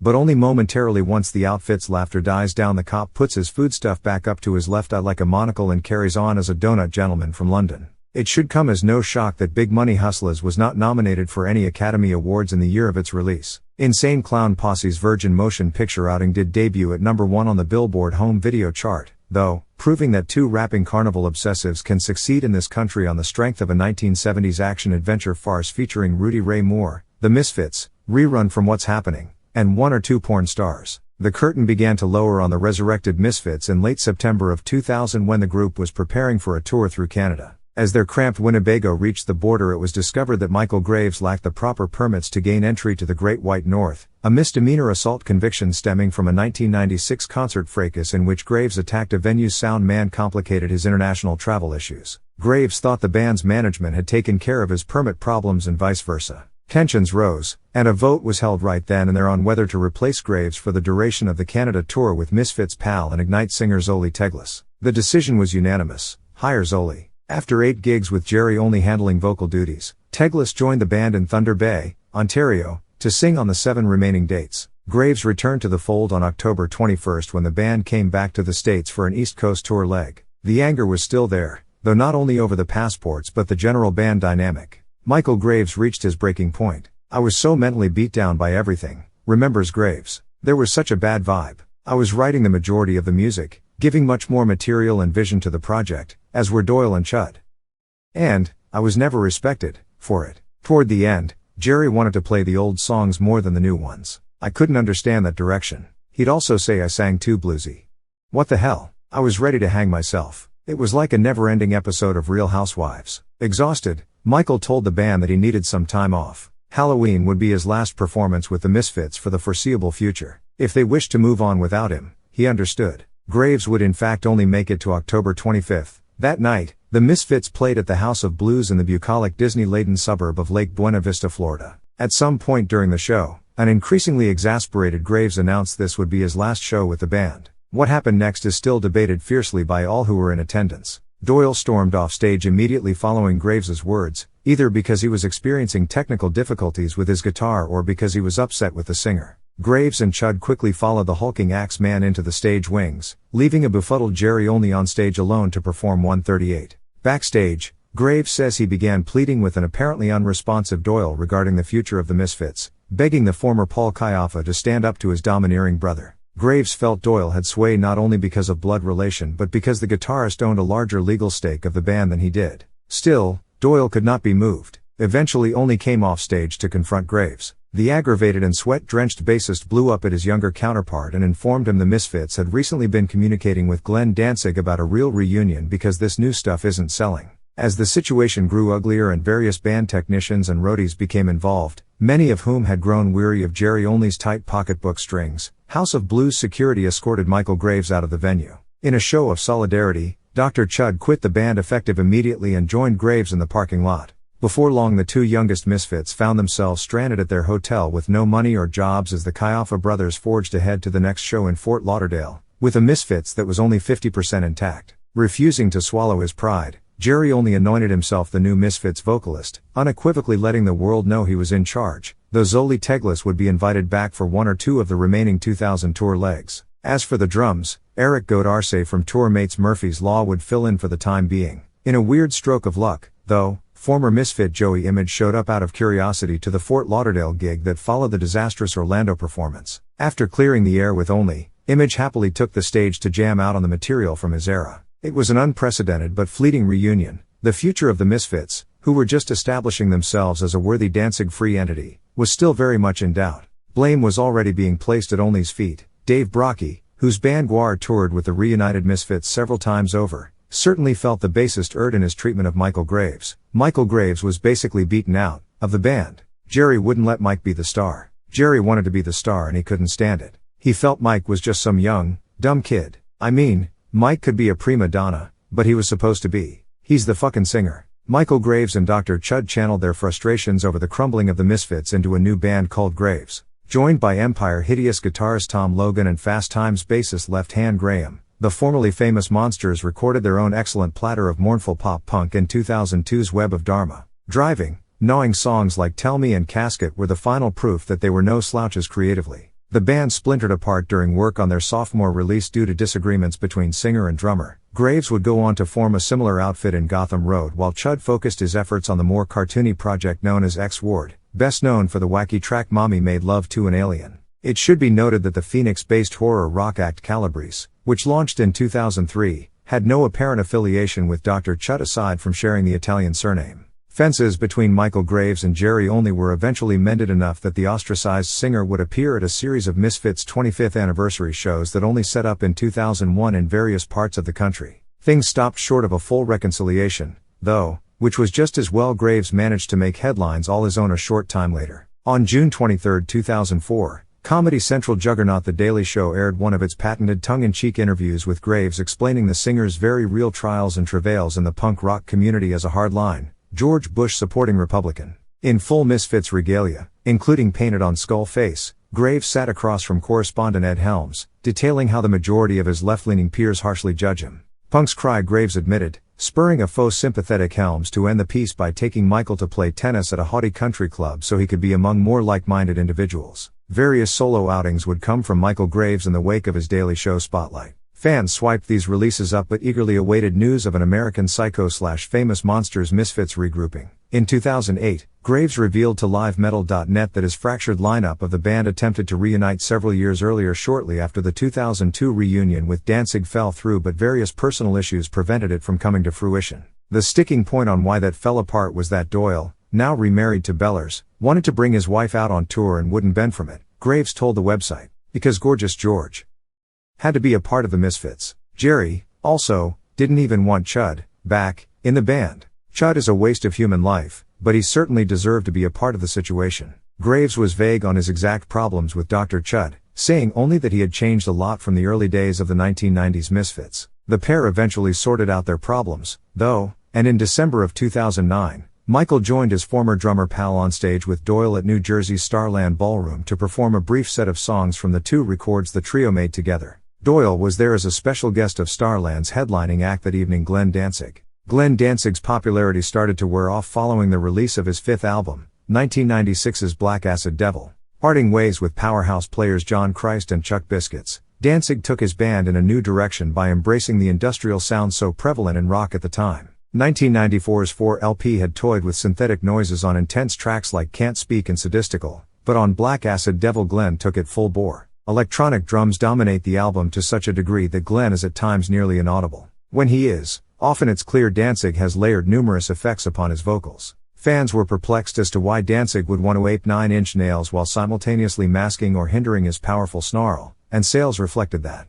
Black Acid Devil was Danzig's first and only release on Hollywood Records. The band decided to leave American Recordings after a royalty dispute ended with Rick Rubin inviting Glenn to sue him as casually as one might offer someone over for tea. He said it matter-of-factly, Glenn remembered years later. Like it's no big thing. He said, I have no control over that kind of stuff. It shouldn't interfere with our working relationship. You'll just have to take me to court.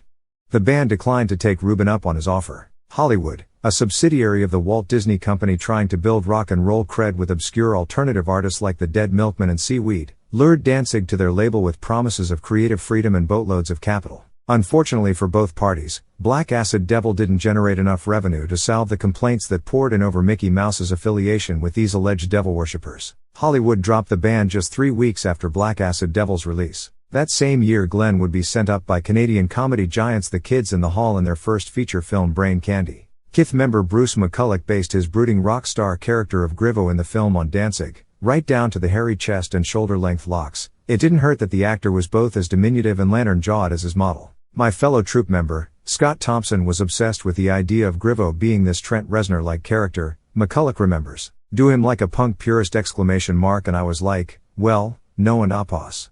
And then I thought of Little Glenn, who has a quiet evil. The character is not a parody, though. It's a loving tribute. I'm really trying to do him. I think he's remarkable. Loving tribute or not, within the context of Brain Candy, McCulloch's faux Danzig is hilarious in his titanic grumpiness, holding an open contempt for everything in his orbit. If the public at large held an opinion on Glenn Danzig, this was an eternally sour rock star incapable of humor. This attitude changes for Grivo once he gets hooked on Brain Candy's fictional antidepressant Gleemanex. Suddenly the character is inspired to abandon dissonant heavy metal for dippy, disposable pop music. Grivo's first post-Gleeman X single, The Saccharine Happiness Pie, propels him to new heights of fame and fortune while disgusting his original fan base. If Glenn Danzig himself was moved, humored, or even offended by Brain Candy, he never let on, focusing instead on his new industrial-tinged sound. In 1999 his band released 666 Satan's Child, which further explored the territory staked out on Black Acid Devil. While the songwriting remained relatively strong during this period, the rock community at large was still turned off by the lack of organic sound.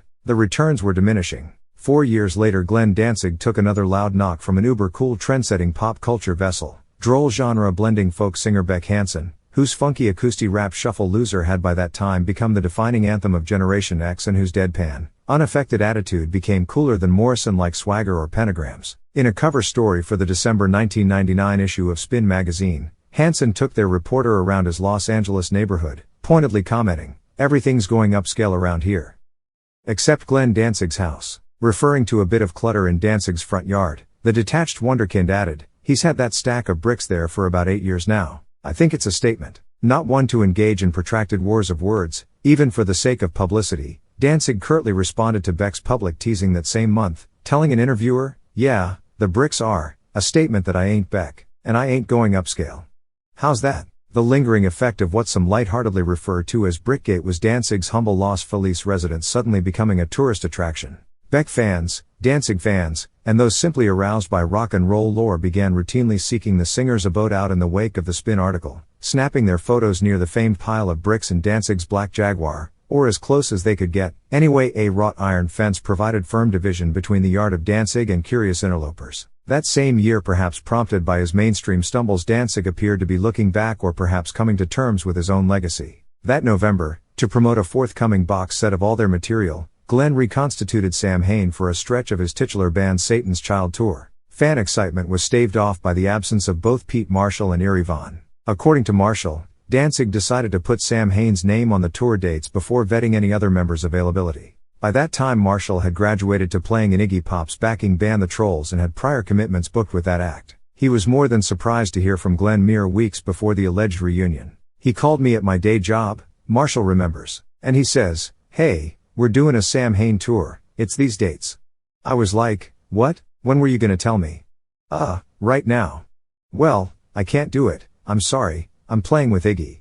And of course, he got all huffy, like, "What do you mean you can't do it?" And opos. Unable to wrestle Marshall away from Iggy Pop, Danzig plugged the guitarist from his own band, Todd Youth, into his place. Von decided he would decline to participate after all. It wouldn't be a true Sam Hain reunion if one member was missing. Yet Danzig didn't bother inviting Von to this reformation, as the bassist had apparently already crossed the point of no return with the finicky singer. Steve Zing and London May ended up sharing bass duties during the reunion shows. Zing would play the instrument while May drummed through a set of songs from his era in Sam Hain, and vice versa. There has been much speculation over the years concerning what drove Danzig apart from his most frequent collaborator. They appeared together on 9 releases and toured side by side for a solid decade. Glenn claims that Von's affinity for southern rock like the Allman Brothers interfered with the dark, semi-industrial sounds he was interested in, and he took umbrage at a handful of unflattering remarks the bass player made about the singer once his tenure in the band was over. For his part, Eerie Von has never fully explained what fractured his relationship with Glenn Danzig.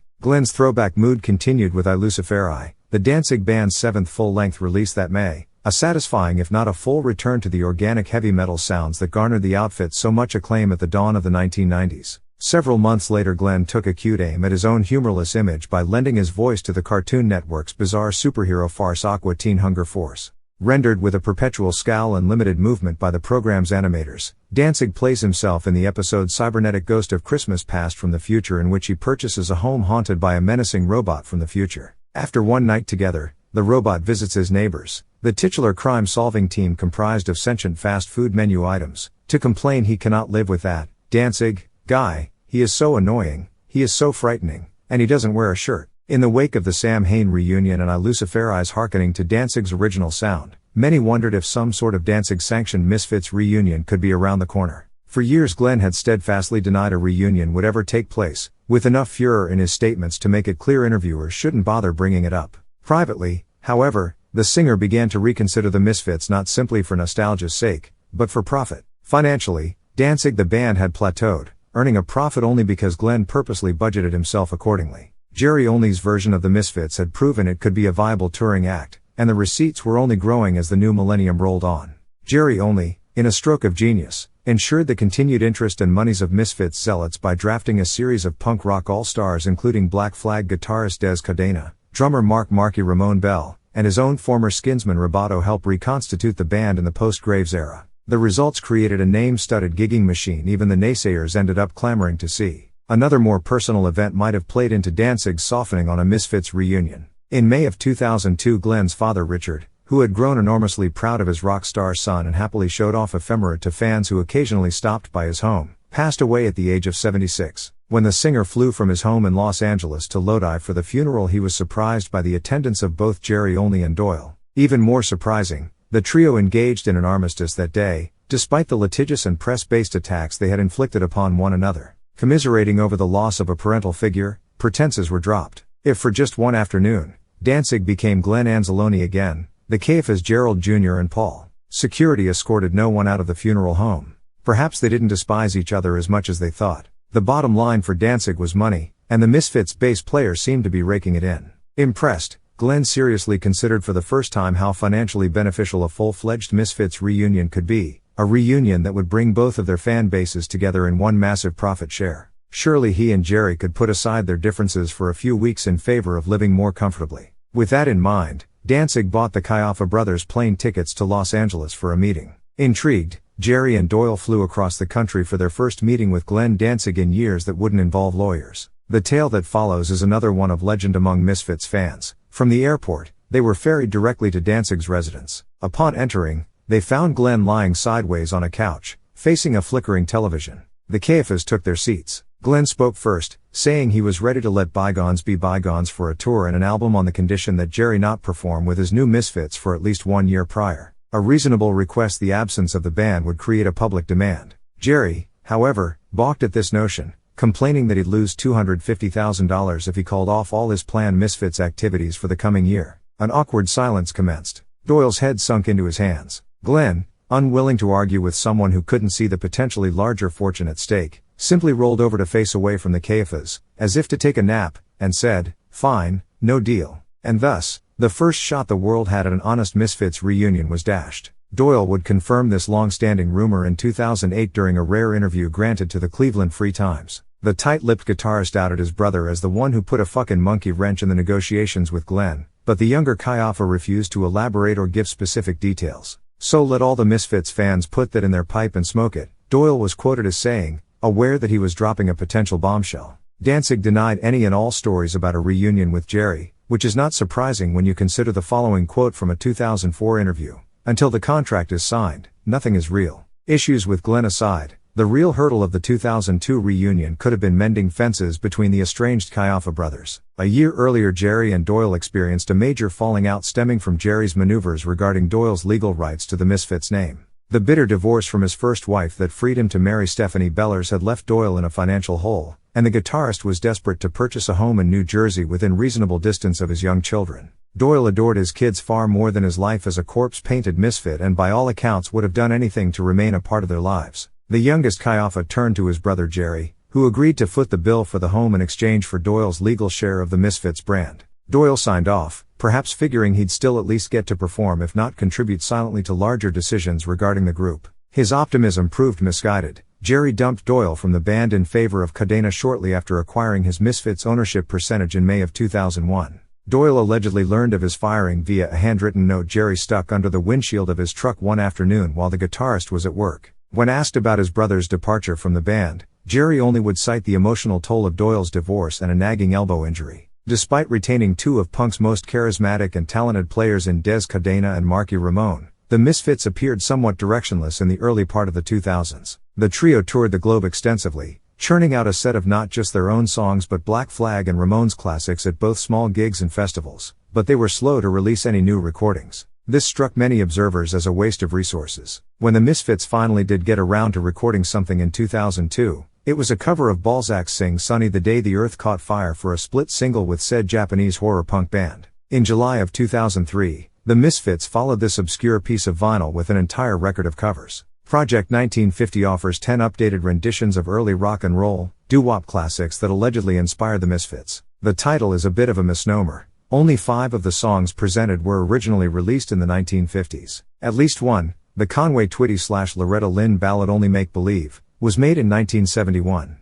Of course, this is the same band that wrote a song about Poltergeist and called it Shining, so perhaps such chronological hiccups are to be expected. At any rate, Jerry Only as vocalist tackles Project 1950 with goofy bombast. Though the band performs these songs well, guest players no less than the Ronettes' Ronnie Spector and Blondie's Jimmy Destri add to the oral construct. Only's hoary singing tends to torpedo any hope of grit or honest passion. Des Cadena, the guitarist partially responsible for Black Flag's menacing attack, could have picked up the slack but plays with far less intensity than he is generally remembered for by punk historians. Naturally, one of the songs the Misfits chose to cover on Project 1950 is Bobby Boris Pickett's Monster Mash. Inexplicably, they add a new syrupy line of melody to the chorus, sung by the band's then manager, John Cafiero. Rather than do a Boris Karloff impression throughout the song, Only performs as himself, slipping into an accent only during the famed mention of the Transylvania twist. As a love letter to a bygone era, Project 1950 has its merits. As a Misfits record,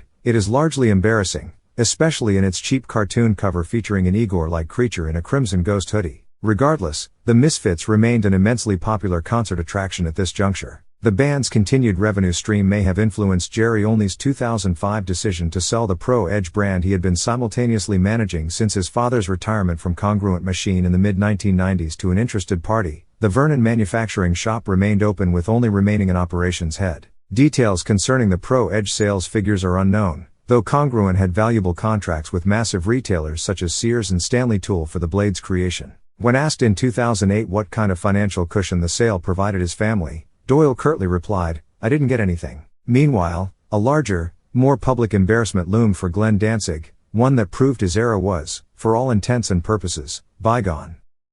Chapter 9, Violent World. The image is one thing and the human being is another. It's very hard to live up to an image. Elvis Presley. The Misfits' influence on rock music was undeniable by the earliest 21st century. Scores of modern rockers paid lip service to the band and covered their songs, from rootsy critical cult darlings like Ryan Adams, My Morning Jacket, and Will Oldham to more commercial punk-based acts like AFI and My Chemical Romance. Green Day, the multi-platinum trio who in the previous decade had done much to make punk rock a household term again, paid their own odd tribute to the Misfits in 2003 by recording a robotic version of Teenagers from Mars for the debut album of their secretive new wave side project The Network. Years later, Green Day would be more assured in their Misfits fandom, covering hybrid moments at random tour intervals. More devoted to the Misfits' pulpit was Slipknot, an assembly of Midwestern musicians who helped carry on the theatrics and ferocity that began in Lodi. Totaling 8 members, Slipknot wore prison jumpsuits, their faces obscured by a grotesque series of mismatched Halloween masks, and churned out a deafening assault of discordant horror metal just as blunt as it was unrelenting. Slipknot's hit, as it were, was 2001's People Equals Shit from the Door, Iowa. Despite a thoroughly frightening persona and thinly veiled contempt for the world around them, Slipknot managed to amass enormous popularity beyond their core fan base of colorfully termed maggots. The group hooked up with former Danzig ally Rick Rubin for their third album, 2004's Volume 3, The Subliminal Verses. The results went platinum in several countries and earned a Best Metal Performance Grammy for the album's 10th song Before I Forget. The chalky white Crimson Ghost logo had also become something of a trendy fashion accessory. Rowdy millionaire rappers wore parody t-shirts with the famous skull sporting gold teeth or sunglasses. Featherweight pop stars sported the Crimson Ghost to look tough. The ghostly face popped up in television and movies by Will Smith, Adam Sandler, Chevy Chase, Ben Affleck, and Keira Knightley. Amusing as it could be to spot someone like Boy George or Justin Bieber wandering around in Misfits apparel, at least the Crimson Ghost never aged. The Misfits themselves, on the other hand, could not stave off their mortality. In 2004 Glenn Danzig was 49 and still grinding out a living as a touring heavy metal musician with his eponymous band. Diplomacy was still not his strong suit, and an incident that July would forever topple his carefully crafted image of a satanically powered tough guy. A video camera caught a backstage confrontation in Tuba City, Arizona, between Glenn and musician Danny Marianino. Asked by a reporter if things were weird between the Caiaphas now that the guitarist was spending time with Danzig, Doyle retorted, "Things have been weird with Jerry since we started playing music," Riley adding, "His name is exactly what he is. Jerry only Jerry." Doyle attempted to strike out with his own act Gorgeous Frankenstein in the late aughts, a stomping metal punk hybrid led by the guitarist and his wife Stephanie Bellers. In concert, Bellers performed a striptease on stage as the band tore through material like Speed Witch and Hell Angel. Lineup changes plagued Gorgeous Frankenstein, but the band managed to squeeze out one self-titled album in 2007. Following several years of inactivity, Gorgeous Frankenstein relaunched in 2012 under the eponym Doyle and began trumpeting the 2013 release of their sophomore effort Abominator. Bellers was absent from the new lineup and press photos, but she was never sold on being in Gorgeous Frankenstein in the first place. "We have 4 kids, and the only reason I wanted to come out with the band was to take care of them," Bellers told Yahoo! In 2009. "Gorgeous Frankenstein more or less has to do with our children." Paul Kayaffa also expanded the Misfits empire into foodstuffs in the latter half of the decade when he launched his own brand of hot sauce. The cayenne pepper-based Made in Hell, which bears Doyle's green glowing visage on its label, is marketed as being hotter than Tabasco but not so hot as to totally destroy the flavor of your food. The pervasiveness of the Crimson Ghost was of course partially due to its own striking image, but also because the Misfits worked so damn hard to make it an icon. The band printed it on nearly any kind of accessory big enough to convey its fright for an interval of nearly 20 to 25 years. Ownership of the original Republic Pictures Crimson Ghost cereal and its related properties changed several times over the years. At no point did any of its copyright holders come after the Misfits for their unauthorized appropriation of the character. Jerry Only was still marketing the logo aggressively into the first decade of the 21st century, although a 2010 legal complaint would claim the bassist was doing so without the consent and permission of the other Misfits, a violation of the 1994 settlement. In August of 2009, Arthur Googie noticed a billboard in Manhattan advertising a special brand of Misfits sneakers featuring the Crimson Ghost. Googie got in touch with Bobby Steele, the former Misfit he was closest to, and the pair filed suit against Jerry Only to the tune of $75,000 for failing to properly declare co-ownership of the Misfits name and trademarks among all former members and for falsely attempting to trademark Misfits logos in his own name in 2000. Danzig himself commenced proceedings against Only's 2000 trademark registrations. Those actions were still pending as of 2010. The story Kaufhold et al. V.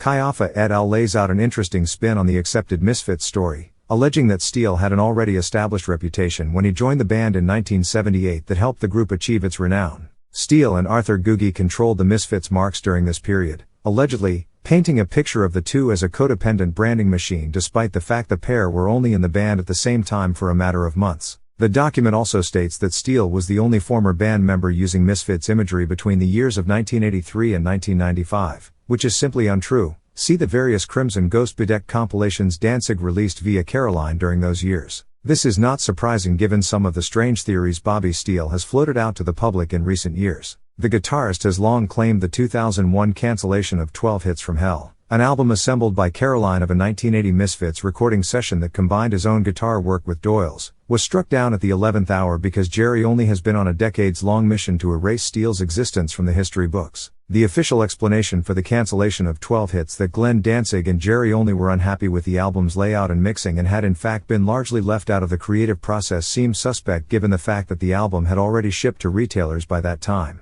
But record companies routinely assemble product without their clients' direct involvement in hopes of making a quick buck, and hoping the musicians in question will be too busy to even notice. 12 Hits appears to be just another example akin to an umpteenth Aerosmith or Madonna Greatest Hits collection. A new Misfits release the label hoped to pop out in time for Halloween by purposely not consulting the notoriously fickle band members. Besides, had there truly been a conspiracy against Bobby Steele, the Misfits would have likely suppressed the majority of Caroline's 1996 box set. Some have speculated that part of the complication with 12 Hits from Hell had to do with its relative inability to exist comfortably within the legal parameters set by the band's 1995 settlement agreement. Blending various distorted guitar tracks together made correct pro-rating a headache, a few insiders say. Credence was lent to this theory in 2004 when Danzig alleged to Circus that Bobby Steele had snuck into a studio to add new guitar tracks to the 12 Hits mix without the rest of the band's consent or knowledge. An ironic volley considering the sonic tinkering Danzig himself did on Legacy of Brutality and Collection 2.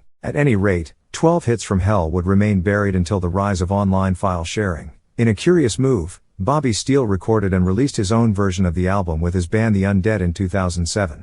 Cursed as he may appear by the hands of fate or his previous musical collaborators, Steele had sunnier moments in life. In April 2011 the still dangerously thin guitarist wed model Jill Kethel, who appeared in the original 1988 black and white video for Danzig's Mother. Steele and his bride married at Parsippany, New Jersey's Chiller Theater Expo. Following the ceremony, the brand new Mr. Kethel, adorned in a white tuxedo complete with top hat, performed David Bowie's Ziggy Stardust with Chiller Expo staples The Dead Elvie. Though love petered out quickly for the couple, By the summer of 2012, Kethel claimed irreconcilable differences over Steele's involvements with drugs, pornography, and falsified claims for government assistance. It is certainly better to have loved the live dancer from the Mother video and Lost than to have only seen her from the other side of the television screen. I appreciate Jerry working so hard, says Ian McKay of the relentless touring Only's Misfits trio undertook in the 2000s. I went to see them a few years ago and that guy really works. He's taking care of all these things backstage while still making time for fans and friends. I was really impressed. Indeed, Jerry only kept the Misfits out on the road and touring constantly in the first 10 years of the 2000s, remaining his affable and personable self no matter what the circumstance, always extending himself on behalf of thrilled concert attendees. Yet this latest incarnation of the band again took their time working on a recorded product to follow Project 1950, despite having launched their own label, Misfits Records, in 2002. Eventually, the group buckled down to produce 2009's single Land of the Dead, a tribute to George Romero's 2005 zombie film entry of the same name. A fully realized version of the Crimson Ghost skull, replete with rotting flesh and stringy bits of hair, was created by heavy metal artist Arthur Sweetum for the cover. Unfortunately, the song itself was too meandering and lifeless to inspire much excitement, a shame considering it boasted the triumphant studio return of Robo. Robo, who spent several years alternating live percussive duties with Marky Ramone, became the permanent Misfits drummer again in 2005 after Ramone departed over rumored pay disputes. The scuttlebutt at the time suggested Marky's several $1,000 guarantee for each performance was too draining for Only's pockets. Marky himself later officially cited his displeasure with the sloppy versions of Ramone's songs that Only and Cadena were forcing him to play. Only's vocals on Land of the Dead, while perfectly melodic, lack commitment and end up sounding rather inauthentic. Yet the band still had its supporters. I thought they were pretty good with Dez and Robo, says I Hate God singer Mike Nine Williams. I mean, the whole thing was pretty trippy seeing Dez up there with long hair and that face paint on, but musically they were pretty good. Finally, in October of 2011, the Misfits released The Devil's Reign, their 7th studio album. Helmed by noted Ramones producer Ed Stasium and including another drum shift, Robo's recurring visa issues forced his ouster in favor of Eric Chupacabra Arce. The album has perhaps the fullest, most spacious sound of any record in the band's catalog. Still, a hokey nature abounds. From the on-the-nose opening sound effects of a coming rainstorm to Jerry Only's continued lounge crooning to the spate of songs that once again appear to have been written after perusing IMDb, or perhaps it's a coincidence that the band wrote a song about dark shadows roughly the same time director Tim Burton began working on his feature film. Bits of rich melody exists on The Devil's Reign, particularly in the breezy sway of Black Hole and the ascending UFO croon Unexplained, but camp overrides any other quality here. See the dramatic tribute to W. W. Jacobs' The Monkey's Paw for all the evidence you need.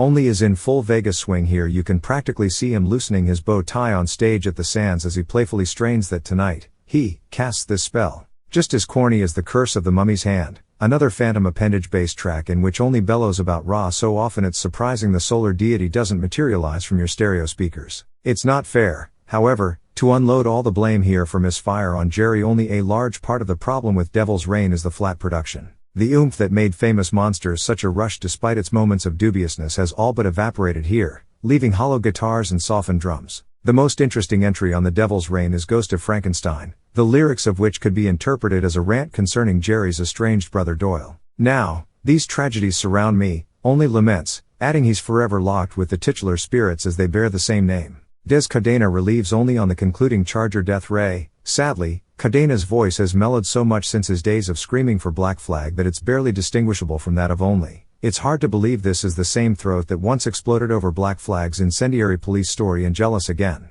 The general 2 to 3 star review The Devil's Reign garnered accurately reflect its mediocrity. Summing it up succinctly in the Delaware County Daily Times, Michael Christopher wrote, Jerry Only retains the Misfits name and rights only, because there is no true legitimacy left within the group. The question is not whether the Misfits are really the Misfits without Glenn Danzig, added noted internet rock critic Mark Prindle in his Devil's Reign review. The question is whether any of the remaining or replacement members have had any songwriting talent at all. And the answer is hell fucking no. Glenn Danzig may be an irrelevant prima donna asshole in 2011, but his songwriting was untouchable between 1977 and 1994. Jerry Only, on the other hand, is just some guy. Anybody could write the garbage he writes. Remember that old Dead Kennedy's song, where Jello Biafra sings Imagine Sid Vicious at 35.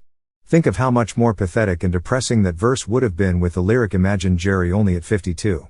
Then buy The Devil's Reign and hear that image come to humiliating, devil-locked life. Undaunted by the indifference or disappointment that greeted The Devil's Reign, The Misfits continued to tour through 2012, playing all manner of gigs to those still holding out hope that a real reunion with Glenn Danzig might one day be forged. In fact, the title of the album could be viewed as a subtle invitation for Glenn's return. Devil's Reign is one of the more memorable phrases in the Danzig pen skulls from 1982's Walk Among Us. Perhaps this titular nod was meant to be little more than a reminder of the glory days. Perhaps it was simply inspired by the legendarily awful 1975 William Shatner vehicle about a satanic cabal of the same name. Yet true Misfits devotees must have wondered, if ever briefly, that the Devil's Reign was in some way supposed to be a signal to Danzig preceding a true mending of fences, that this was maybe the first step in the reunion fans had waited so long to see. When faced with the inevitable reunion question by Rolling Stone, Jerry only reaffirmed his status as a Christian family man, only moonlighting as a Satanist when he replied, "If Glenn went and got baptized again,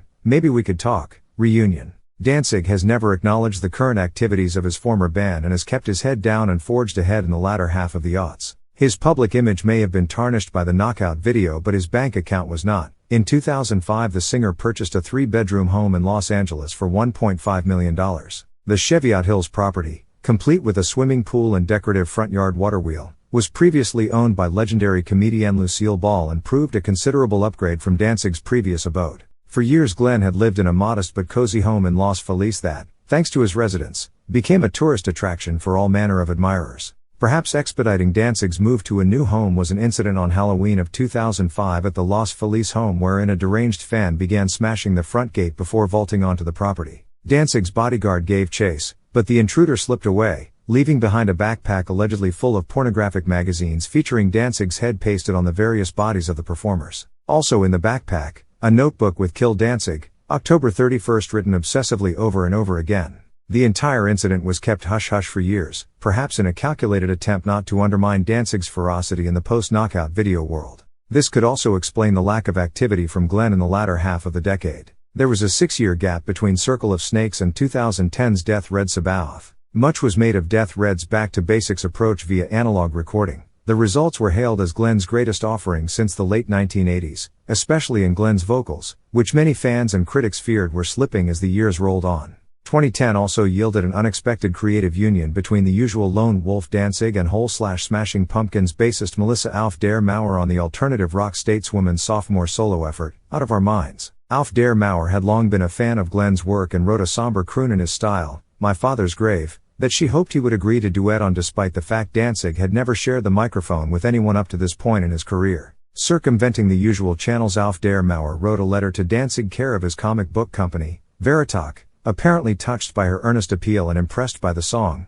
Glenn agreed to the duet, and the two quickly cut it in a Los Angeles studio. Like Death Red Sabaoth, My Father's Grave throbs with the pain of classic Danzig as it lays out the heartfelt conversation between the hurt tenor of a daughter in mourning and the baritone workman who buried the man who raised her. Out of Our Minds received waves of positive press, and many reviewers made sure to emphasize the wounded beauty of My Father's Grave. Maria Schur of PopMatters.com praised Danzig's performance of the song as his sinister best. Yet any artistic achievement was overshadowed by another internet embarrassment, albeit one far less devastating than the North Side Kings confrontation. In October of 2010, mere months after Death Red's release, paparazzi photos began circulating online of an exhausted-looking Glenn returning from a brief shopping excursion. Clearly visible in one of his translucent plastic bags was a bright blue box of Fresh Step kitty litter, its smiling feline mascot sharply contrasting the tight black ensemble. Topped off with one of his band's own t-shirts, Glenn chose for the day. Rock fans the world over were enormously amused seeing the self-proclaimed bringer of death lugging around pet supplies, and before long internet parody artists began splicing errant cat noises into YouTube videos of Mother. Danzig himself, apparently unaware of the inherent humor in an allegedly satanic rock star caring after house pets, was mostly annoyed by the attention.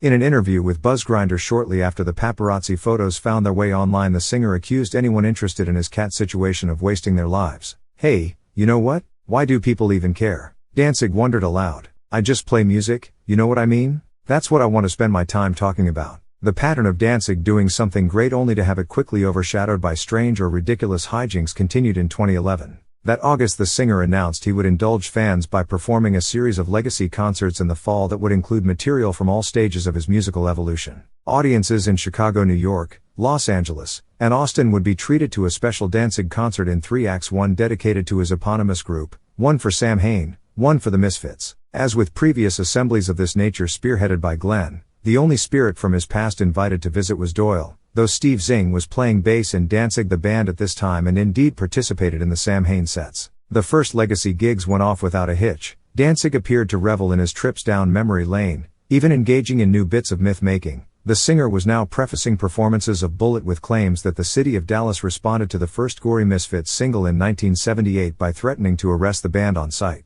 The fourth show in Austin on November 4th, part of the city's annual Fun Fest, was marred by what event organizers later characterized as Glenn's fuss-budget behavior. Audience members disappointed that the set that night only lasted an hour were later informed via Fun Fest's Facebook page that Danzig purposely took the stage 45 minutes late as many of his backstage demands had not been met. The festival's booking agent accused Danzig of threatening cancellation from the moment he arrived in Austin that morning, citing a severe cold or, as he called it, a death bug. Piping hot French onion soup, a handful of vitamins, and a Wendy's chicken sandwich were all allegedly demanded by and procured for the singer to ensure his comfort. A doctor was also summoned to the concert site, but Danzig, a longtime critic of Western medicine, refused his non-holistic treatments. The Austin promoters went out of their way to accommodate Danzig but to no avail. Half an hour before his time slot, Danzig holed up in his trailer and refused to go on, upset over the stage size and some improperly hung banners. Eventually, he was cajoled on stage, still fearful that the crisp 50-degree temperatures would weaken his health further. As ordered by the city, festival organizers pulled the plug at 10 p.m.,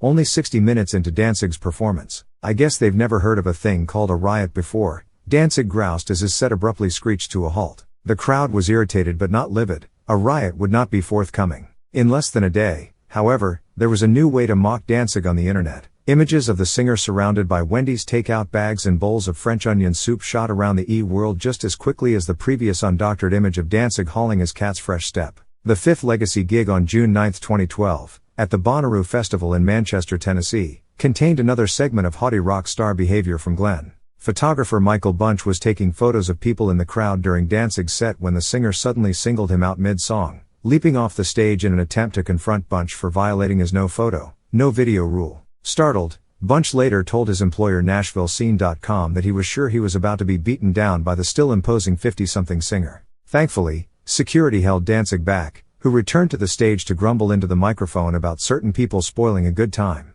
No explanation was forthcoming from Danzig himself regarding this or the Austin incident, but these particular episodes probably did little to engender respect from younger fans. At least Glenn Danzig could still retreat to the studio. For his band's 10th full-length release, Danzig decided the time had come for his own project 1950 of sorts. He began assembling an album of cover songs to pay tribute to the artists and music that touched him most profoundly. In an early interview concerning the album, Danzig stated that of course, he'd be including an Elvis song, an odd statement considering the lengths the singer went to early in his career to paint himself as not much of a Presley devotee, usually in the wake of covering the King's material.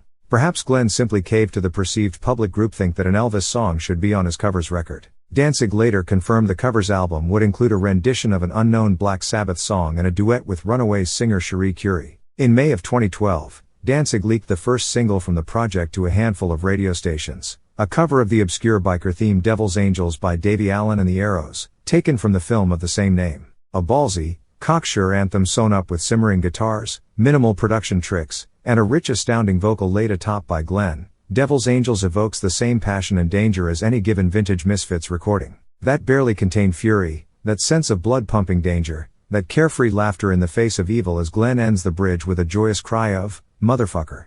If this song were the last Glenn Anzalone ever recorded, it would be a succulent and fitting note to end on. Thankfully, there is talk of an album soon to come. The Misfits are not a Ramones or a Nirvana or a Radiohead. They did not single-handedly sway the course of rock music a certain way, nor did they inspire legions of imitators across several continents. They created something incredibly unique, though, mixing brutality with melody in such a fashion. It touched enough people to prove monumentally important, a firm stepping stone for purveyors of the extreme and unflinching. Their touch can be heard in various critical sonic pockets since their inception. And no other band, not Metallica nor Guns N' Roses nor White Zombie nor Gwar nor Cradle of Filth, has been able to convey the same startling passion or fury as the Misfits. No other band has had the same kind of raw voice. Like the long-running horror franchises they invoke, the Misfits are often imitated but never truly duplicated, even when they slip into self-parody or irrelevancy. Once I was with my friend, at his house, talking about punk names, remembers Ian MacKay. I said, "You know,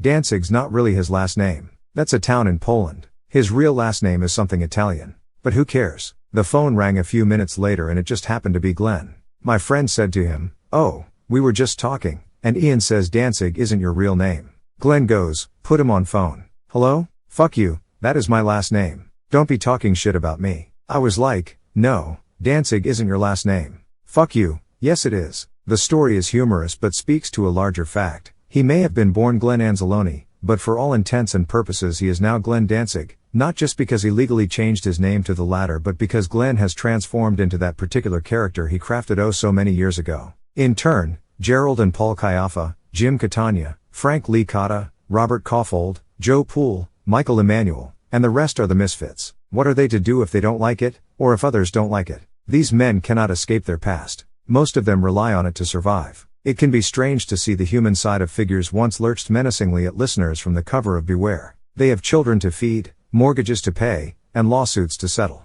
But nothing can diminish the accomplishment or meaning of the band's earliest pioneering efforts. That power is still present the first time anyone lays eyes on that unblinking skull staring out from a ratty old t-shirt or experiences the powerful pause that finishes off the mournful death rattle, "Last Caress." The Who never scared me, asserts Bruce McCulloch. The Misfits scared me. Though they are currently more popular than ever, the Misfits have never really broken into the mainstream. They are not heard regularly in primetime television commercials or movie trailers. As appealing as Danzig's voice is, he's still singing about bloated corpses and blind violence most of the time. The Misfits will probably never have their music licensed for a Target advertising campaign or appear in a Pixar movie. It's just as well. Such expansion would be anathema to Glenn Danzig's original concept and attitude. "There was one time we were hanging outside CBGB's, Rosemary's Baby's singer Jr. recalls. There was a guy there, a skinhead, older than me, whom I really respected. He saw me talking to Glenn and asked, 'You know that guy?' 'Yeah,' I said. 'I know him, I like a few songs by his band.'